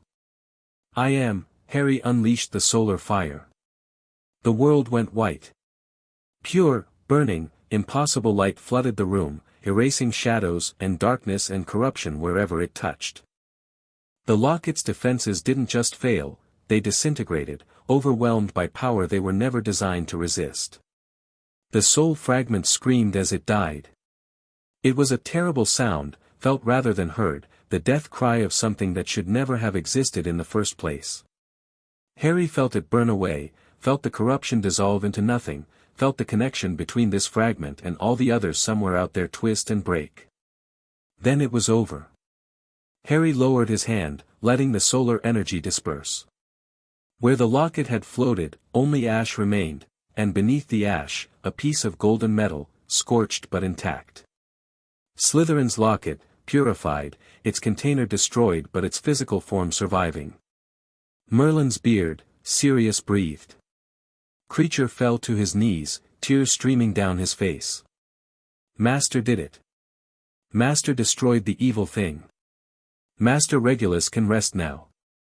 Harry picked up the purified locket, feeling its weight in his palm. The S on its front was still visible, but the malevolence was gone. It was just an object now, historical artifact, valuable and ancient, but no longer dangerous. One down, he said quietly. At least 4 to go. The destruction of the locket had consequences Harry hadn't anticipated. Somewhere in the world, Voldemort felt it. The connection between his soul fragments wasn't just mystical symbolism, it was real, tangible, a network of dark magic that tied them all together. When Harry burned through that connection, it sent ripples throughout the entire structure. Harry felt it too. Through his scar, through the strange link that connected him to the darkest wizard of the age, he felt Voldemort's sudden awareness. His rage. His fear. And his determination to find out what had happened. The nightmares started that night. Harry found himself standing in a dark room, disembodied, watching a shade of Voldemort argue with something he couldn't quite see. The wraith that had fled Quirrell's body was weaker now, more desperate.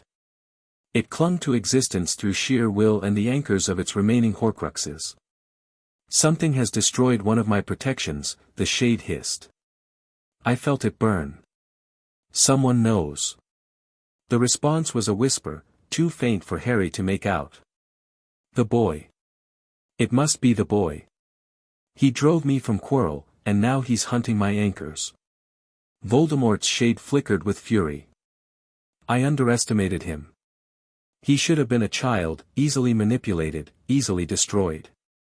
Instead, more whispers. "Yes. Yes, you're right. I need a body. I need power. Only then can I protect what remains." The shade seemed to solidify slightly, drawing strength from somewhere. "The servant. The faithful one. He's close. He can bring me what I need."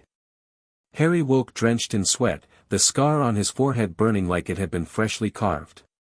Voldemort knew. Maybe not the specifics, but he knew someone was hunting his Horcruxes. And he was going to accelerate his plans in response. The timeline had just gotten a lot shorter. "We need to move faster." Harry had gathered his allies in the Room of Requirement, which had provided them a secure conference room complete with privacy wards and comfortable seating. Hermione and Daphne sat across from him, their expressions serious. "What happened?" Hermione asked. Harry described the nightmare, the vision of Voldemort's shade, its awareness that something had destroyed one of its anchors, its determination to find a way back to power. "He mentioned a servant," Harry said. "A faithful one, close by.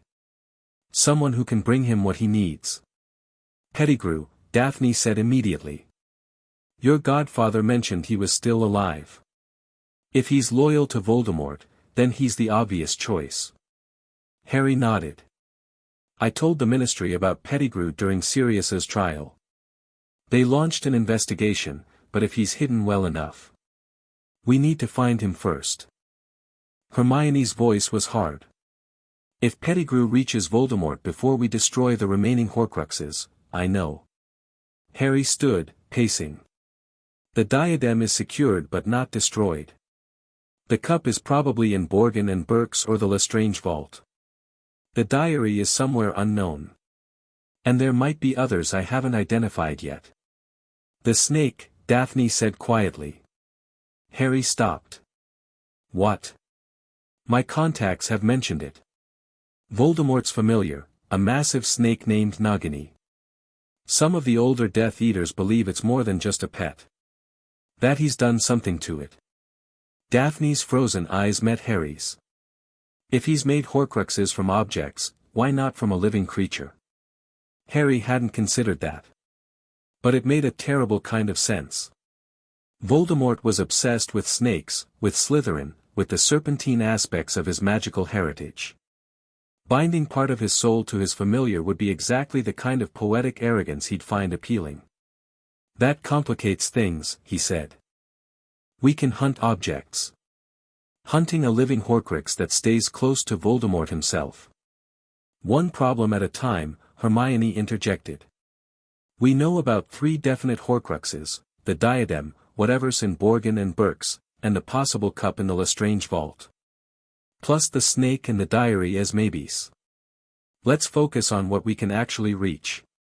Harry took a breath, centering himself. Hermione was right. Panic wouldn't help. Systematic action would. "Fine. New plan." He turned to Daphne.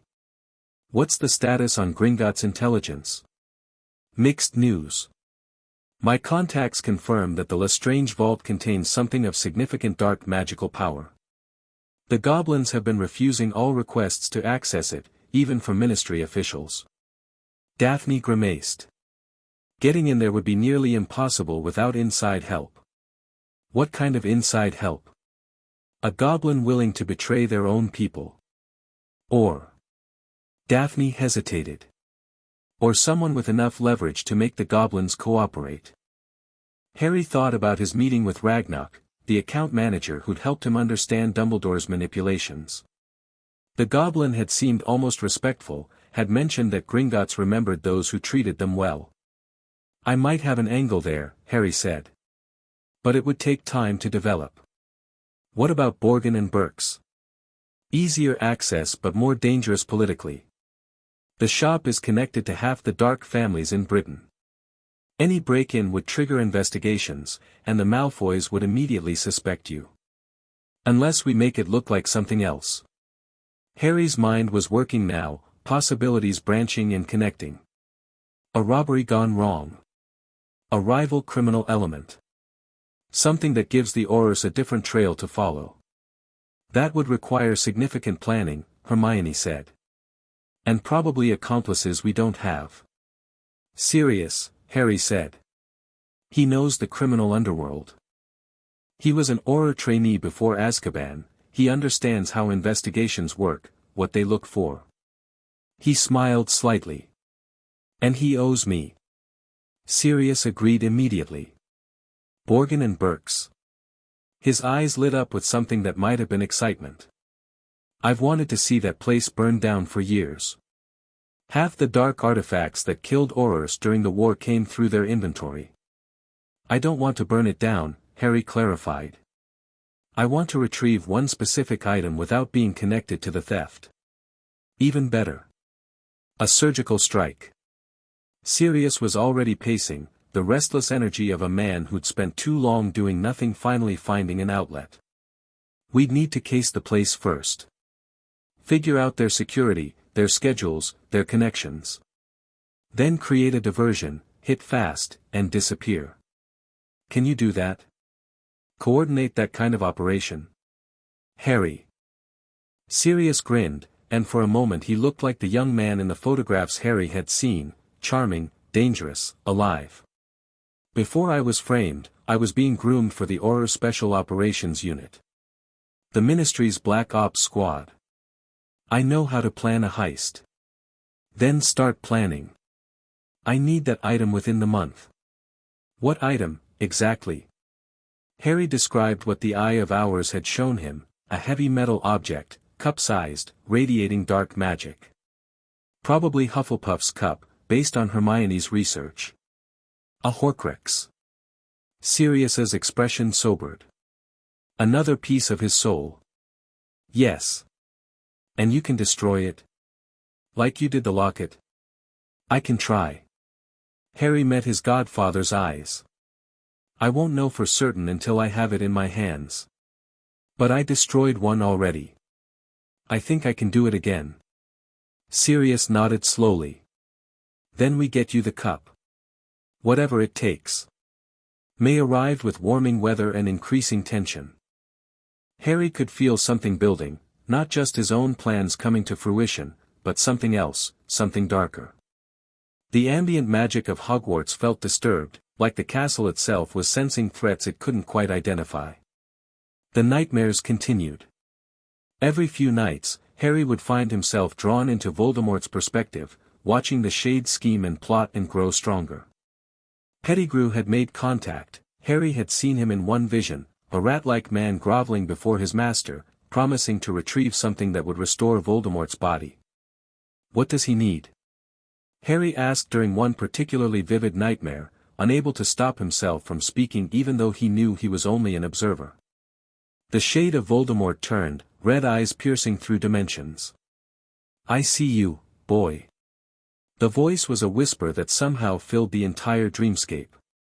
I feel you watching. Did you think I wouldn't notice? Harry tried to pull away, to wake up, but something held him in place. You destroyed my locket. I felt it die. Voldemort's shade drifted closer. What are you, Harry Potter? What happened to you? You should be a child, not this. I'm your enemy, Harry said, forcing the words out. I'm the one who's going to destroy you. Voldemort laughed, a terrible sound, cold and empty. You think you can end me? I am Lord Voldemort. I have conquered death itself. You've hidden from death. Run from it. There's a difference. The shade flickered with rage.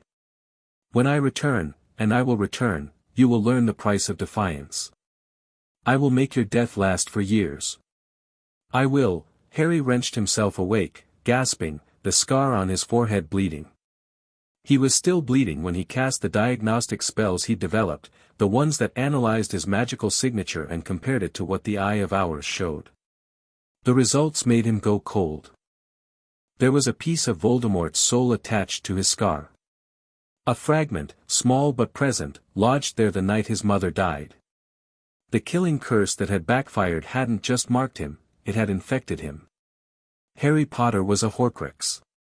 He sat alone for a long time, processing. It made a horrible kind of sense. The connection he felt to Voldemort, the dreams, the way his scar reacted to the Dark Lord's emotions. There was a literal piece of Voldemort's soul inside him, buried in his flesh, bound to his own life force. And if destroying a Horcrux meant destroying its container. Harry examined himself through the Eye of Hours, studying the soul fragment with new understanding. It was different from the lockets or the diadems, smaller, less intentional, almost accidental. Voldemort hadn't meant to create this one. It had happened when the killing curse rebounded, when his already unstable soul shattered from the impact of Lily's sacrifice. The fragment was parasitic but weak. It survived by drawing on Harry's life force, his magic, his emotions. It was part of what created the connection between them, the window Harry kept looking through in his dreams. But it was also vulnerable. R.A. had taught Harry about soul magic, about the deep structures that bound spirits to flesh. The Horcrux in his scar wasn't properly anchored, it was just clinging on, a refugee that had found shelter but hadn't established permanent residence. In theory, Harry could burn it out the same way he destroyed the locket.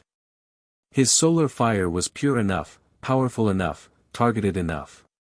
In practice, the fragment was attached to his own soul. Any attempt to destroy it might destroy him too. Unless he was very, very careful.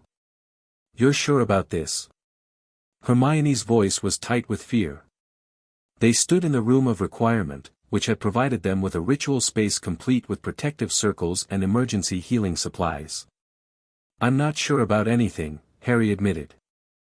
But I can't leave this thing inside me.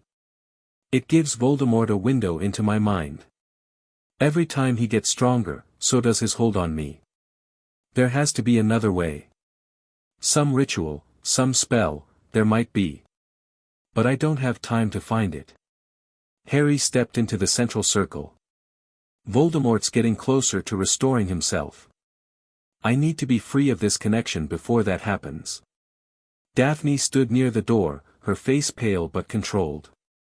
What do you need us to do? Watch. If I lose control, if the fire starts spreading beyond me, get out. Don't try to help. Harry, promise me. His voice was hard.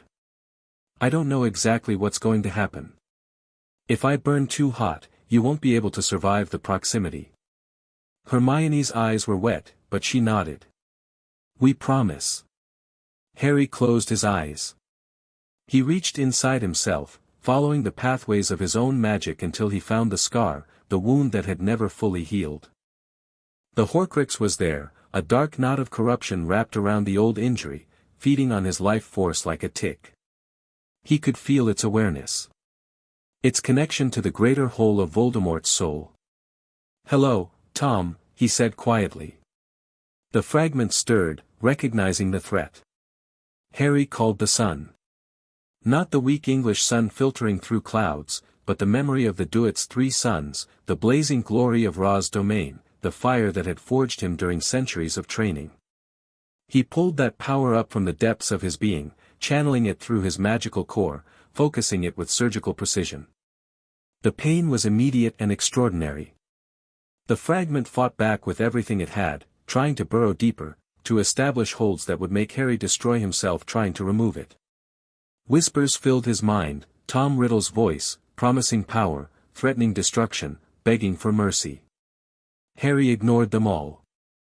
The solar fire burned through the connection, severing each tendril, each anchor, each thread that bound the fragment to his soul. The pain intensified, became something beyond physical sensation, became the pure agony of self-destruction narrowly averted. The fragment screamed. It was the same death cry the locket had made, but closer, more intimate, felt in every fiber of Harry's being. He was killing part of himself, not really himself, but something that had lived inside him for so long it had become almost indistinguishable. And then it was over. Harry collapsed to his knees, gasping, the scar on his forehead bleeding freely. But when he reached inside himself, searching for the familiar darkness, it was gone. The fragment was gone. The connection was severed. For the first time since he was a baby, Harry was alone in his own head. He started laughing. Harry? Hermione's voice was terrified. Harry, are you okay? I'm okay. He looked up at his friends, at the concerned faces hovering at the edge of the protective circle. It worked. The Horcrux is destroyed. You're bleeding, just the scar. Harry touched his forehead, feeling the wound close slowly under his fingers. It'll heal. Everything heals now. Daphne approached cautiously, examining him with sharp eyes. The connection to the Dark Lord. Is it really gone? Completely. Harry climbed to his feet, feeling lighter than he had in months. He can't see through me anymore. Can't feel what I'm feeling. I'm free. The implications were starting to sink in. No more nightmares. No more involuntary visions. No more vulnerability to Voldemort's mental influence. And one more Horcrux destroyed. The count was changing. 2 down, unknown number to go. June arrived with summer heat and the end of the school year approaching. Sirius's plan for Borgin and Burkes was ready. It was elegant in its simplicity, a distraction in Knockturn Alley drawing Auror attention, a break-in by what appeared to be professional thieves, the target item removed and replaced with a convincing fake. We go tomorrow night, Sirius told Harry during their final planning session.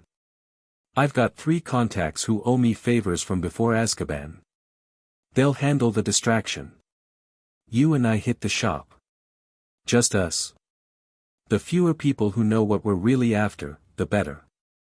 Sirius's expression was serious.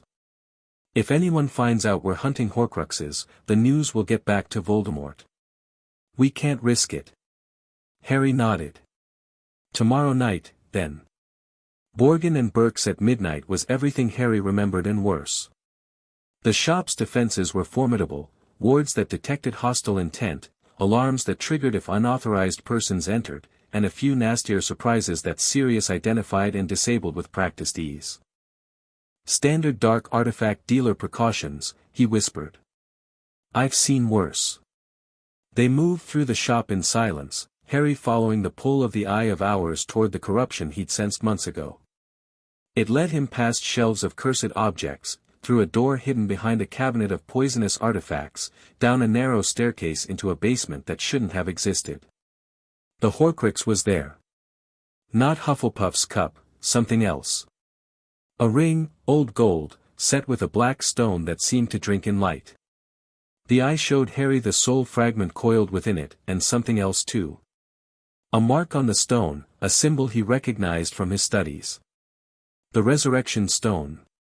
Harry stared at it, processing implications. One of the Deathly Hallows, the legendary artifacts that supposedly allowed their wielder to conquer death. Voldemort had turned it into a Horcrux, probably not understanding what it actually was. Or maybe understanding perfectly, and wanting to corrupt it. Is that it? Sirius asked from behind him. One of them. Harry conjured a protective container and carefully levitated the ring inside. But not what I expected. They were halfway up the stairs when the alarms went off. What followed was chaos. Aurors operating into the alley, responding to the distraction faster than planned. Sirius's contacts scattering, their job done but the timing wrong. Harry and Sirius trapped in Borgin and Burks, surrounded by dark artifacts and incoming law enforcement. Back door, Sirius hissed. There's always a back door. They found it behind a tapestry, a passage that led to a different part of Nocturne Alley, far from the aura response. Harry wrapped them both in shadows and misdirection, making them invisible to casual observation.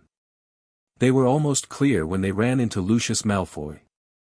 The blonde aristocrat was stepping out of a shop further down the alley, probably completing some illicit transaction of his own. His eyes swept the street, paused on the apparent empty space where Harry and Sirius stood, and narrowed. Someone's there, Malfoy said quietly. Under concealment. Harry felt Sirius tense beside him. Malfoy couldn't see them, but he'd sensed something, probably the disturbance in the ambient magic that powerful wizards could detect. They stood frozen for a long moment, invisible hunters facing an enemy who knew he was being hunted. Then Malfoy's wand came up. Harry moved faster. Solar fire erupted from his palm, not to kill but to blind. Malfoy recoiled, throwing up a shield that barely held, his eyes dazzled by the impossible light.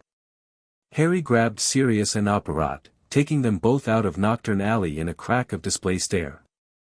They landed in Hogsmeade, far from danger, the ring secure in its protective container. What the hell was that? Sirius gasped. Malfoy. He sensed us. Harry was already thinking ahead, calculating consequences.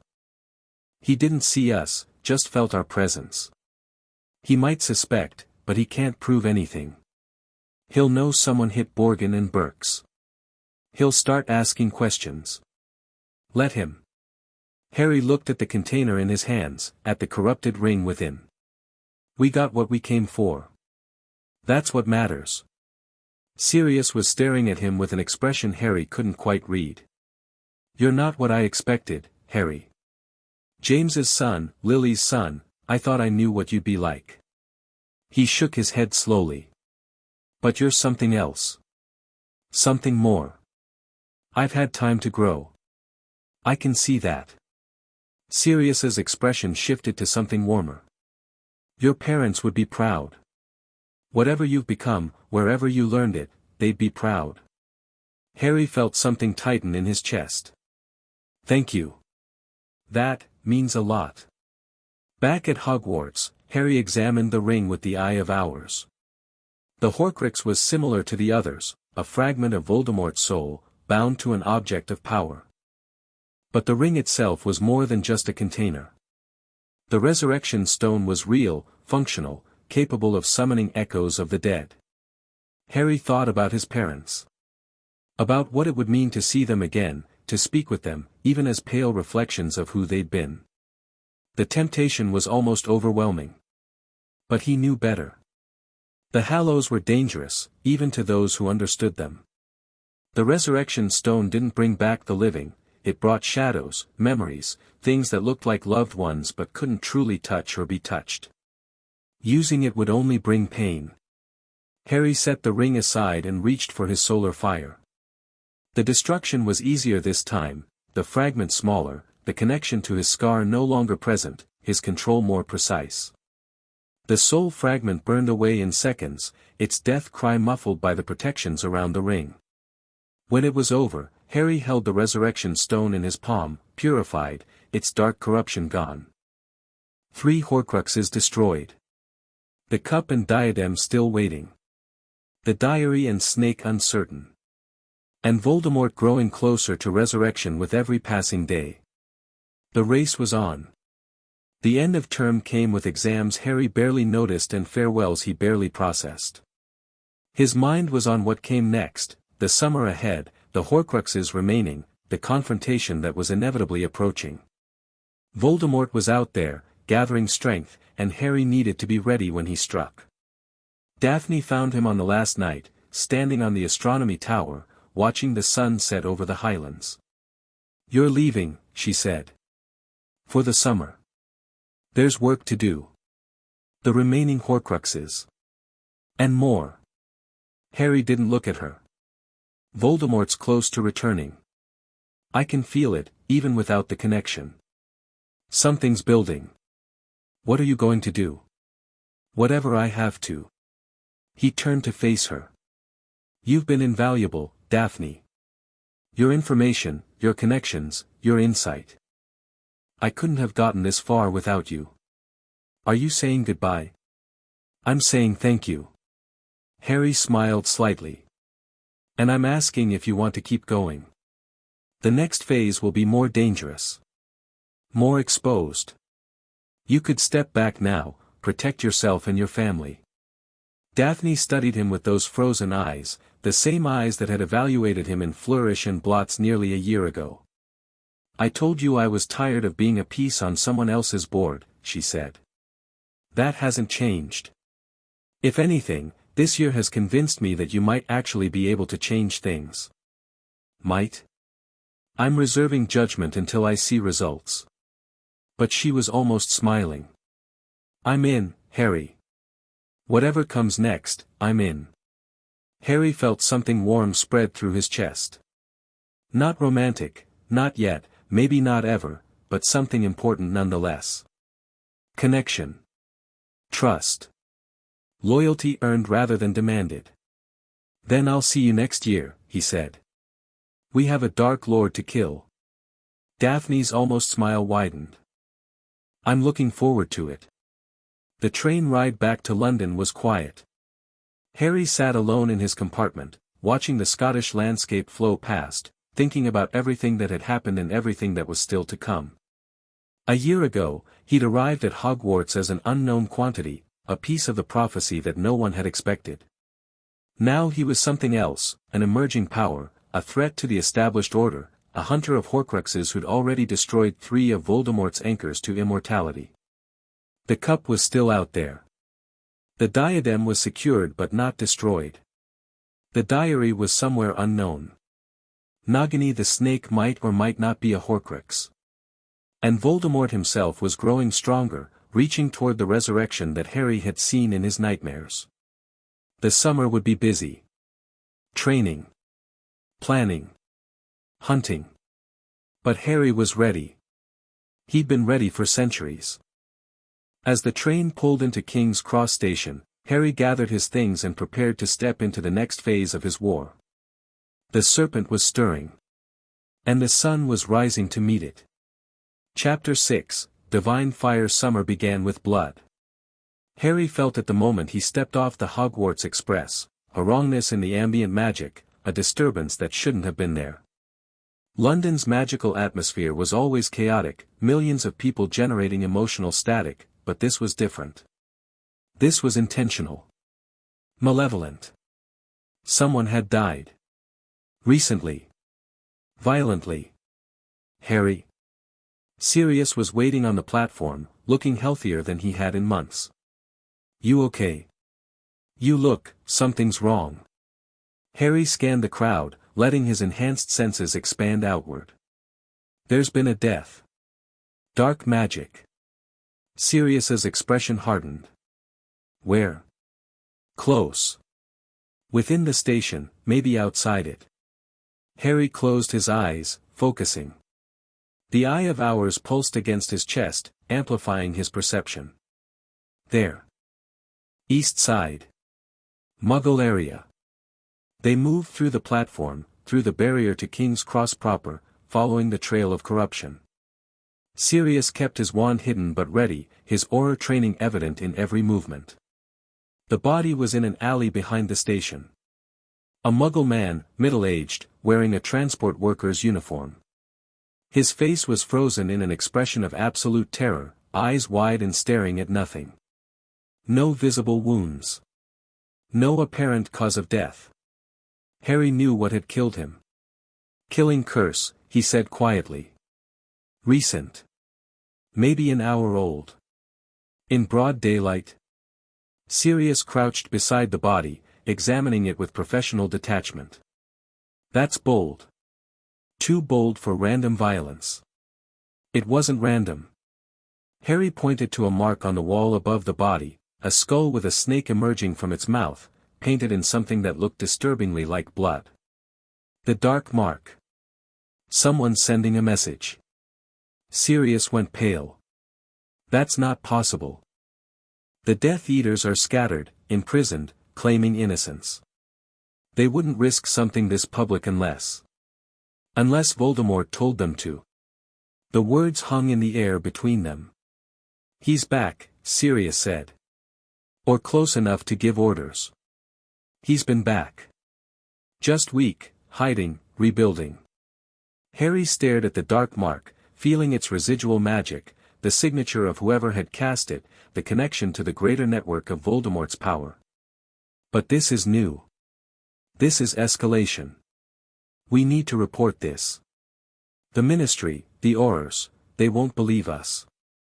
They don't want to believe. Harry turned away from the body. But we can use this. Voldemort's getting impatient, making moves before he's ready. That means he's vulnerable. Or desperate. Same thing. Harry met his godfather's eyes. Summer just got a lot more urgent. The next 3 weeks were a blur of activity. Harry established a base of operations at Grimmauld Place, using its ancient wards and hidden chambers for research and planning. Sirius threw himself into intelligence gathering, reaching out to old contacts, tracking rumors of Death Eater movement. Kreacher, transformed by his loyalty to Harry, became an invaluable asset. House elf magic could bypass protections that would stop any wizard. The killings continued. 3 more Muggles in the first week, each found with the dark mark blazing above them. Then a wizard family, blood traders, the Death Eaters called them, murdered in their home in Devon. Then an Auror, ambushed during a routine patrol. The Ministry refused to acknowledge the pattern. Minister Fudge gave press conferences assuring the public that these were isolated incidents, unconnected crimes being sensationalized by alarmists. Dumbledore tried to raise concerns at the Wizengamot and was shouted down. Harry watched it all with cold fury. They're going to get people killed, Hermione said during one of their strategy sessions. She'd arrived at Grimmauld Place a week into summer, unwilling to sit at home while everything happened. The Ministry's denial is practically an invitation for more attacks. Fudge is protecting his position, Daphne observed. She'd joined them 3 days later, claiming family business in London. Acknowledging Voldemort's return would mean admitting the war isn't over. That everything the Ministry's built since the last war is based on a lie.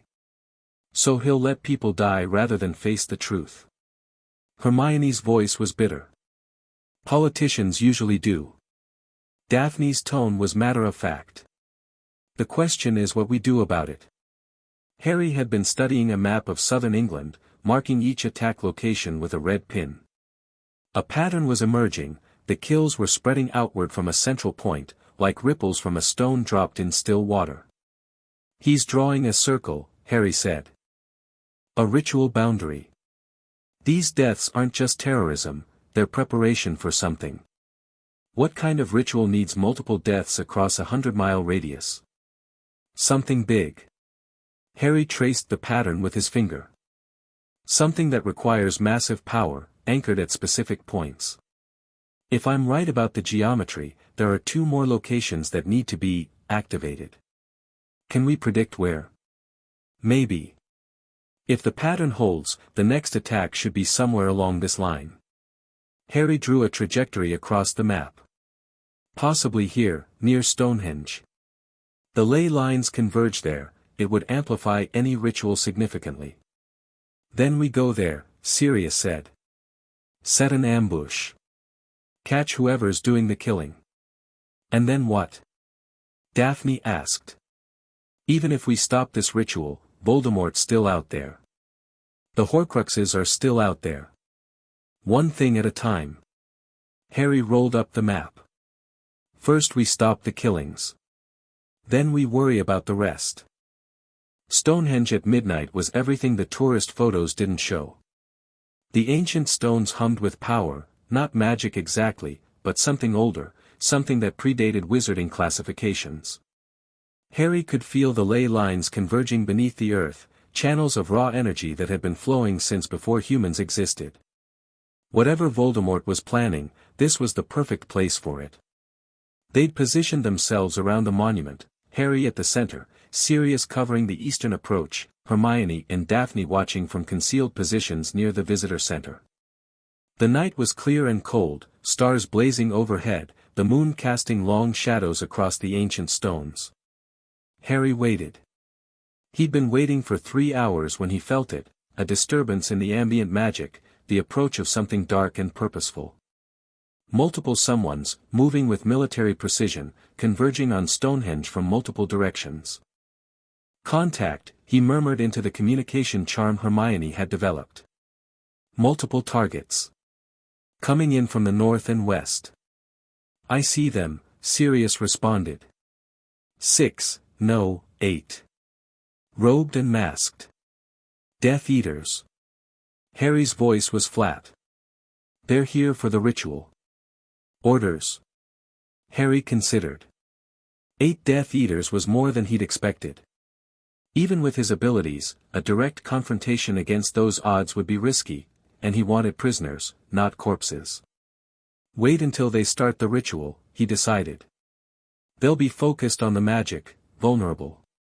We hit them then. And if they have hostages? Victims for the sacrifice? Then we improvise. The Death Eaters reached the stone circle 10 minutes later. They moved in formation, wands out, clearly following a rehearsed plan. At their center walked a figure that made Harry's blood run cold. Peter Pettigrew.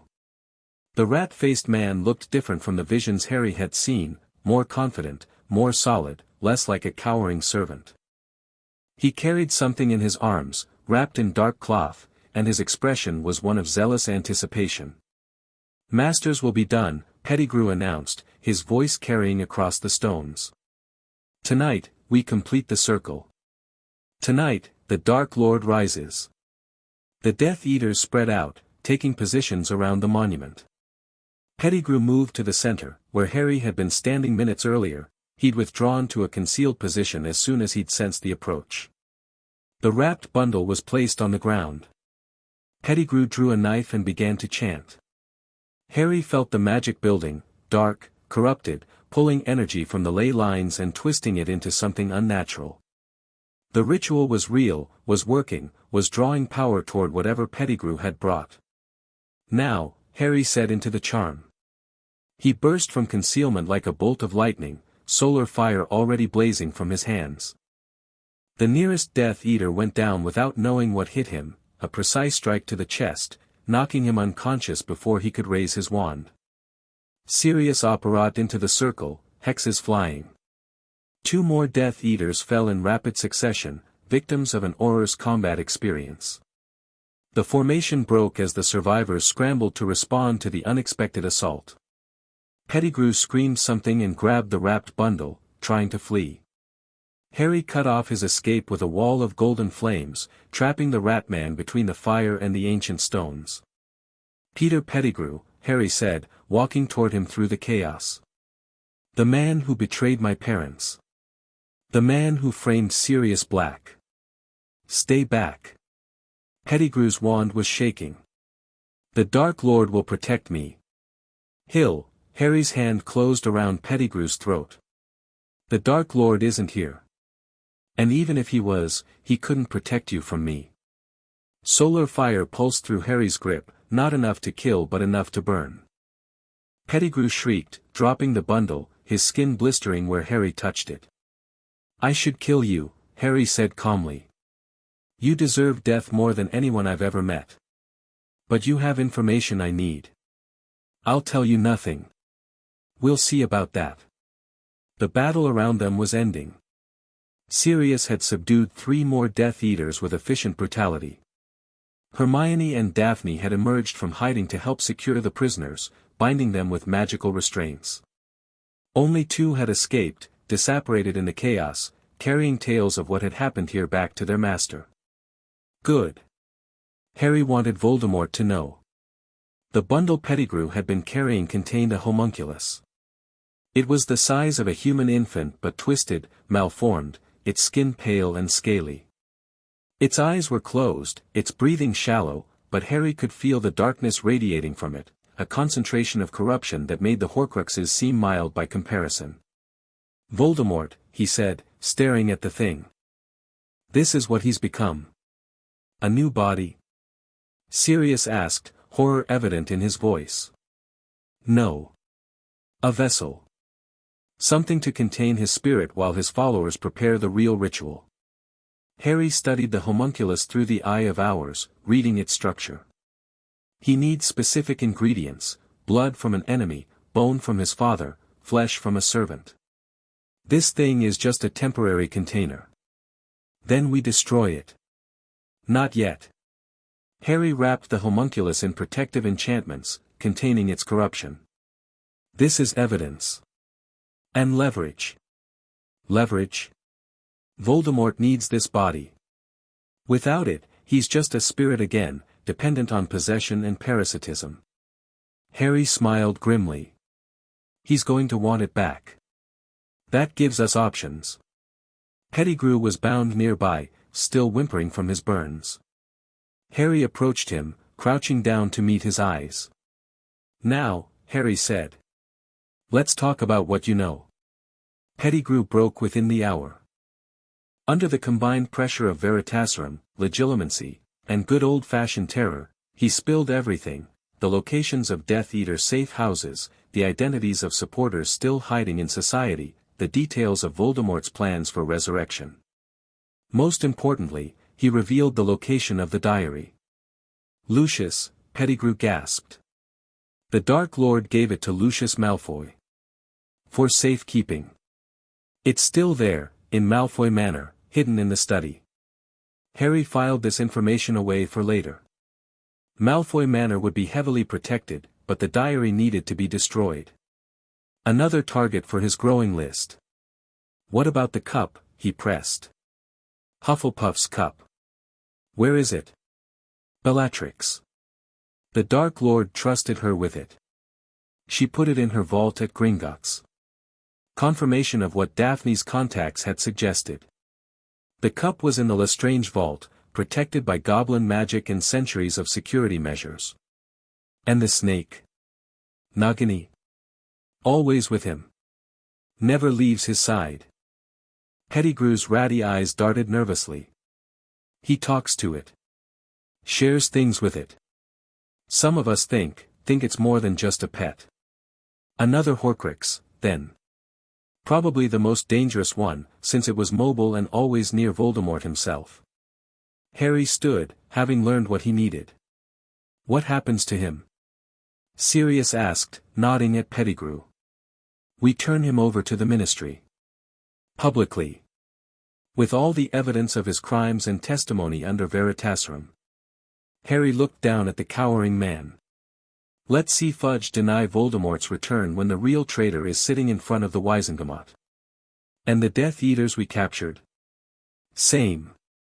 Package them up, deliver them to Auror headquarters with a nice bow. Harry's smile was cold. The Ministry can't ignore us if we keep dropping evidence on their doorstep. The trial of Peter Pettigrew was the scandal of the decade. The Daily Prophet ran screaming headlines: Secret Keeper alive, Black officially exonerated. Boy who lived captures real traitor. Ministry scrambles as Death Eater evidence mounts. Fudge tried to spin it, tried to claim CR for the capture, tried to minimize the implications. But the truth was too big to bury. Pettigrew was alive. Pettigrew had been the spy. Everything the Ministry had believed about the Potter deaths was wrong. And Pettigrew, under Veritaserum, confessed to more than just betrayal. He described Voldemort's resurrection plans in detail, named Death Eaters still free in society, painted a picture of a conspiracy that went far deeper than anyone wanted to believe. The Wizengamot had no choice but to act. Lucius Malfoy was arrested 3 days later. Harry watched the news coverage with satisfaction. Malfoy had been too prominent, too connected to touch under normal circumstances. But Pettigrew's testimony, combined with the captured Death Eater's confessions, created a wave of evidence that even the minister's office couldn't suppress. "You planned this," Daphne said, sitting beside him in Grimmauld Place's library. "The ambush at Stonehenge wasn't just about stopping the ritual. It was about creating a chain reaction. Voldemort's network depends on secrecy. Death Eaters hiding in plain sight, pretending to be reformed, using their influence to protect each other." Harry turned off the wizarding wireless. Take away that secrecy, force the ministry to investigate, and the whole structure starts to collapse. But you've also made yourself a target. Everyone knows now that you're actively hunting Death Eaters. They knew already. Now they're afraid. Harry met her frozen eyes. Fear is useful. It makes people make mistakes. It also makes them dangerous. I can handle dangerous. Daphne studied him for a long moment. I believe you can. That's what worries me. Malfoy Manor fell on the 15th of July. It wasn't a battle. Harry wasn't stupid enough to assault a fortified pureblood manor directly. Instead, he waited until the Aurors arrived with their warrants and search teams, then slipped in during the chaos of the official raid. The diary was exactly where Pettigrew said it would be, hidden in a secret compartment in Lucius's study, protected by wards that would have stopped any normal wizard. Harry wasn't a normal wizard. The solar fire burned through the protections like they weren't there. Harry pulled the diary free and felt its corruption immediately, the same wrongness as the other Horcruxes, the same sense of a soul fragment trying to reach out and corrupt whoever touched it. This one was different, though. More active. More aware. "Hello, Tom," Harry murmured, examining the artifact. Words appeared on the diary's blank pages, written in an elegant hand that definitely wasn't Harry's. "Hello. Who are you?" Harry smiled grimly. The diary was designed to communicate, to draw in vulnerable victims, to steal their life force and eventually manifest Riddle's teenage self. It was trying to do that now, trying to establish a connection, begin the manipulation. "I'm the one who's going to destroy you." "Destroy me? I am Lord Voldemort. I cannot be destroyed." "Your locket said the same thing. So did your ring." Harry pulled out his wand, the Benufeather core he'd acquired from Ollivander, and began the process of dismantling the diary's defenses. They were both wrong. The diary's pages filled with frantic writing, threats and promises and desperate pleas. Harry ignored them all. He'd seen this before, felt the death throes of soul fragments fighting against oblivion. The solar fire came easier now. For Horcruxes destroyed had given him practice, refined his technique. He burned through the diary's magic with surgical precision, separating the soul fragment from its container, incinerating it before it could find another anchor.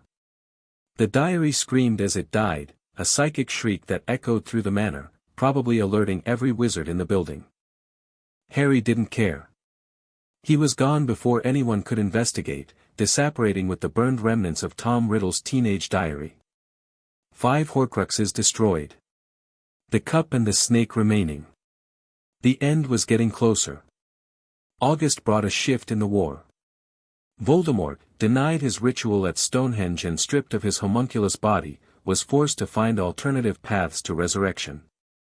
The attack stopped, not because he'd given up, but because he was regrouping, planning, searching for another way. Harry used the time to prepare. The cup was the priority now. It was in the Lestrange vault at Gringotts, protected by the best security the goblins could provide. Breaking in seemed impossible, but Harry had learned that nothing was impossible if you were willing to pay the price. He requested a meeting with Ragnarok. The old goblin received him in the same office where they'd first met, his needle teeth glinting in the lamplight. "Harry Potter," Ragnarok said. "The wizard who hunts Horcruxes. The enemy of Voldemort and Dumbledore alike. You've been keeping track of me. Gringotts keeps track of everyone who matters. And you, Mr. Potter, are beginning to matter quite a bit. Ragnarok steepled his clawed fingers. What do you want? Access to the Lestrange vault. The silence that followed was absolute. You're asking me to betray my people's most sacred trust, Ragnarok said finally. To violate the security that has made Gringotts the most respected financial institution in the magical world. I'm asking you to help me destroy an object of supreme evil that's being stored in one of your vaults. Harry leaned forward. The Lestrange vault contains a Horcrux, a piece of Voldemort's soul bound to a physical object. As long as it exists, he can't truly die. He'll keep coming back, keep causing destruction, keep threatening everything you've built. And why should the Goblin Nation care about wizard conflicts? Because Voldemort doesn't just hate wizards. He hates everyone who isn't like him. If he wins this war, goblins will be next. Then house elves, then centaurs, then anyone he considers beneath him. Harry met Ragnarok's eyes. You know his history. You know what he did the last time he had power. Do you really want to gamble that he'll leave Gringotts alone? Ragnarok was quiet for a long moment. You make a compelling argument, he said finally. But words are easy. What can you offer in exchange for what you're asking? Harry had prepared for this. The Ministry is going to collapse when Voldemort returns openly. Fudge's government is too weak, too corrupt to survive a real war. When that happens, there will be opportunities, for those positioned to take advantage. Harry pulled a document from his robes. I'm prepared to sign a binding magical contract guaranteeing the Goblin Nation exclusive rights to manage the Potter and Black family assets, plus a commitment to support Goblin interests in whatever government emerges from the war's aftermath. Ragnarok took the document, examining it with professional skepticism. This is generous, he admitted. But it relies on you surviving the war and having influence over the outcome. I will survive. And I will have influence. Harry's voice was flat, certain. Bet against me if you want. But the goblins who've worked with me so far haven't regretted it. The old goblin studied him for a long moment. There may be a way, he said slowly. Not direct access, that truly would be a betrayal. But the vaults have maintenance schedules. Times when certain protections are temporarily lowered for inspection and upkeep. He pulled a calendar from his desk. The Lestrange vault is due for its centennial inspection in 3 weeks.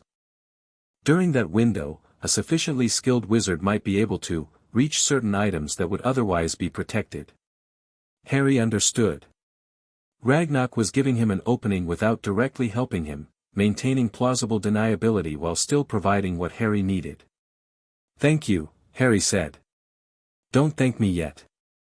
The vault still has its own defenses, separate from Gringotts security. And if you're caught, the Goblin Nation will deny any involvement. Ragnarok's needle teeth glinted. But if you succeed, I expect you to remember who made it possible. I always remember my allies. The Gringotts operation took place on the 3rd of September. Harry went alone. Sirius had argued, Hermione had worried, Daphne had calculated the odds and pronounced them unfavorable. But Harry knew this was something only he could do, the vault's defenses would be lethal to anyone without his particular abilities. He entered Gringotts at midnight, during the brief window Ragnarok had described. The maintenance crews were working on the deeper vaults, leaving the upper levels relatively unguarded.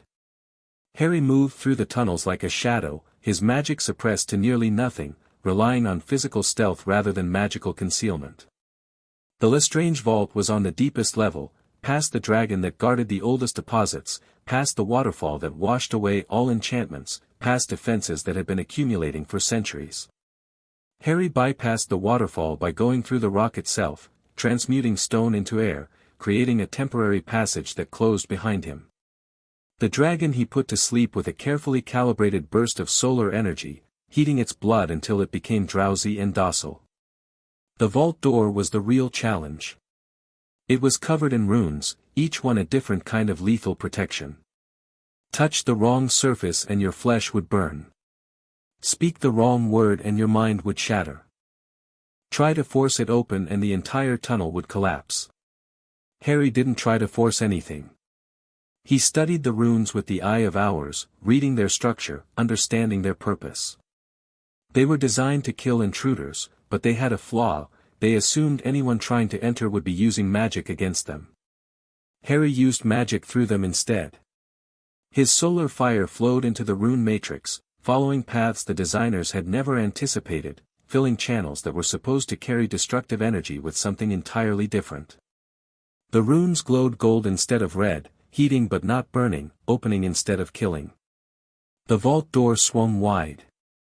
Inside was exactly what Harry expected: treasure piled high, gold and gems and artifacts accumulated over generations of dark wizardry. And there, on a shelf near the back, gleaming in the dim light, Hufflepuff's cup. Harry felt its corruption immediately. The soul fragment inside was strong, well anchored, more carefully created than some of the others. Voldemort had put real effort into this one. He reached for it anyway. The moment his fingers touched the cup, alarms started blaring. Harry had expected this: the vault's internal defenses, triggered by the removal of any item. He had seconds before Gringotts security would be on him. He gathered the solar fire, focused it through the Bennu feather wand, and unleashed it directly into the cup. The Horcrux fought back harder than any of the others. The soul fragment inside was older, stronger, more deeply embedded. It threw illusions at him, visions of failure, of death, of everyone he cared about suffering because of his actions. Harry burned through them all. "You're just a piece," he snarled at the fragment. "A broken shard of a broken man. You don't get to judge me. You don't get to threaten me. You get to die." The cup screamed. Then it was silent. Harry stood in the vault, breathing hard, holding the purified remains of Hufflepuff's cup. 6 Horcruxes destroyed. Only the snake remained, the snake that never left Voldemort's side, that would have to be killed in the same moment as the Dark Lord himself. The alarms were still blaring.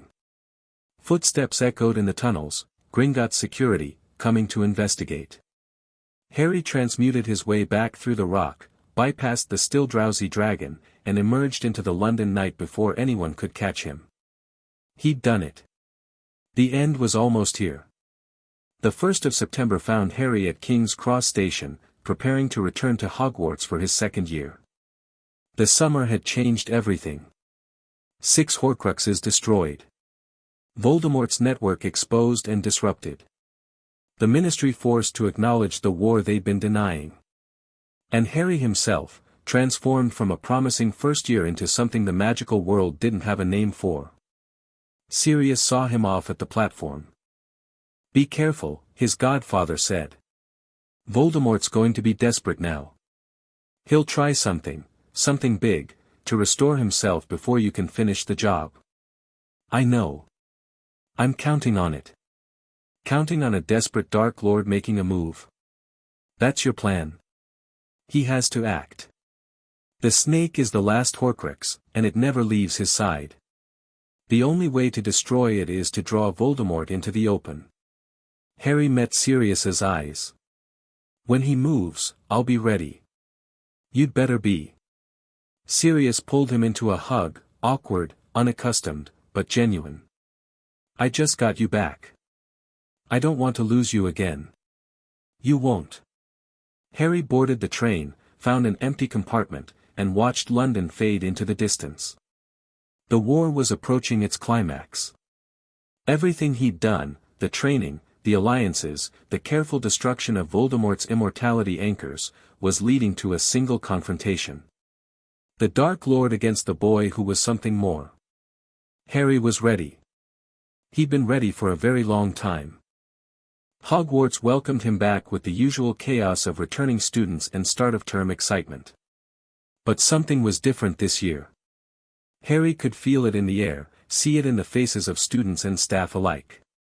The war had touched everyone: families who'd lost members to Death Eater attacks, friends who'd been caught up in the Ministry's sudden crackdowns, the pervasive sense that things were changing faster than anyone could track. And everyone knew Harry was at the center of it. "They're watching you," Daphne murmured as they walked to the great hall for the welcome feast. Everyone. Staff, students, probably half a dozen ministry informants. Let them watch. It's not just curiosity anymore. It's fear. They're afraid of you, Harry. Harry glanced around, noting the way people's eyes slid away when he looked at them. Daphne was right, the casual interest of last year had transformed into something warier, more guarded. Fear is useful, he said. Fear can also be dangerous. Push people too hard and they'll push back. Then they'll learn what happens when they do. Daphne stopped walking, forcing Harry to stop with her. Her frozen eyes searched his face. You're different, she said. Since the summer. Harder. More certain. I've done things that make certainty easier. 6 Horcruxes. Her voice was barely above a whisper. You destroyed 6 pieces of the Dark Lord's soul. That changes a person. It does. Harry turned to face her fully. Are you having second thoughts about our alliance? No. The answer was immediate. But I'm worried about what you're becoming. The power you're accumulating, the reputation you're building, it's putting you on a path that doesn't end well for most people. I'm not most people. That's exactly what worries me. They stood in silence for a moment, 2 allies facing a truth neither wanted to name. Then Daphne sighed and resumed walking. Just, remember that not everything can be burned away, she said. Some things are worth preserving. Harry watched her go, thinking about her words. She wasn't wrong. The path he was on had changed him, made him harder, more willing to use power, less concerned with niceties and appearances. He'd killed people over the summer. Death Eaters, yes, but still people. He'd manipulated the ministry, exploited the goblins, played politics with human lives. All necessary. All for a greater purpose. But when the war ended, what would be left? Harry pushed the question aside. He couldn't afford doubt now. Not when he was so close to finishing what he'd started. The war first. Self-reflection could wait. The attack came on October 31st. Halloween. The anniversary of his parents' deaths. Of course Voldemort would choose this night. Harry felt it building throughout the day, a wrongness in the castle's magic, a disturbance in the wards that grew stronger as sunset approached. He'd warned Dumbledore, warned McGonagall, warned anyone who would listen. Some believed him. Most didn't. When darkness fell, they learned. The wards around Hogwarts, the ancient protections that had stood for 1,000 years, shattered. It wasn't a subtle breach or a clever exploit. It was raw power, channeled through artifacts and rituals and the combined might of every Death Eater Voldemort could still command. The magical barrier that protected the castle simply ceased to exist, leaving the school exposed. Harry felt it like a physical blow, the absence where protection should have been, the sudden vulnerability of every student and teacher within the walls. Voldemort was coming. Everyone to the Great Hall. McGonagall's magically amplified voice echoed through the corridors. Staff, prepare defensive positions. This is not a drill. Chaos erupted. Students running in every direction, some toward the hall, some trying to find friends, some frozen in terror. Harry moved through them like a knife through water, heading for the astronomy tower. The highest point in the castle. The best vantage for what was about to happen. He climbed the stairs 3 at a time, burst through the door, and looked out over the grounds. They were coming. Hundreds of figures in dark robes, spreading across the lawns like a plague. Giants lumbering behind them, their footsteps shaking the earth. Dementors circling overhead, their presence sucking the warmth from the air. And at the center of the army, riding a throne carried by inferi, was Voldemort. He'd found a body after all. Not a full resurrection, Harry could see the patchwork quality of it, the way it was held together by dark magic rather than genuine life, but a body nonetheless. Pale as death, red eyes blazing, serpentine features twisted into an expression of triumph. Nagini coiled around his shoulders. The last Horcrux. Harry Potter. Voldemort's voice rolled across the grounds, amplified by magic. I have come for you. Face me, or watch everyone you love die. Harry looked at the army below. At the students hiding in the Great Hall. At the staff preparing their futile defenses. Then he looked at the sun, just setting below the western horizon. And he smiled. Harry Potter descended from the astronomy tower wreathed in golden fire. It wasn't subtle or secretive. It was a declaration, a statement of power that everyone in and around Hogwarts could see. The sun might be setting, but its light was still available, still his to command, and he called it now with everything he had. The Death Eaters below faltered. Even Voldemort's expression flickered with something that might have been uncertainty. Harry landed in the middle of the grounds, between the castle and the advancing army. Alone. Facing hundreds of enemies. Tom Riddle, he said, his voice carrying without effort. I've destroyed your Horcruxes. All of them except one. He pointed at the snake coiled around Voldemort's shoulders. You're mortal now. When I kill you, you'll stay dead. The army had stopped. Death Eaters muttering to each other, suddenly uncertain. Their master's immortality was supposed to be absolute, unquestionable. If Harry was telling the truth. Lies. Voldemort shrieked. You are a child. A half-blood pretender. You cannot have the locket. The ring. The diary. The cup. The diadem. Harry ticked them off on his fingers. And the piece that was stuck in my scar. 6 Horcruxes, Tom. I've burned them all. For just a moment, Harry saw it, real fear in Voldemort's red eyes. The fear he'd been running from his whole life, the terror of mortality that had driven him to tear his soul apart. Then the fear transformed into rage. Kill him. The army charged. Harry raised his hands and called down the sun.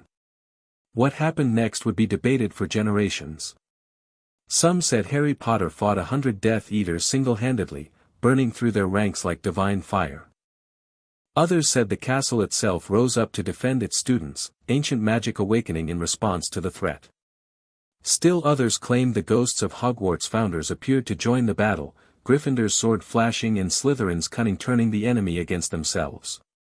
The truth was simpler and more terrible. Harry was not a normal wizard.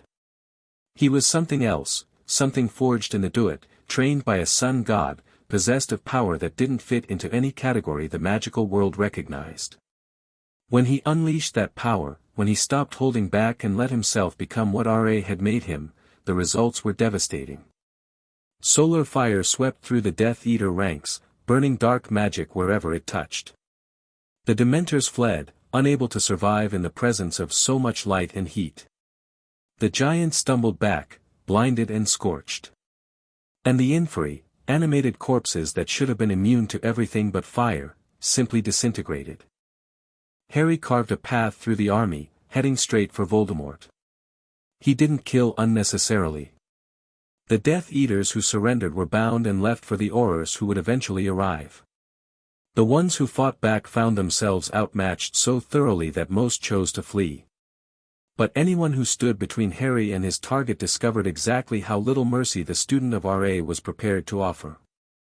They met in the center of the chaos. Voldemort's makeshift body was failing, Harry could see it, could see the dark magic holding it together unraveling under the assault of so much solar energy. The Dark Lord was desperate now, casting curses with wild abandon, trying to overwhelm Harry through sheer volume of attacks. It wasn't working. Harry deflected the killing curse with a shield of solid light. He dodged the Cruciatus by simply moving faster than the spell. He absorbed the worst dark magic Voldemort could produce and channeled it back as golden fire. You were supposed to be my equal, Voldemort snarled, backing away. The prophecy said I would have power you know not. Harry advanced, relentless. Did you really think it meant love? Something as simple as that? Then what? I died. Harry's voice was flat, terrible. On the night you killed my parents, I died. And in that moment between death and life, something found me. Something older than your Horcruxes, older than your dark magic, older than anything you've ever touched. Understanding dawned in Voldemort's red eyes. R.A., he breathed. The Egyptian sun god. But he's a myth, a legend, so were you, once. Harry raised his hand. Now you're going to be a memory. Voldemort screamed something, a curse, a plea, a command to Nagini. The snake lunged, fangs extended, aiming for Harry's throat. Harry caught it. The snake writhed in his grip, its scales burning where his sun-touched flesh contacted them. He could feel the Horcrux inside, the last fragment of Voldemort's soul, fighting to survive. This ends now, Harry said. He poured solar fire into the snake, not destroying it all at once but burning through it layer by layer. Finding the soul fragment. Isolating it. Incinerating it with the precision of a surgeon. Nagini died. The Horcrux died with it. And Voldemort screamed. It was the sound of someone who had just lost their immortality. The scream of a man who had spent decades believing himself beyond death, suddenly confronting the reality of his own mortality. Harry didn't give him time to process it. The solar fire gathered in his palm, concentrated into a sphere of impossible brightness. Harry looked at the monster who had killed his parents, destroyed countless lives, spread terror and suffering across an entire generation, and he threw the sun at him. The impact was absolute. There was no body left when it was over. No bones, no ash, nothing to bury or resurrect or remember. Lord Voldemort, the darkest wizard of the age, simply ceased to exist. The war was over. Harry stood alone in the scorched earth, surrounded by the aftermath of battle. The surviving Death Eaters had fled or surrendered. The defenders of Hogwarts were emerging, stunned and grateful, barely able to comprehend what had happened. In the distance, Harry could hear the crack of Aurors operating in, too late to matter. He should have felt victorious. Should have felt relieved, satisfied, completed. Instead, he felt empty. Centuries of preparation. A year of hunting. Countless hours of planning and fighting and destroying pieces of a madman's soul. And now it was done, and Harry didn't know what to do next. A hand touched his shoulder. Harry. He turned. Sirius stood behind him, bruised and bloody from fighting in the castle's defense, but alive. Hermione was there too, and Daphne, and others he recognized from his time at Hogwarts. His allies. His friends. It's over, Sirius said quietly. I know. You did it. You killed Voldemort. You ended the war. I know. Harry looked at the scorch mark where the Dark Lord had stood. So why doesn't it feel like a victory? Sirius was quiet for a long moment. Then he pulled Harry into an embrace, the same awkward, genuine hug from the train platform. Because wars don't really end, he said. They just transform. But this one, at least, is finished. And you can rest. Rest. The concept seemed foreign, impossible. Harry had been fighting for so long, in the Duat, in Hogwarts, in the shadows of the magical world, that he'd forgotten what it felt like to not have enemies, not have missions, not have pieces of a Dark Lord's soul to destroy. But Sirius was right. The war was over. Whatever came next, it would be different. The aftermath was chaos of a different kind. The Ministry collapsed, just as Harry had predicted. Fudge was removed from office within days, replaced by an interim government struggling to manage a crisis they denied for years. Dumbledore emerged from the wreckage as a voice of stability, though his power was diminished. The man who'd claimed to be preparing for Voldemort's return had been absent when the final battle came. Harry found himself famous in a way he hadn't been before. Not just the boy who lived, but the wizard who'd faced Voldemort's army alone and won. The wizard who'd walked through fire and emerged unburned. The wizard who had power that didn't fit into any known category. People were afraid of him now. More afraid than they'd ever been of Voldemort. Harry couldn't entirely blame them. "What are you going to do?" Hermione asked him, a week after the battle. They sat in Grimmauld Place, the house that had become Harry's base of operations. "I don't know. I've been fighting this war for so long, I'm not sure what else there is. You could stay at Hogwarts. Finish your education." Harry laughed, a genuine sound, surprising himself. "I know more about magic than most of the teachers. What would be the point? Normalcy? Friendship? A chance to be something other than a weapon?" The words hit harder than Harry expected. "Is that what I am? A weapon?" Hermione's expression softened. "You're my friend. You're the person who showed me that magic is bigger than I ever imagined. You're the one who saved the world." She reached out, taking his hand. "But you're also someone who's been training for war since before I was born. And now the war's over. You have to figure out who you are when you're not fighting." Harry thought about R.A. About the Do-It. About centuries of existence compressed into a decade of mortal time. Who was he, really? "I'll figure it out," he said finally. "I have time now. For the first time in my life, I have time." Hermione smiled. "Then use it.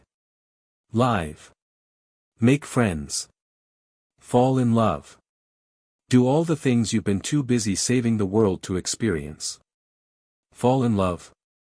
It's traditional for heroes after their quest ends." Her smile turned mischievous. "I've noticed the way Daphne looks at you." Harry felt heat rise to his face, actual embarrassment, an emotion he'd almost forgotten. "Daphne and I are allies. Partners. And maybe more, if you let it happen." Hermione stood, preparing to leave. "Think about it, Harry.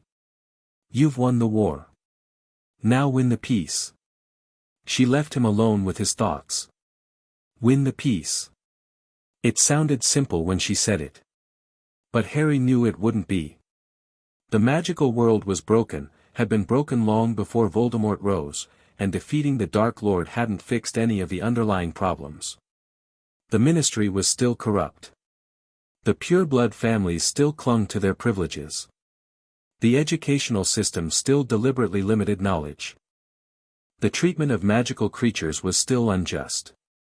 Harry had won the war against Voldemort. But the war against the broken world that had produced him? That was just beginning. He looked out the window at London, at the city that held both Muggle and magical worlds, at the millions of people who didn't know how close they'd come to disaster. He had power. He had resources. He had allies and influence and a reputation that opened doors. The question was what to do with all of it. Harry smiled, a real smile, the first genuine one since the battle. He was going to find out. Chapter 7, The Rising Sun. 3 months after Voldemort's death, Harry Potter stood before the Wizengamot. The chamber was packed. Every seat filled, the gallery overflowing with spectators, reporters, and interested parties who'd called in favors just to be present. This wasn't a trial. Harry had committed no crime the Ministry was willing to prosecute, but something potentially more significant. A hearing on the future of magical Britain. Mr. Potter. Chief Warlock Griselda Marchbanks, the elderly witch who'd taken over after Dumbledore stepped down, peered at him over her spectacles. "You've requested this session to present what you call a comprehensive reform proposal. The Wizengamot has agreed to hear you. Please proceed." Harry looked out at the assembled witches and wizards. Some faces were friendly, allies he'd cultivated, people who owed him debts or believed in his vision. Others were hostile, remnants of the old pure-blood establishment, those who saw him as a threat to their power. Most were simply uncertain, waiting to see which way the wind would blow. "Thank you, Chief Warlock. Harry's voice carried easily through the chamber, calm and controlled. "I'll keep this brief. We all have better things to do than listen to speeches." A ripple of surprise. Politicians loved speeches. The fact that Harry didn't was already marking him as something different. 3 months ago, I killed Voldemort. Not because I wanted to, but because no one else could. The Ministry spent years denying his return.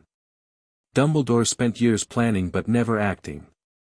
The people in this room, many of you, spent years protecting yourselves while ordinary witches and wizards died. The hostile faces grew more hostile. Harry didn't care. "I'm not here to assign blame. The war is over. What matters now is making sure nothing like it ever happens again." He pulled a stack of documents from his robes. "These are my proposals. Educational reform, ending the Ministry's monopoly on magical knowledge, opening access to traditions and techniques that have been deliberately suppressed. Legal reform, equal rights for all magical beings, not just those who look human enough to satisfy pure-blood sensibilities.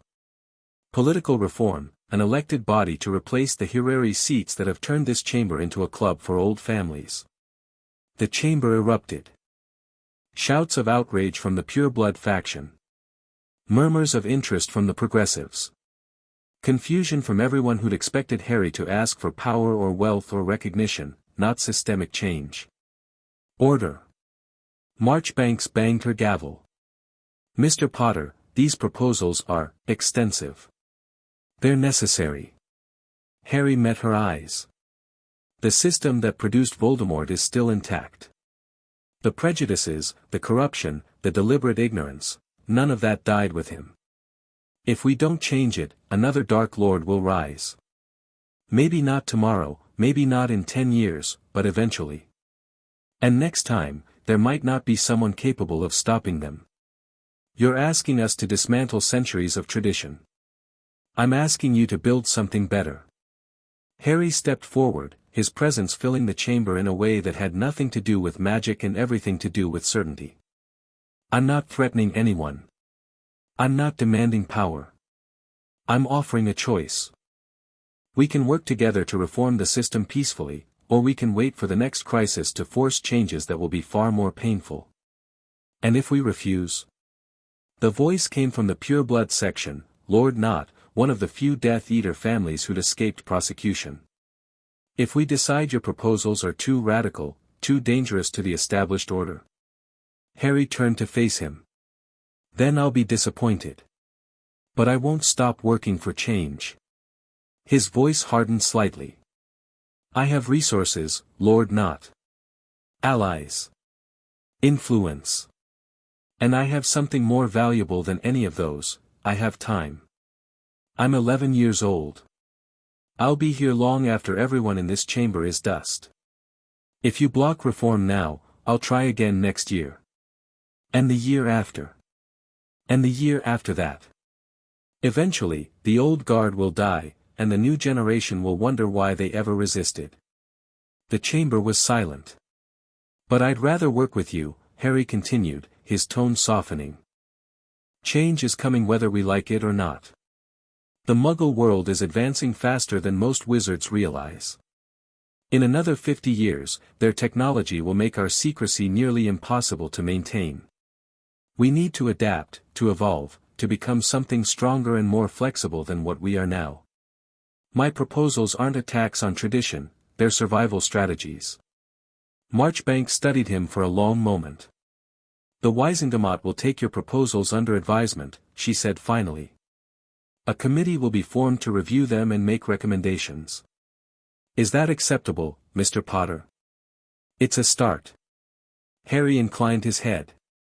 "Thank you for your time." He walked out of the chamber, feeling hundreds of eyes on his back. The game was beginning. Winter settled over Britain with unusual severity. Harry divided his time between Grimmauld Place and Hogwarts, maintaining his cover as a student while quietly building the infrastructure for long-term change. The Wizengamot's committee met weekly, debating his proposals with the enthusiasm of people who hoped the whole thing would go away if they talked about it long enough. Harry let them talk. He was playing a longer game. The real work happened in shadows, conversations with key officials, carefully placed information that exposed corrupt practices, support for reformist candidates in minor elections. Nothing dramatic, nothing that would trigger a backlash. Just steady pressure, applied consistently, pushing the system toward change one small step at a time. Sirius helped with the political maneuvering.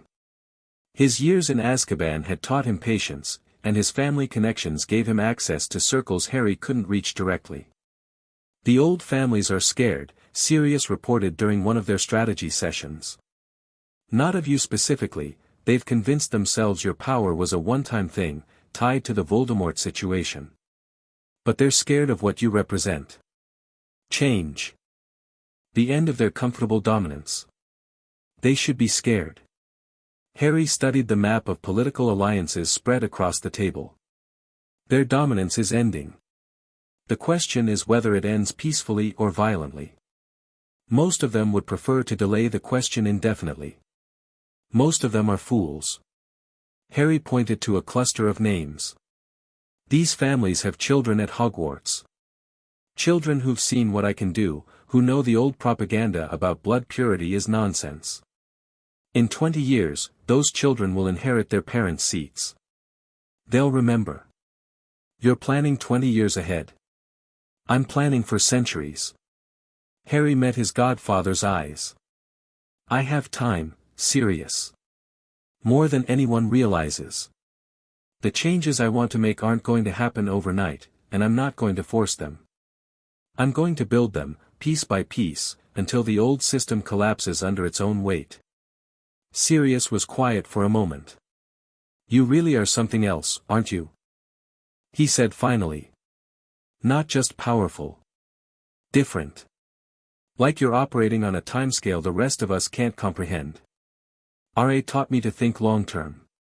Most problems that seem unsolvable in the short term become manageable if you're willing to wait. And what about the problems that can't wait? Sirius's expression was serious. The people suffering now, today, under the system you want to reform? I help who I can. Harry's voice softened slightly. The House Elf Liberation Movement. The Werewolf Rights Campaign. The Scholarship Fund for Muggleborn Students. I'm not ignoring immediate suffering, Sirius. But lasting change requires building foundations, not just putting out fires. You sound like Dumbledore. Harry laughed, a short, sharp sound. Dumbledore believed in managing problems, not solving them. He kept the system stable because stability served his purposes. I want to transform the system entirely. And if transformation isn't possible, then I'll burn it down and build something better from the ashes. Harry's eyes held a fire that had nothing to do with his solar magic. But I'm hoping it won't come to that. February brought an unexpected visitor to Grimmauld Place. Daphne Greengrass arrived on a Saturday afternoon, her breath misting in the cold air, her frozen eyes unreadable as always. We need to talk, she said. Harry led her to the library, the same room where they'd had so many strategy sessions over the past year. But something in her posture suggested this wasn't about politics or planning. What's wrong? Nothing's wrong. Daphne sat in her usual chair, but her movements were unusually stiff. I've been thinking. About us. About what we are to each other. Harry felt something shift in his chest. And what have you concluded? That I don't know. Daphne's mask cracked slightly, showing vulnerability he'd rarely seen. We started as allies of convenience. You needed my family's information network, I needed a chance to escape the suffocating neutrality I was raised in. It was a transaction. It hasn't felt like a transaction for a long time. No. It hasn't. She met his eyes. You're the most dangerous person I've ever met, Harry. You have power that shouldn't exist, plans that span decades, and a willingness to burn down everything in your path. By every calculation I know, I should be terrified of you. Are you? No. The word came out soft, almost surprised. I'm not afraid of you at all. And that scares me more than anything else. Harry stood, walked to where she sat, and knelt in front of her. This close, he could see the uncertainty behind her frozen facade, the girl who'd been trained from birth to analyze and calculate, suddenly confronting something that didn't fit her models. Daphne. He took her hands in his. I'm not good at this. Relationships, emotions, the normal human things that most people learn growing up. I spent centuries in a place where none of that existed. But I know what I feel when I'm with you. What do you feel? Connection. Understanding. The sense that someone sees me, actually sees me, and doesn't run away. Harry smiled slightly. You called me dangerous. You're right. But you're dangerous too. You see through people, understand their weaknesses, know exactly how to manipulate any situation. Most people would be terrified of someone like you. Are you? I find it attractive, actually. Daphne laughed, a genuine sound, surprised out of her. That's not normal.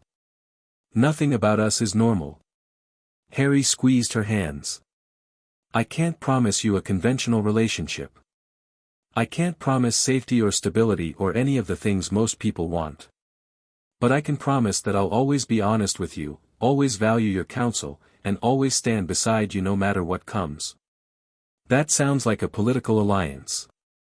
It sounds like a partnership. Harry's voice was serious. The kind that doesn't end when the immediate crisis passes. The kind that lasts. Daphne studied him for a long moment. Then she leaned forward and kissed him. It was brief, almost tentative, two people who'd never learned how to be vulnerable exploring unfamiliar territory. But when she pulled back, something had changed between them. I'm not good at this either, she admitted. The Greengrass family doesn't do emotions. We do calculations. Then let's calculate together. Harry smiled. I think our interests are aligned. Daphne's lips curved into an answering smile. I think they might be. Spring arrived with a crisis Harry hadn't anticipated. Dumbledore requested a meeting. The old headmaster had been quiet since the war's end, retreating from politics, focusing on Hogwarts, letting the Ministry and Wizengamot struggle without his guidance. Harry had been content to let him fade into the background, one less variable to manage, one less powerful figure to navigate around. But Dumbledore wasn't the type to fade quietly. They met in the headmaster's office, just the two of them, surrounded by the whirring silver instruments and the watchful portraits of previous heads. Harry. Dumbledore looked older than Harry remembered, the weight of years finally showing. Thank you for coming. You said it was important. It is. Dumbledore gestured to a chair. Please, sit. We have much to discuss. Harry sat, watching the old man carefully. Even diminished, Dumbledore was dangerous, decades of experience, vast knowledge, and a willingness to manipulate that rivaled anyone Harry had ever met. I've been watching you, Dumbledore said. Since the war ended. Your proposals to the Wizengamot, your quiet influence campaigns, your patient building of alliances.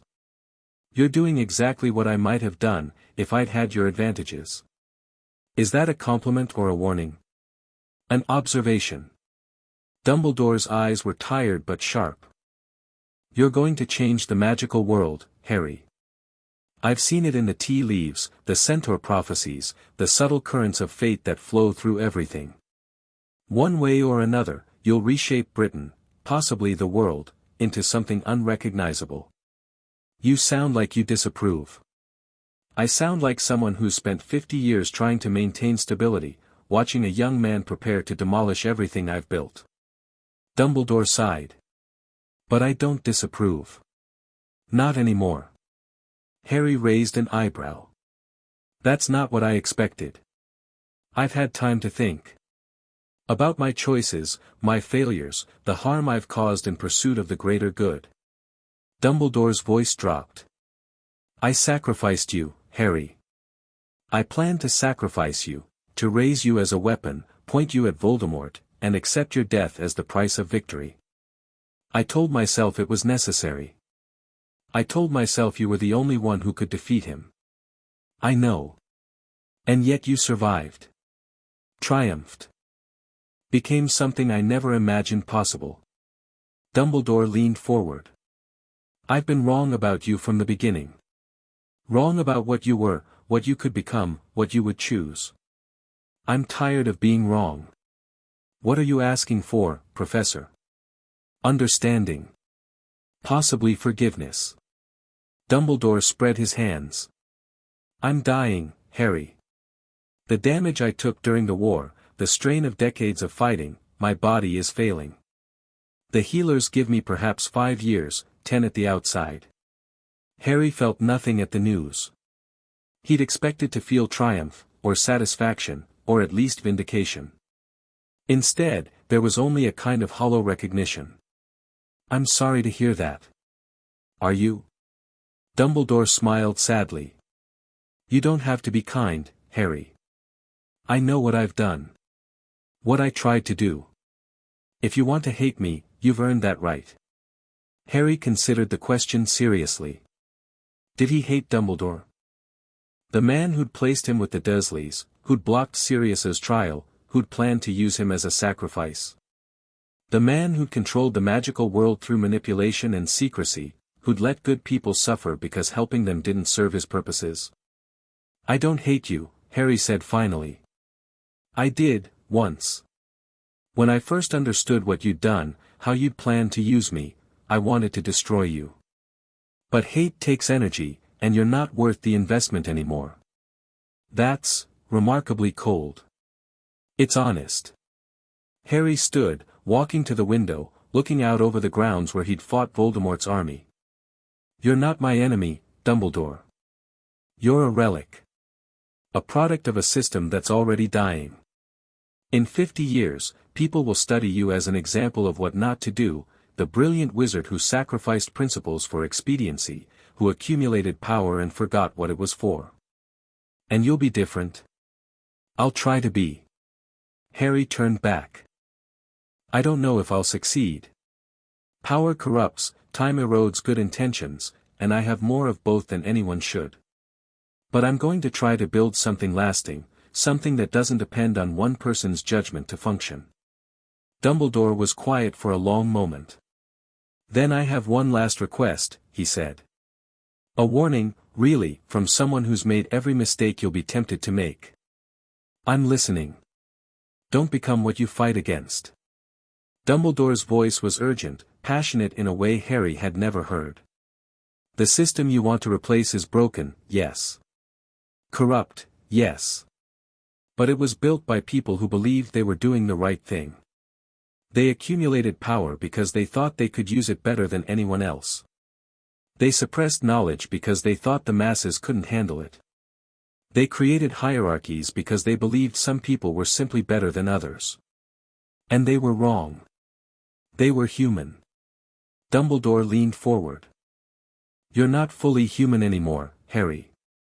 Whatever R.A. did to you, whatever you became in the Do-It, you're operating on a level the rest of us can barely comprehend. That gives you advantages, yes. But it also makes it easy to forget what it's like to be limited, to struggle, to fear. If you lose that understanding, you'll become exactly what you hate, a tyrant who believes his superiority justifies his control. Harry absorbed the words. It wasn't a new concern, he'd thought about it himself, worried about it in quiet moments. But hearing it from Dumbledore, from someone who'd walked the path and lost himself along the way, gave it new weight. I'll remember, he said. See that you do. Dumbledore settled back in his chair, looking exhausted. That's all I wanted to say. You can go now. Harry walked to the door, then paused. Dumbledore. Yes. I forgive you. The word surprised Harry even as he said them. Not because you deserve it, but because holding on to anger doesn't serve anyone. You failed me, failed a lot of people. But you also tried, in your way, to protect a world you loved. That counts for something. Dumbledore's eyes glistened. Thank you, Harry. That's more than I expected. Don't thank me. Spend whatever time you have left doing better. Harry opened the door. Goodbye, Professor. He left without looking back. Summer came again, marking a year since Voldemort's death. Harry stood on the astronomy tower, his favorite place in Hogwarts, the spot where he'd watched the Dark Lord's army approach and decided to meet them alone. The sun was setting, painting the sky in shades of gold and red, and Harry let its energy flow through him like breath. So much had changed in a year. The Wizengamot had approved 3 of his proposals, modest reforms, nothing revolutionary, but progress nonetheless. The ministry had a new minister, a moderate named Amelia Bones who'd survived the war and emerged with a reputation for fairness. The old pureblood families were in disarray, their influence waning, their children increasingly unwilling to follow in their footsteps. The House Elf Liberation movement had gained momentum, with Hermione at its head and Harry's quiet support behind it. Werewolf rights legislation was moving through the Wizengamot, facing opposition but not the automatic rejection it would have received a year ago. Muggleborn scholarships were funding hundreds of students who couldn't otherwise afford magical education. Small changes. Incremental progress. The beginning of something larger. You're thinking too hard. Harry turned. Daphne had joined him, her dark hair catching the sunset light, her frozen eyes warmer than they'd been when they first met. I'm always thinking too hard. It's a character flaw. It's one of your better ones. She came to stand beside him, looking out over the grounds. What's on your mind? The future. What comes next? Whether any of this will actually matter in the end. Does it need to matter? In some cosmic sense. Maybe not. Harry slipped an arm around her waist, feeling her lean into him. But I'd like it to. I've spent so long preparing for this, fighting wars, destroying Horcruxes, learning to be something more than human. It would be disappointing if it all turned out to be pointless. Nothing you've done is pointless. Daphne's voice was firm. You saved the world. You're changing the system that let monsters like Voldemort rise. And you're doing it without becoming a monster yourself. That matters. Does it? Ask the Muggleborn students who got scholarships because of you. Ask the werewolves who might finally get legal protections. Ask everyone who's alive because you stopped Voldemort when no one else could. Daphne turned to face him. You matter, Harry. Not because of your power or your plans or your centuries of preparation. Because you chose to use all of that to help people instead of dominate them. Harry looked at her, this sharp, brilliant, dangerous woman who'd become his partner in everything that mattered. I love you, he said. The words came out easily, naturally, despite being something he'd never said to anyone before. Daphne's eyes widened slightly, then softened. I love you too. She smiled, and it transformed her whole face. Even though you're an impossibly powerful immortal being with plans that span centuries and a tendency to overthink everything. Especially because of that, I hope. Especially because of that. They kissed as the sun sank below the horizon, 2 people who'd found each other against all odds, standing on the edge of a future neither could fully predict. 5 years later. Harry Potter sat in the minister's office, his office now, after a campaign that had stunned the magical world. The youngest minister in history, elected on a platform of reform and change, supported by a coalition that crossed every traditional boundary. The office was different from when Fudge had occupied it, or Scrimgeour, or any of the ministers before. Harry had removed the ostentatious decorations, the portraits of previous ministers, the trappings of inherited authority. In their place were windows, magical windows that showed scenes from across magical Britain, the people he served visible and present. You have a visitor, his secretary announced. Harry looked up from the legislation he was reviewing. Send them in. The door opened, and Hermione Granger walked through. She'd changed in 5 years, grown into herself, become a force in her own right. Head of the Department for the Regulation and Control of Magical Creatures, champion of house elf rights, architect of the Being Rights Act that had extended legal protection to werewolves, centaurs, and merepeople. Minister, she said, with a smile that held years of friendship. Hermione. Sit down. Tell me what's on your mind. She sat, but didn't relax. I've had reports from the continent. Something's happening in the Eastern European magical communities.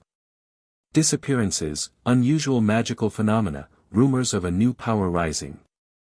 Harry felt a familiar tension settle into his shoulders. What kind of power? We're not sure yet. But some of the reports mention old magic, pre-Roman, pre-Egyptian even. Something that's been dormant for millennia, possibly awakening. Apophis. The name came to Harry's mind unbidden, rising from memories of his time in the Duat. Ra's ancient enemy, the Serpent of Chaos, the force of destruction that had threatened to consume reality itself. What? Hermione asked. Something R.A. warned me about, a long time ago. Harry stood, walking to one of his windows, looking out at magical Britain, the world he'd spent years building, the society he'd worked to transform. He said Voldemort's soul magic attracted attention from things that should have stayed asleep. I thought the threat ended when we destroyed the Horcruxes, but... But what? But maybe I was wrong. Harry turned back to face her.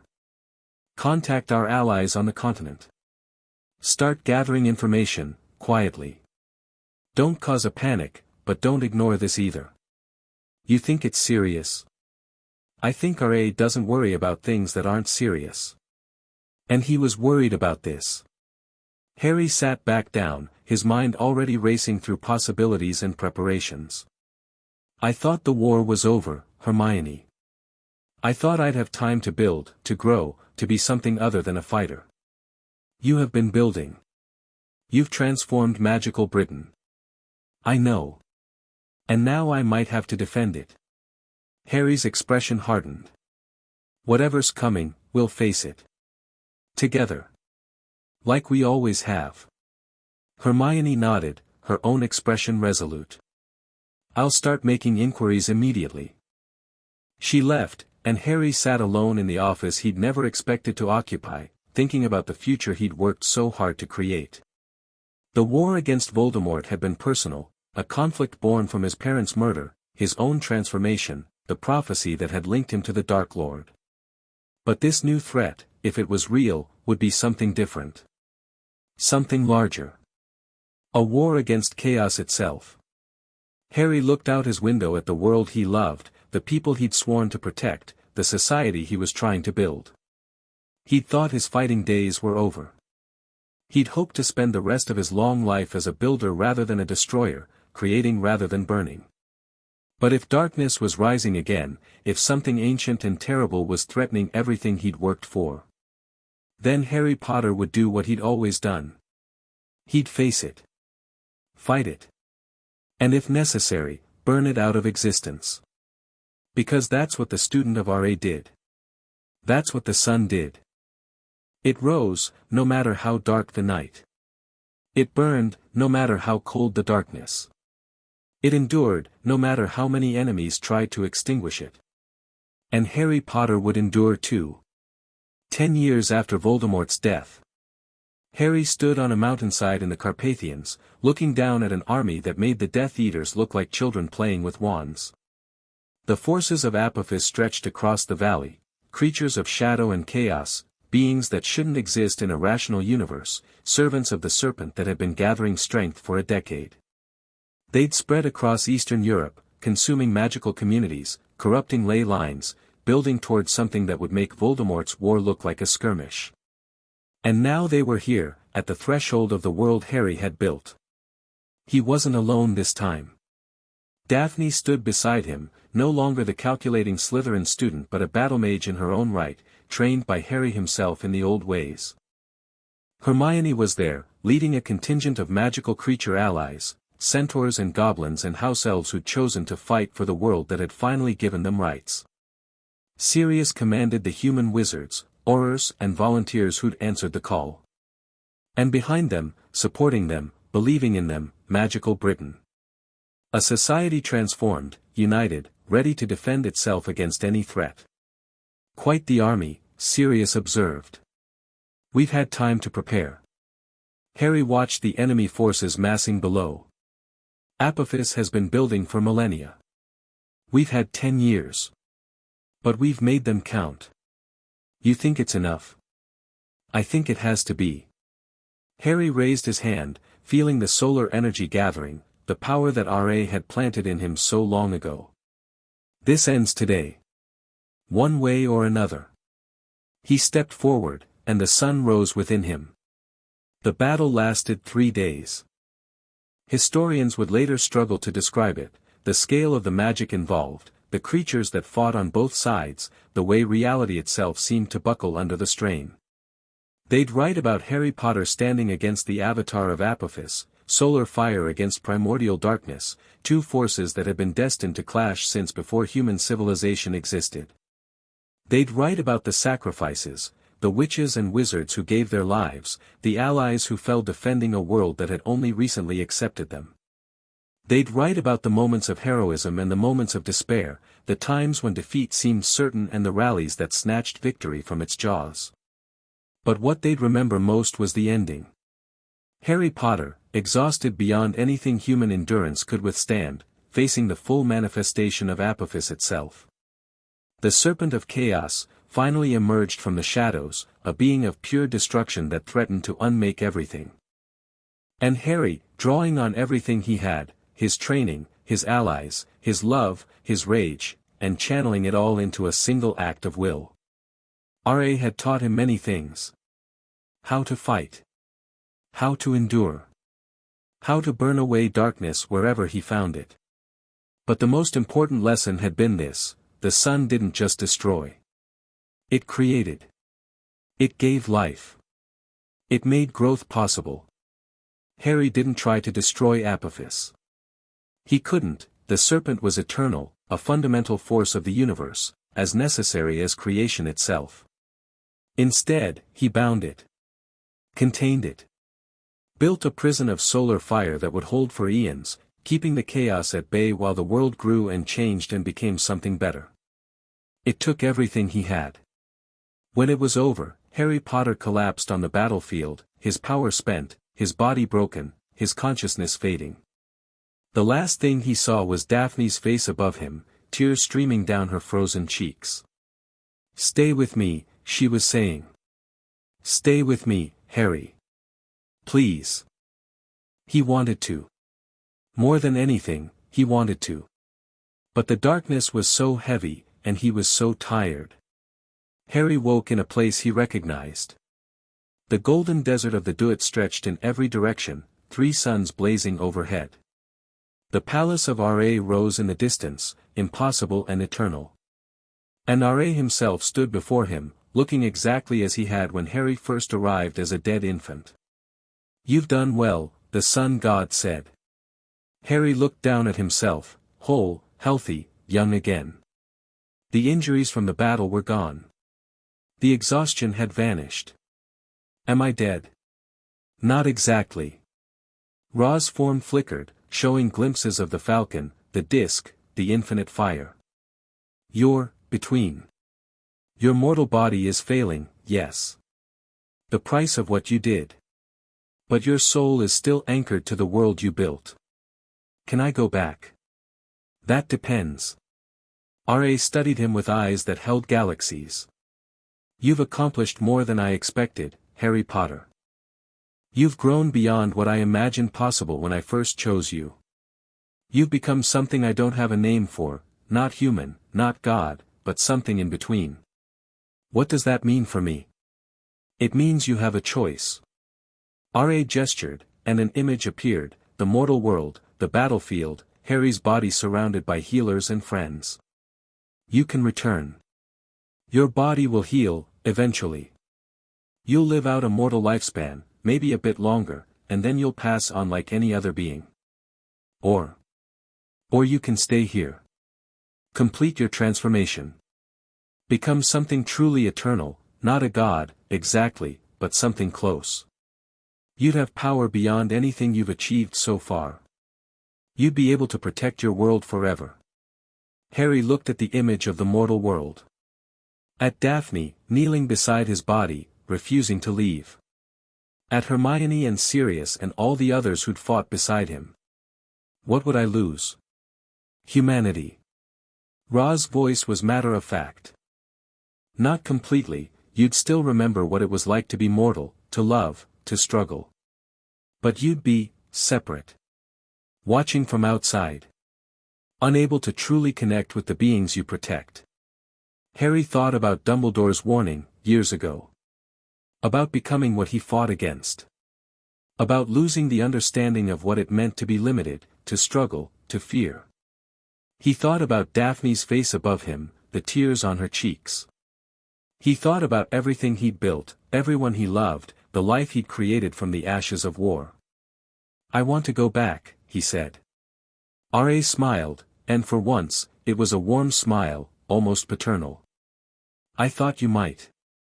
He placed a hand on Harry's shoulder, and Harry felt warmth flow through him, not the burning fire of solar magic, but something gentler. Healing energy, life force, the power to return and live. You've exceeded every expectation I had for you, Harry Potter. Whatever I gave you, you've repaid 1,000-fold. Thank you. For everything. Thank me by living well. R.A. stepped back, his form beginning to fade. The world needs builders, not just warriors. Be what I couldn't be. Be human. The golden desert dissolved. Harry woke to the smell of healing potions and the sound of quiet crying. He was in a bed, soft, comfortable, surrounded by medical equipment. Daphne sat beside him, her head bowed, her shoulders shaking. Hey, he managed, his voice rough. Daphne's head snapped up.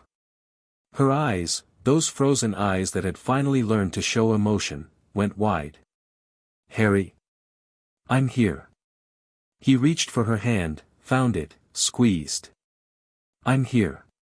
She threw herself at him, hugging him so hard it hurt, crying into his shoulder. Harry held her, feeling tears of his own threatening to fall. I thought you were gone, she whispered. I thought I had a choice. Harry stroked her hair. I chose this. Chose you. Chose being human. What does that mean? It means I'm not immortal anymore. Not exactly. Harry pulled back enough to look at her face. I'll live a normal lifespan. Maybe a bit longer. But I won't be separate. Watching from outside. You gave up eternity. I chose a lifetime. Harry smiled. With you. With everyone I love. Building instead of just protecting. Daphne stared at him for a long moment. Then she laughed, a real laugh, joyful and relieved and full of love. You impossible man, she said. Only you would turn down godhood. Godhood seemed boring. All that watching, never participating. Harry kissed her forehead. I'd rather live one lifetime fully than endless lifetimes half empty. That's either the most romantic thing you've ever said or the most insane. Why not both? Epilogue, 50 years later. Harry Potter stood in his garden, watching his grandchildren play. The war against Apophis had faded into history, becoming legend, becoming myth. The children knew the stories, the battle, the binding, the sacrifice that had saved the world, but they didn't really understand them. They'd grown up in a world at peace, a world where magical and mundane existed in careful balance, where beings of all kinds had rights and protections, where the darkness Harry had fought seemed impossibly distant. That was exactly how Harry wanted it. Daphne sat beside him, her hair silver now, her frozen eyes still sharp despite the years. They'd built a life together, raised children, watched grandchildren arrive, grown old in a way Harry had never expected to experience. It was wonderful. What are you thinking about? Daphne asked. The past. The future. Harry took her hand. How lucky I am to be here. You're getting sentimental in your old age. I've earned it. She laughed, the same sharp laugh he'd fallen in love with decades ago. I suppose you have. The children were calling for them now, wanting Grandpa and Grandma to come play. Harry stood, feeling the aches of age, real age, human age, and smiled. He'd been a child who died and was reborn. A student of gods. A warrior against darkness. A politician, a reformer, a builder of worlds. But this moment, this garden, this family, was what mattered most. This was what he'd fought for. What he'd chosen over eternity. And he didn't regret it for a second. Coming, he called to his grandchildren. He walked forward into the sunshine, into the life he'd built, into the future he'd earned. The boy who lived had become the man who chose. And that, in the end, was the greatest magic of all.